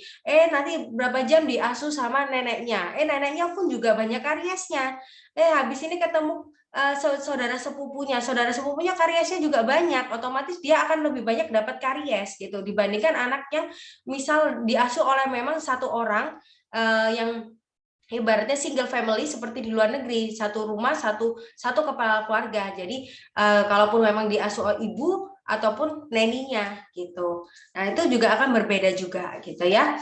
Nah, genetik juga berpengaruh, sama itu tadi kontak saliva yang sekarang sering berpengaruh. Kira-kiranya begitu. Oke, penjelasannya betul-betul detail, Dok. Terima kasih banyak. Mungkin kita masih punya... Assalamualaikum. Mohon izin bertanya, Dok. Saat ini sering terdengar penggunaan bahan SDF atau caries stop. Mohon penjelasan seberapa efektif penggunaan SDF untuk penanganan karies pada anak dan apakah bisa diaplikasikan pada kasus ECC. Terima kasih. Ya. Oke, waalaikumsalam dokter. Ini dokter siapa nggak ada namanya ya. Jadi karies stop ini tadi itu salah satu merek sebetulnya gitu ya. Merek yang ini ada ya, salah satu merek tersebut kebetulan menjadi salah satu partner kita ya. Ini ada si karies stop ini dijual memang untuk yang di Indonesia yang mengandung SDF ini tadi, silver diamine fluoride, itu adalah karies stop, sehingga kayaknya lazim diomongkan pakai karies stop gitu, padahal banyak sekali merek yang mengandung SDF tersebut, cuman memang belum banyak yang masuk ke Indonesia. Nah, si karies stop ini tadi atau si SDF ini tadi memang berfungsi. Jadi karena dia tinggi sekali akan fluoride-nya, sehingga mampu menyebabkan gigi yang aktif karies menjadi inaktif. Nah, inaktif itu tadi dinampakkan dengan penampakan gigi tersebut berubah menjadi hitam, rested karies. ya. Jadi kan kita tahu kalaupun gigi yang karies ya, karies berwarna kuning ataupun coklat, dia kan masih karies-karies yang aktif. Sedangkan sudah yang hitam, mereka merupakan karies-karies rested ya, sudah ibaratnya sudah diinaktifkan. Nah, produk SDF ini tadi membuat dari aktif menjadi inaktif bakteri itu, inaktif karies itu tadi, sehingga untuk mencegah IZZ ini tadi supaya tidak berkembang lebih menjalar lagi, ibaratnya kita bom ya, dibom si karies-karies tersebut, dioleskan dengan karies stop itu tadi, sehingga karies stop si giginya tadi menjadi rested. Nah, kekurangannya adalah giginya tersebut yang inaktif tadi itu akan berubah menjadi warna hitam gitu ya, di area yang infected tadi ya, daerah yang kariesnya kita ubah menjadi karies yang arrested tadi akan berubah menjadi warna kehitaman. Itu harus kita sampaikan dulu kepada orang tua, karena itu tadi kalaupun memang dia jadi hitam, otomatis estetiknya jelek gitu ya. Tidak semua orang tua mau gitu. Pasca dilakukan SDF tersebut, memang memang dianjurkan untuk dilanjutkan dengan perawatan ini restorasi dengan GIC boleh, dengan komposit atau kompomer juga boleh gitu ya. Nah, si SDF ini tadi memang dikeluarkan digaungkan ya, terutama pada waktu pandemi ini, karena itu tadi kita bisa meminimalisir adanya aerosol treatment, sehingga kita meminimalisir adanya pengeburan. Jadi daerah infected itu tadi harusnya kan kita bur ya, kalau kita mau melakukan restorasi kita bur dulu ya. Nah, kita melakukan pengeburan atau ibaratnya removal karies.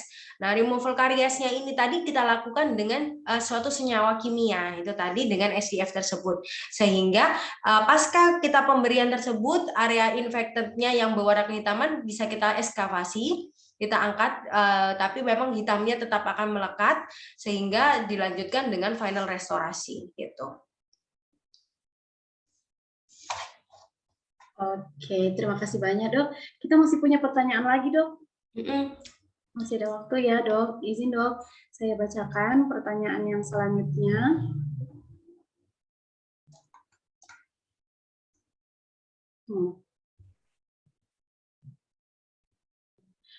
Selamat siang dokter, izin bertanya.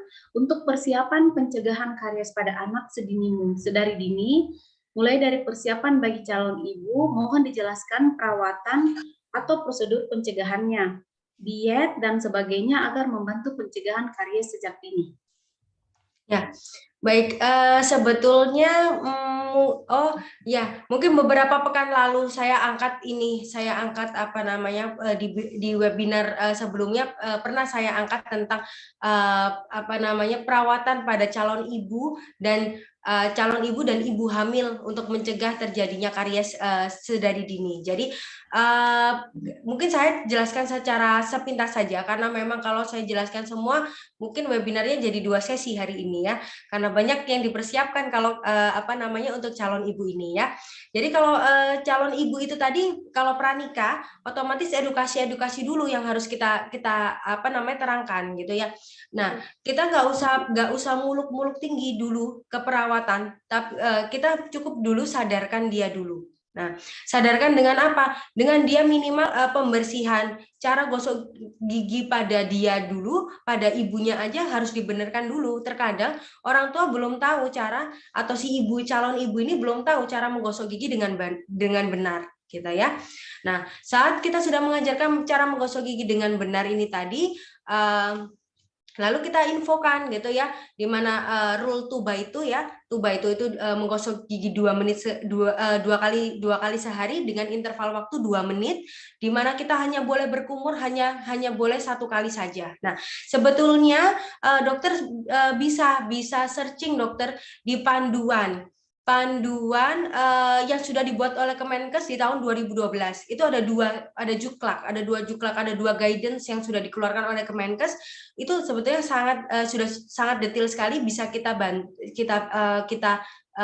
rangkum di situ. Intinya kita harus benarkan dulu dari si calon ibu tadi.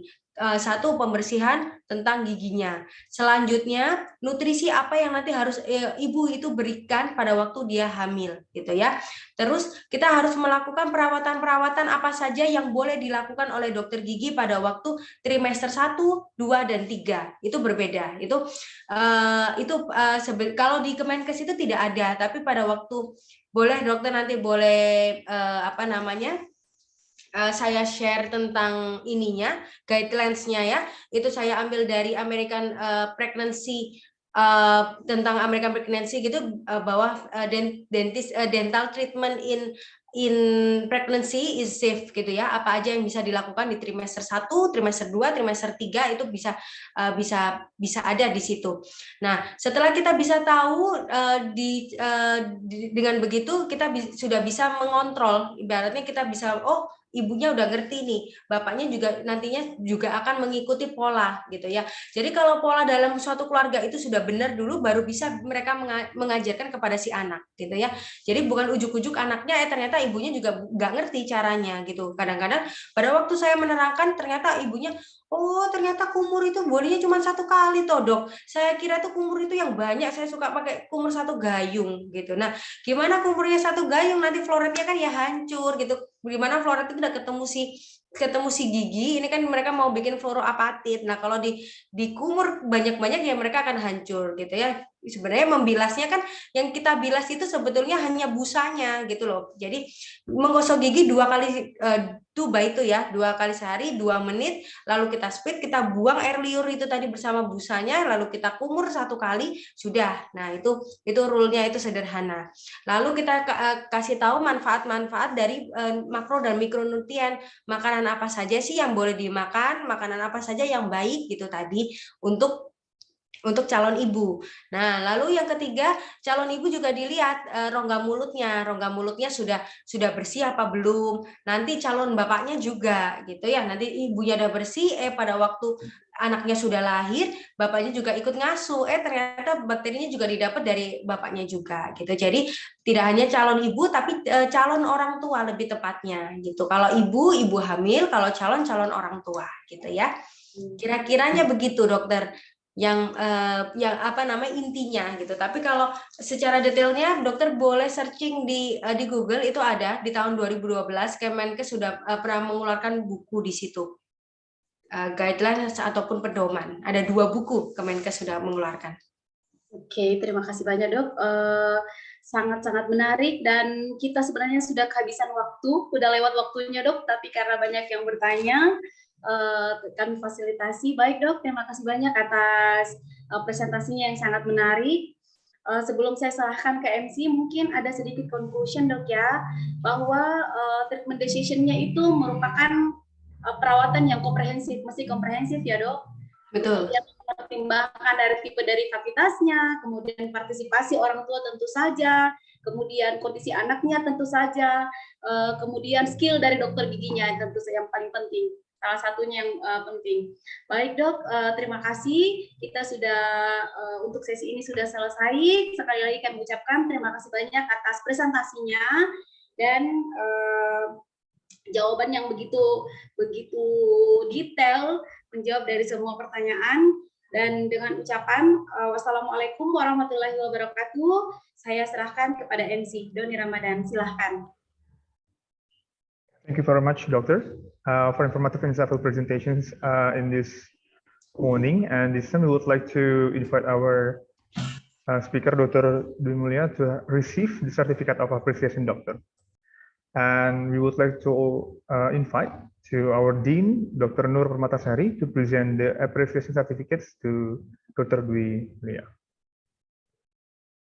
Oke, Dr. Dwi Mulia, kami menghaturkan penghargaan yang setinggi-tingginya untuk partisipasinya dan sharing ilmunya yang saya rasa sangat menarik dan sangat bermanfaat untuk kita semua.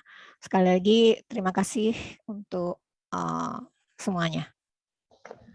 Thank you so much, Dr. And please let's take a photo for documentation, Doc. And for committee, please be ready. And I will give the cue, Doctor. And 1, 2, 3. Thank you so much, Dr. Dwi. Thank you so much, Dr. Nurmatasari, for the time. And last but not least, we would like to express our sincere gratitude to our moderator, Dr. Nur Hikmah, to conduct all of the panel discussion today. And for Dr. Nur Hikmah, please stay on the Zoom to receive the appreciation certificate. And we are inviting the chairman of the 5th Brawijaya Scientific Meeting in Dentistry, Dr. Rani, to present the certificate to our moderator.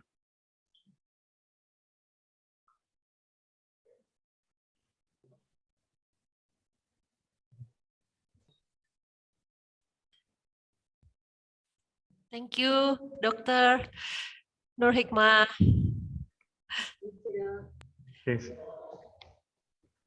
Terima kasih banyak Dr. Nur Hikmah untuk partisipasinya, Dokter, untuk waktunya menjadi moderator di hari ketiga dari Brawijaya Scientific Meeting Dentistry 2022 ini. Dan berikut sertifikat apresiasi dari kami. Dan untuk dokumentasi, Dokter, mohon izin untuk saya hitung, Dokter, untuk dokumentasinya. Baik, 1, 2, 3.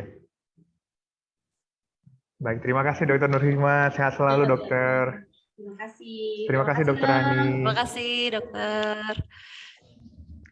And once again, we would like to express our gratitude to all of the speakers, Dr. Takashi Hatayaman, Dr. Chia, and Dr. Dwi Mulya, and our moderator, Dr. Nur Hikmah, for participation today.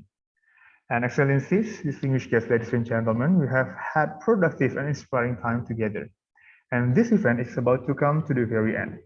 As we announced before, after this we have the agenda of announcement of all the winner of the competitions, and for of the candidates and participants of the competitions, please be prepared.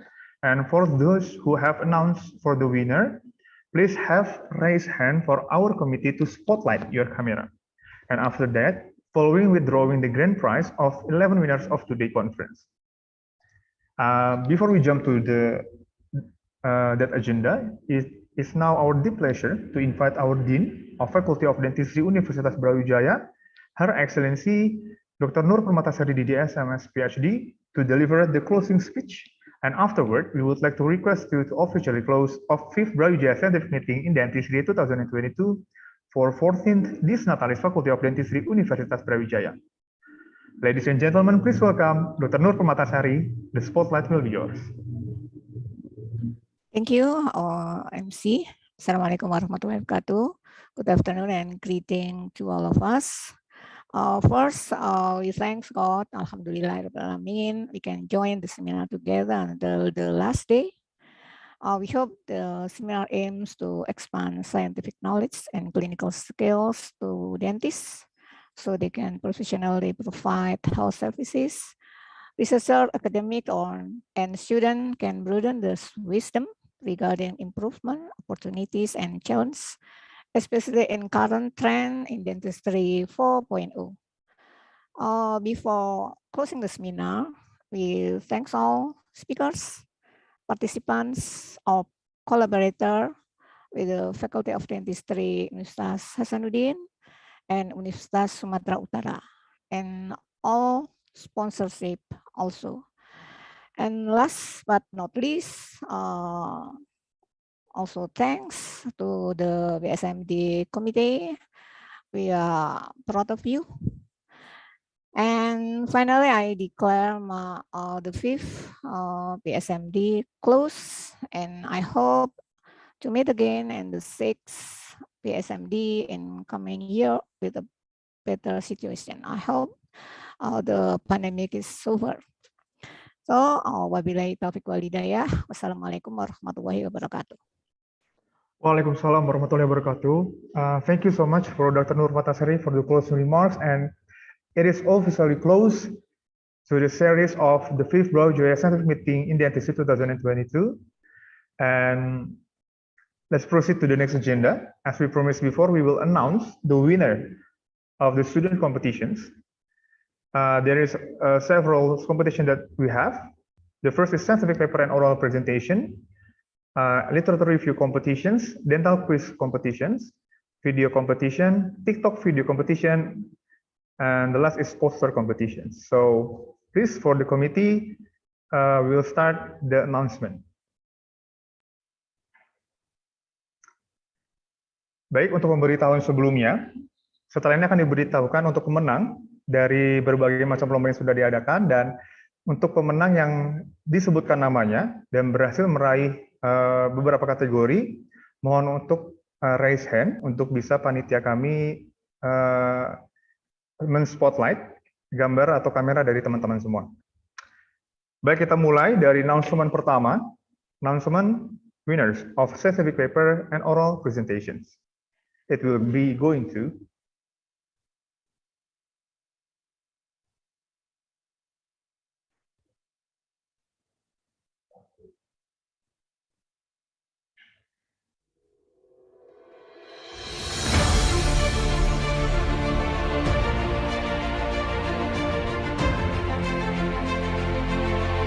Jadi untuk sekedar pemberitahuan, announcement winners ini dalam scientific paper and oral presentation akan ada 3 winner yang akan kami sampaikan, baik itu juara 1, juara 2, juara 3, dan untuk juara satunya diraih oleh Sri Rahma dan tim dari Universitas Brawijaya dengan judul Potential of Nanotooth Graft in Stimulating TNV Alpha and FGF2 dengan supervisor Dr. Gigi Ega Lusida Chandra Kumala, spesialis perio.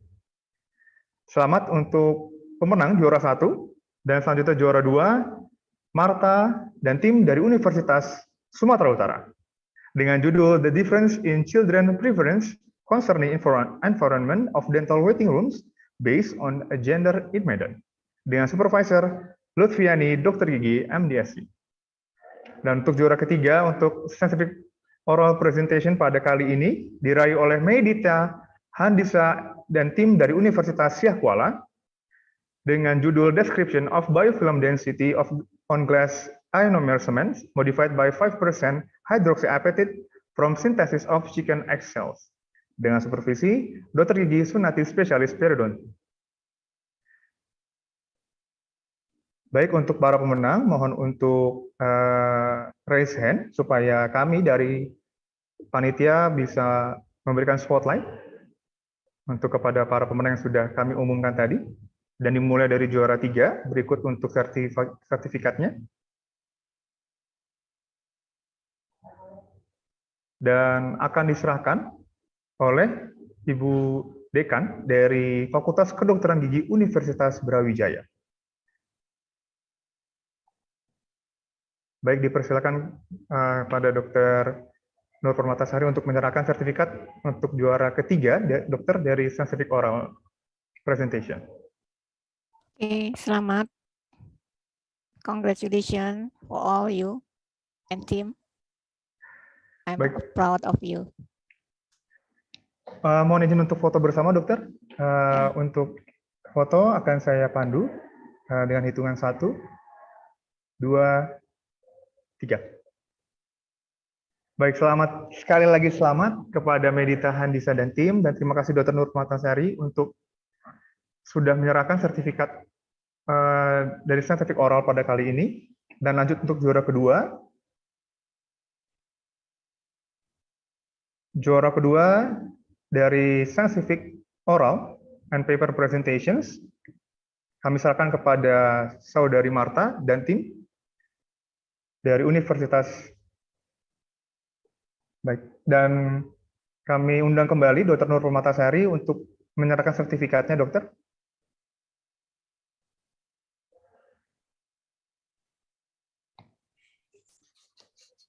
Selamat.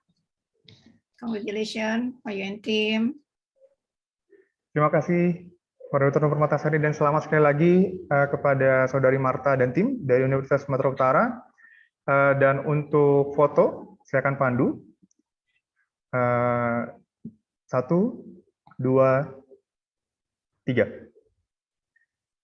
Selamat sekali lagi untuk Saudari Marta dan tim. Dan selanjutnya kita lanjut ke juara pertama dari scientific paper dan oral presentation yang diraih oleh Saudari Sri Rahman Gunawan dan tim dari Universitas Brawijaya. Dipersilakan kepada Dr. Nur Purwatasari, Dr. Nungki untuk menyerahkannya, Dokter. Baik, congratulations. Congratulations. I'm proud of you, guys. Baik, mohon izin untuk memandu dokter untuk foto dokumentasi. Baik, saya akan pandu 1, 2, 3. Sekali lagi selamat untuk Saudari Sri Rahma Gunawan sebagai juara 1 dari Scientific Paper dan Oral Presentations pada BSMD kelima tahun ini. Baik, kita lanjutkan. Untuk announcements winners of Scientific Paper and Oral Presentation dengan kategori Literature Review. Dan pemenangnya diraih oleh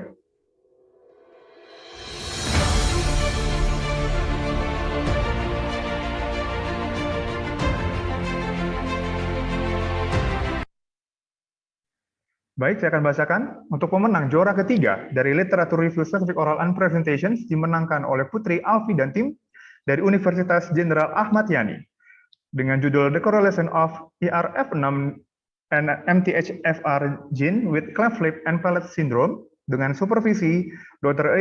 Reni Yulianti, Dr. Gigi MKes. Dan untuk juara kedua diraih oleh Saudari Oni Wulandari dan tim dari Universitas Brawijaya dengan judul PG Fibrinogen IPSVS BMP6 Hydrogel for Periodontal Tissue Regeneration in Periodontitis, a Literature Review, dengan supervisi Dr. Gigi Rani Rahmawati, spesialis periodontis. Dan untuk juara pertama diraih oleh Saudari Aurel Khadija dari tim Universitas Indonesia dengan judul Implementasi of Transoral Robotic in Head and Neck Surgery dengan supervisi Dr. Gigi Benzo Sulijaya, spesialis periodontis, konsultan PhD. Baik, selamat untuk ketiga pemenang dari Literature Review pada BSMD kali ini. Dan untuk penyerahan sertifikat, bisa kita mulai dari juara 3. Dan untuk Putri Alfi diharapkan untuk raise hand atau perwakilannya untuk bisa kita spotlight oleh panitia dan kita akan lakukan dokumentasi.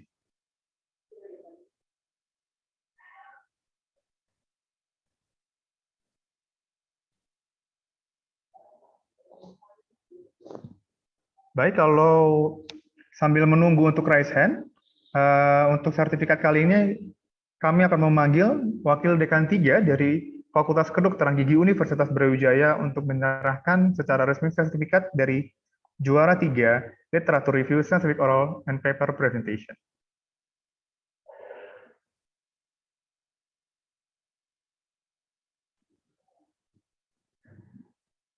Kepada Dr. Gigi Miftahul Cahyati. Baik, dokter. Mungkin sepertinya sedang berhalangan hadir dokter untuk timnya, tapi mohon izin untuk dokumentasi.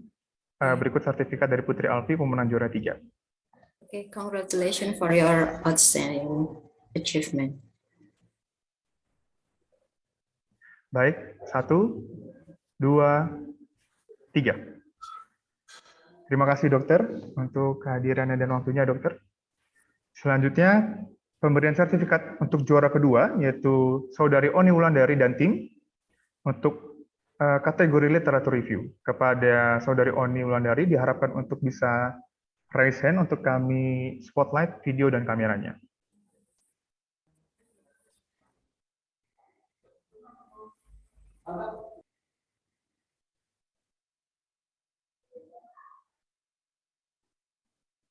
Baik, berikut dokter pemenang dari juara 2 Scientific Paper dan Oral Presentation dengan kategori Literature Review atas nama Oni Wulandari dan tim. Okay, congratulations Oni and team for second. Terima kasih dokter. Mohon izin untuk memulai panduan dokumentasi dokter. Saya akan hitung 1, 2, 3. Baik, terima kasih banyak kepada Saudari Oni Wulandari dan selamat sebelumnya.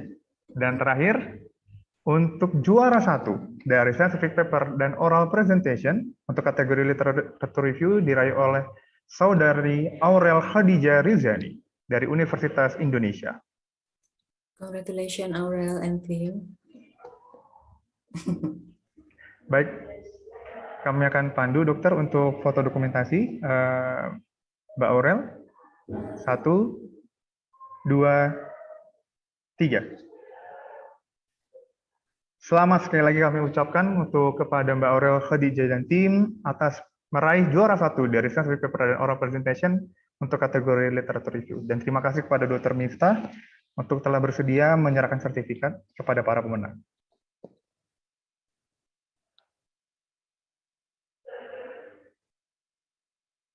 Dan selanjutnya, announcement yang akan dibacakan, yaitu announcement winners of scientific dental quiz, dan pemenangnya adalah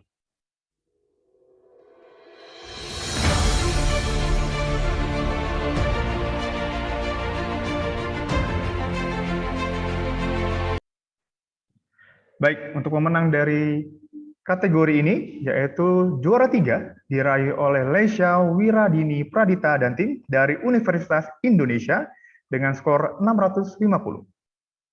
Dan juara 2, selamat kepada Bagus Dewantara Wolyanto dan tim dari Universitas Brawijaya dengan skor 800. Dan untuk juara 1, selamat kami ucapkan kepada Makrifah dan tim dari Universitas Gajah Mada dengan skor 850.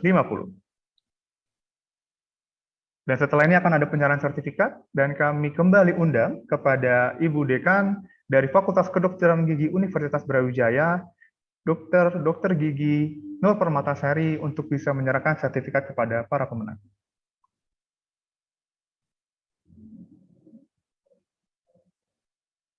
Dan diberitahukan kepada para pemenang, untuk juara ketiga, Lesya Wiradini Pradita dan tim, untuk bisa raise hand agar bisa kami spotlight untuk video dan kameranya.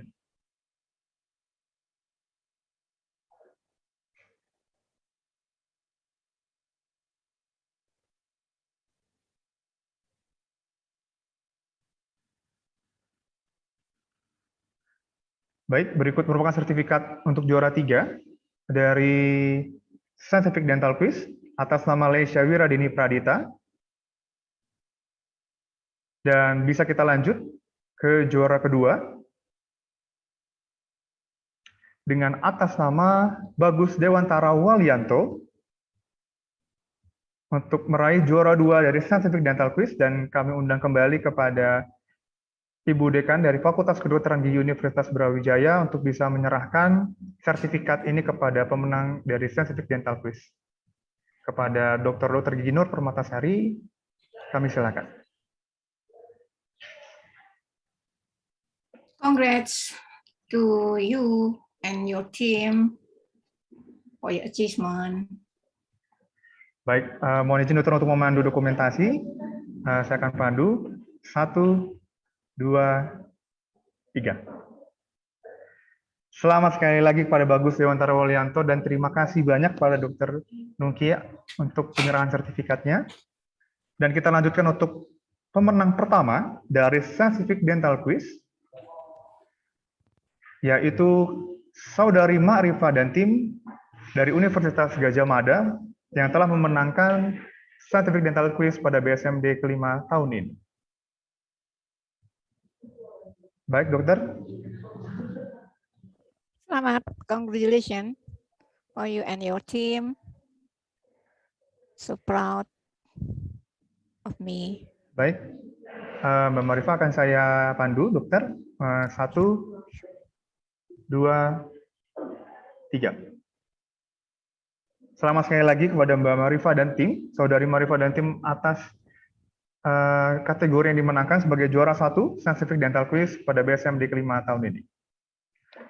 Dan kita lanjut untuk announcement berikutnya, announcement winners of TikTok video competition, yang dimana untuk announcement ini berdasarkan jumlah likes yang paling terbanyak dan dimenangkan oleh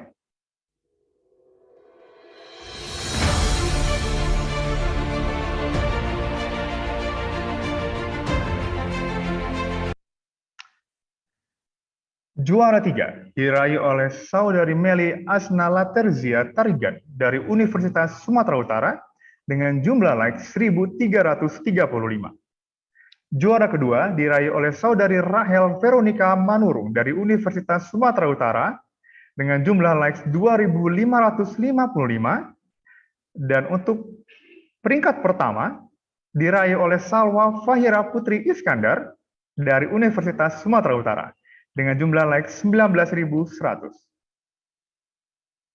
Baik, untuk penyerahan sertifikat dari juara 3. Atas nama Meli Asna Laterzia Tarigan dari Universitas Sumatera Utara, dan kami undang kembali kepada Ibu Wakil Dekan 3, Fakultas Kedokteran Gigi Universitas Brawijaya, kepada Dr. Gigi Miftahul Cahyati, spesialis penyakit mulut, untuk bisa menyerahkan dokter kepada pemenang. Dan untuk Saudari Meli Asna dipersilakan untuk raise hand untuk bisa kami spotlight video dan kameranya.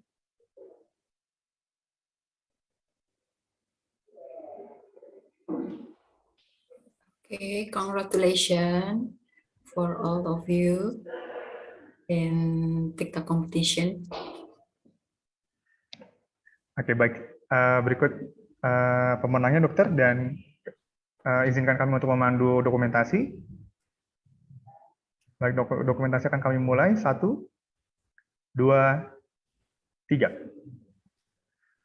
Selamat sekali lagi kami ucapkan kepada Saudari Meli Asna Laterzia Tarigan untuk juara 3 TikTok Video Competition. Dan dilanjutkan untuk pemberian sertifikat juara kedua atas nama Rahel Veronica Manurung dari Universitas Sumatera Utara. Congratulations, Rahel.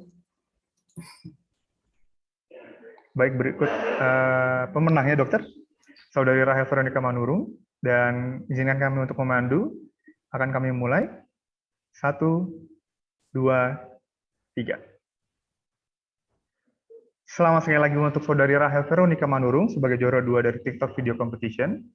Dan untuk juara 1 dari TikTok Video Competition diraih oleh Salwa Fahira Putri Iskandar dari Universitas Sumatera Utara. Kepada Saudari Salwa Fahira, boleh untuk raise hand dan kami akan spotlight.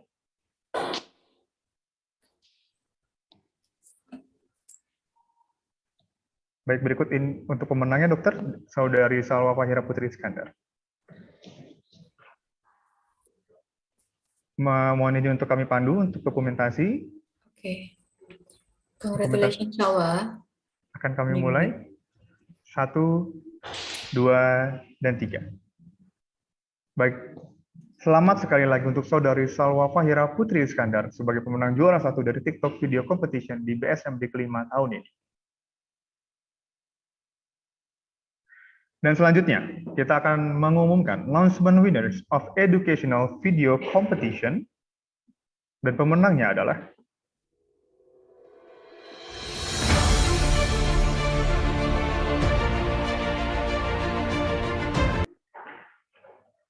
untuk juara 3, pemenang dari Educational Video Competition diraih oleh Saudari Konita Alia Diandra Blasti dari SMA Negeri 1 Giri Taruna Bangsa Banyuwangi dengan poin 890.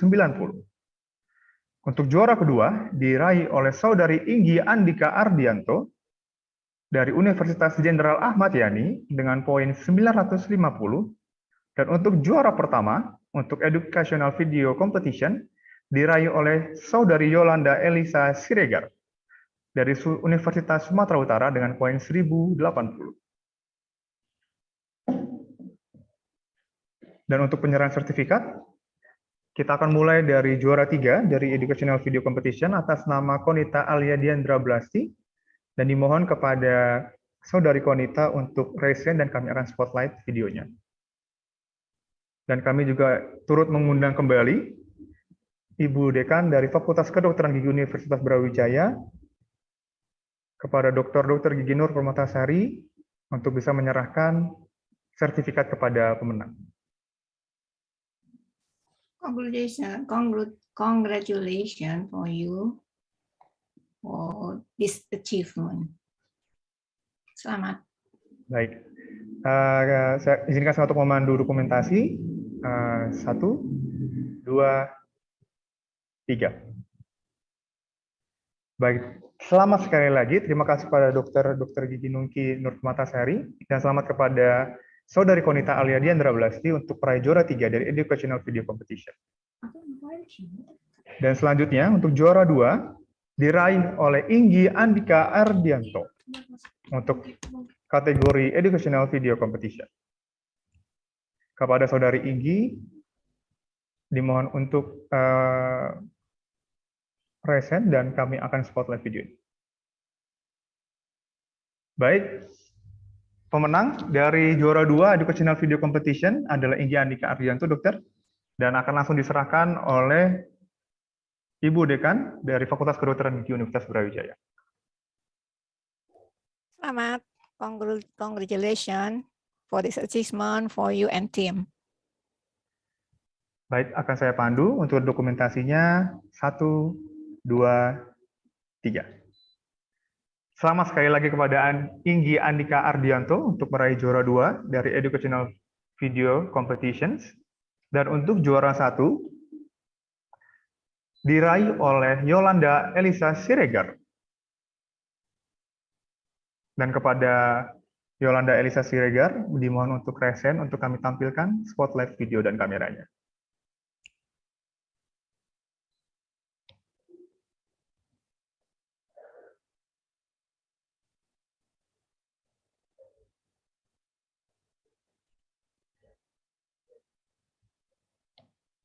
Baik, untuk Saudara Yolanda Elisa Siregar, sepertinya sedang berhalangan hadir, dokter.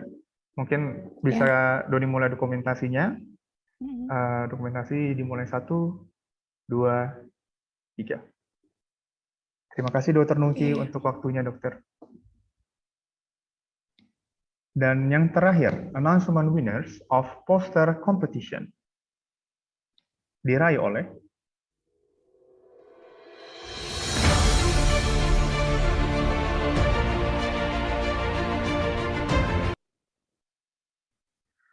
untuk tempat ketiga diraih oleh Andara Ayu Salsabila dari Universitas Indonesia dengan nilai 731,69.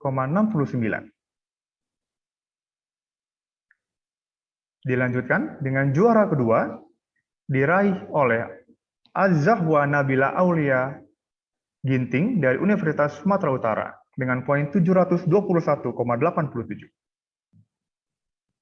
Dan untuk juara pertama diraih oleh Evelyn Livenia Sentiko dari Universitas Brawijaya dengan poin 713,13.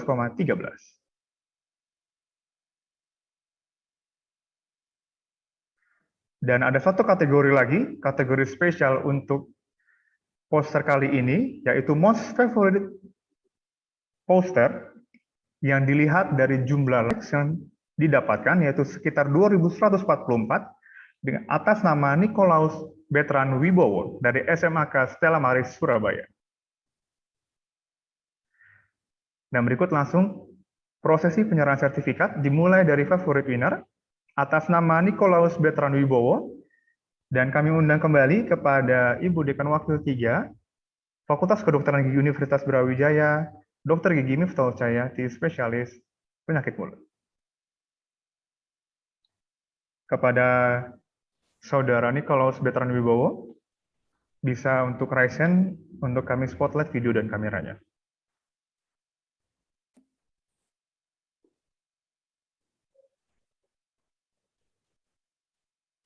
Baik, berikut untuk pemenangnya, dokter, untuk favorite winner dari poster. Okay, congratulations to your achievement, Nicholas. Baik, mungkin mohon bisa dinyalakan, Saudara Nicholas, untuk kameranya.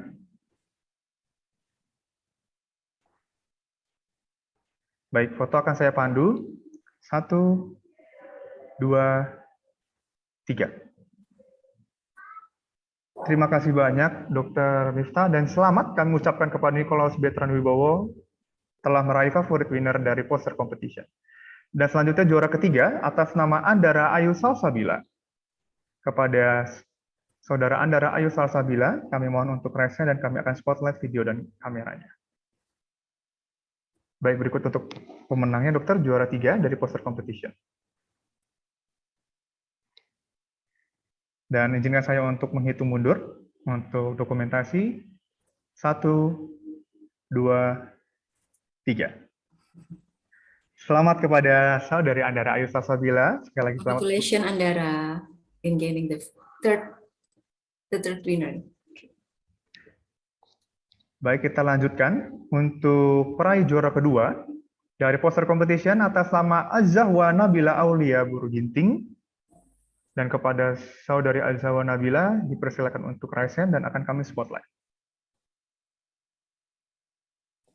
Baik, berikut pemenangnya dokter untuk juara 2 dari poster competition. Congratulations Andara in gaining the second place. Izinkan saya untuk memandu foto dokumentasi. Baik, 1, 2, 3. Selamat sekali lagi kepada saudari Azahwa Nabila Aulia Baru Ginting untuk posisi juara kedua dalam poster competition. Dan kita lanjutkan pemenang pertama dari poster competition diraih oleh Evelyn Livenia Sentiko.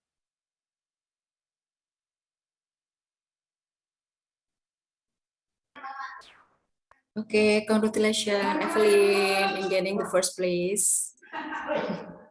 Baik, dokter mohon izin untuk mulai hitungan mundur untuk dokumentasi. 1, 2, 3. Selamat sekali lagi kami ucapkan kepada Evelyn Livenia Sentiko dan terima kasih kami aturkan kepada Dr. Gigi Nuki Permatasari dan Dr. Gigi Mufta Cahyati untuk berkenan menyerahkan sertifikat kepada para pemenang.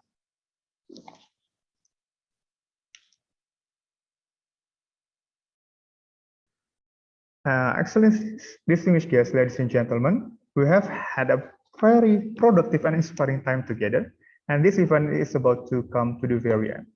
I hope you found the presentation on this conference are informative and helpful, and with the end of the last discussion, the agenda to this seminar will end soon. And please kindly to all distinguished guests and webinar attendees are not to leave the Zoom webinar because coming up, there will be a drawing for door prize and continue invitation from the committee to all participants that have been registered to join hands-on session to respective breakout room at 1 p.m. And now it's a door prize time. And on this occasion, there will be 11 winners we had announced before. And for the grand prize today, we will have a grand prize of about more than 1.5 million rupiah. And it's the Ivoclar Sentient and powder liquid filling material. And without further ado, we will see together the lucky draw round directly on the screen. And the first winner will have a book from one of Brawijaya lecturer about motivational interviewing, and it will be going to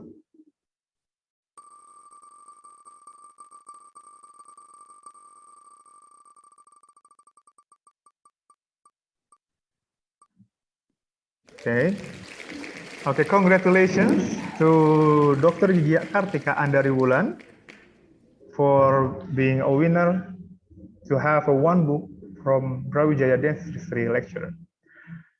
Move on to the second winner. Will be have one book again from Brawijaya Dentistry lecturer. It's about motivational interviewing, and it will be going to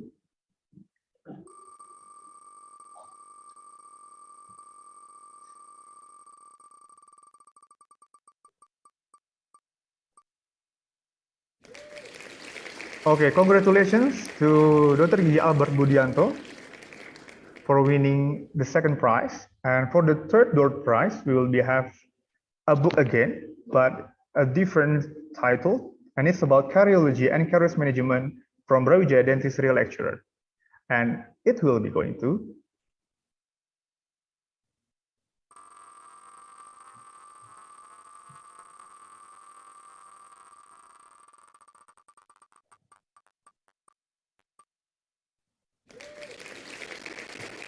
Congratulations to Arifandi Irfan Zidan to win the third door prize. And next, let's go for the next winners. And please start the round wheel.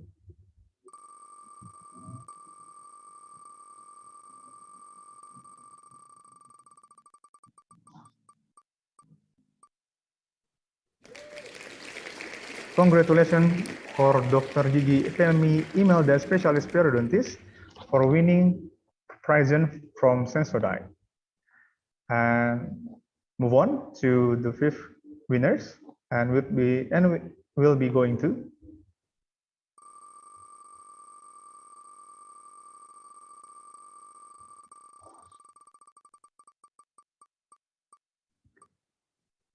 who will win. Okay, congratulations to Dr. Gigi Santi Haryanto, and this is the prize present by Sensodyne. And for the sixth winner, it will be have present from Tomasong, and let's start. Look directly on the screen. Who will be the winner for this prize?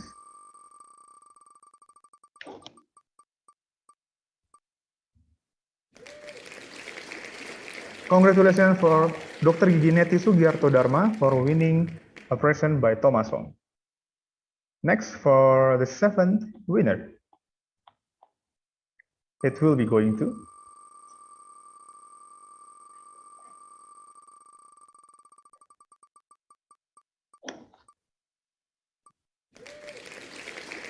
congratulations for Dr. Gigi Edmond Pradipta Andrianus for winning a present by Tomasong.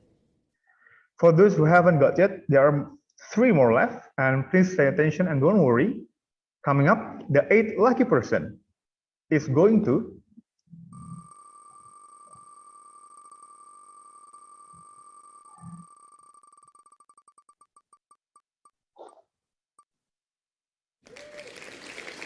congratulations for Dr. Gigi Ratna Putri Kusuma Wardani for winning a door prize present from Tomasong.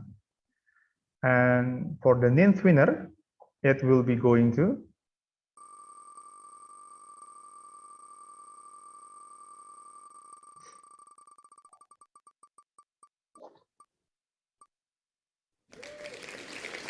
congratulations for Dr. Gigi Mutria Azahra for winning a present by Tomasong.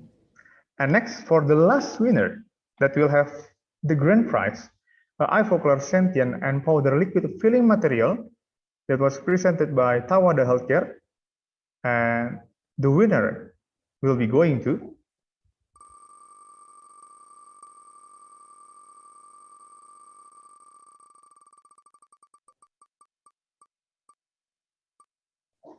who will be win. Congratulations for Dr. Gigi Aninditya Apkako Cahya Indra Setia for winning the Ivoclar Sentient and Powder Liquid Filling Material presented by Tawada Healthcare. And once again, congratulations for all the winners. And for all of the winners, our committee will contact you and follow up afterward for the prize. Excellencies, distinguished guests, ladies and gentlemen, we have had a productive and inspiring time together, and we hope you found these conferences are informative and insightful. And we can follow trends and further develop this 4.0 principle in digitalization in various fields of service and education, especially in the field of dentistry, which has no barriers and unlimited benefits. And let us all guided by all the things we have learned and heard throughout the conference and be able to see and influence our future. Please allow me to leave a verse. Traveling to Pekanbaru, don't forget to bring a cutter. We would like to say thank you for all of you and see you later. I am Doni Ramadan as your Master of Ceremony of 5th Brawijaya Certificate Meeting in Dentistry 2022. And as the representative of all of the committee, we would like to thank you to your participation, and please forgive us for any shortcomings. And we'll see you again next year at the 6th Brawijaya Certificate Meeting in Dentistry 2023. Till we meet again in the next international conference, Brawijaya Dentistry, may health, happiness, and prosperity always be with you. Wassalamualaikum warahmatullahi wabarakatuh.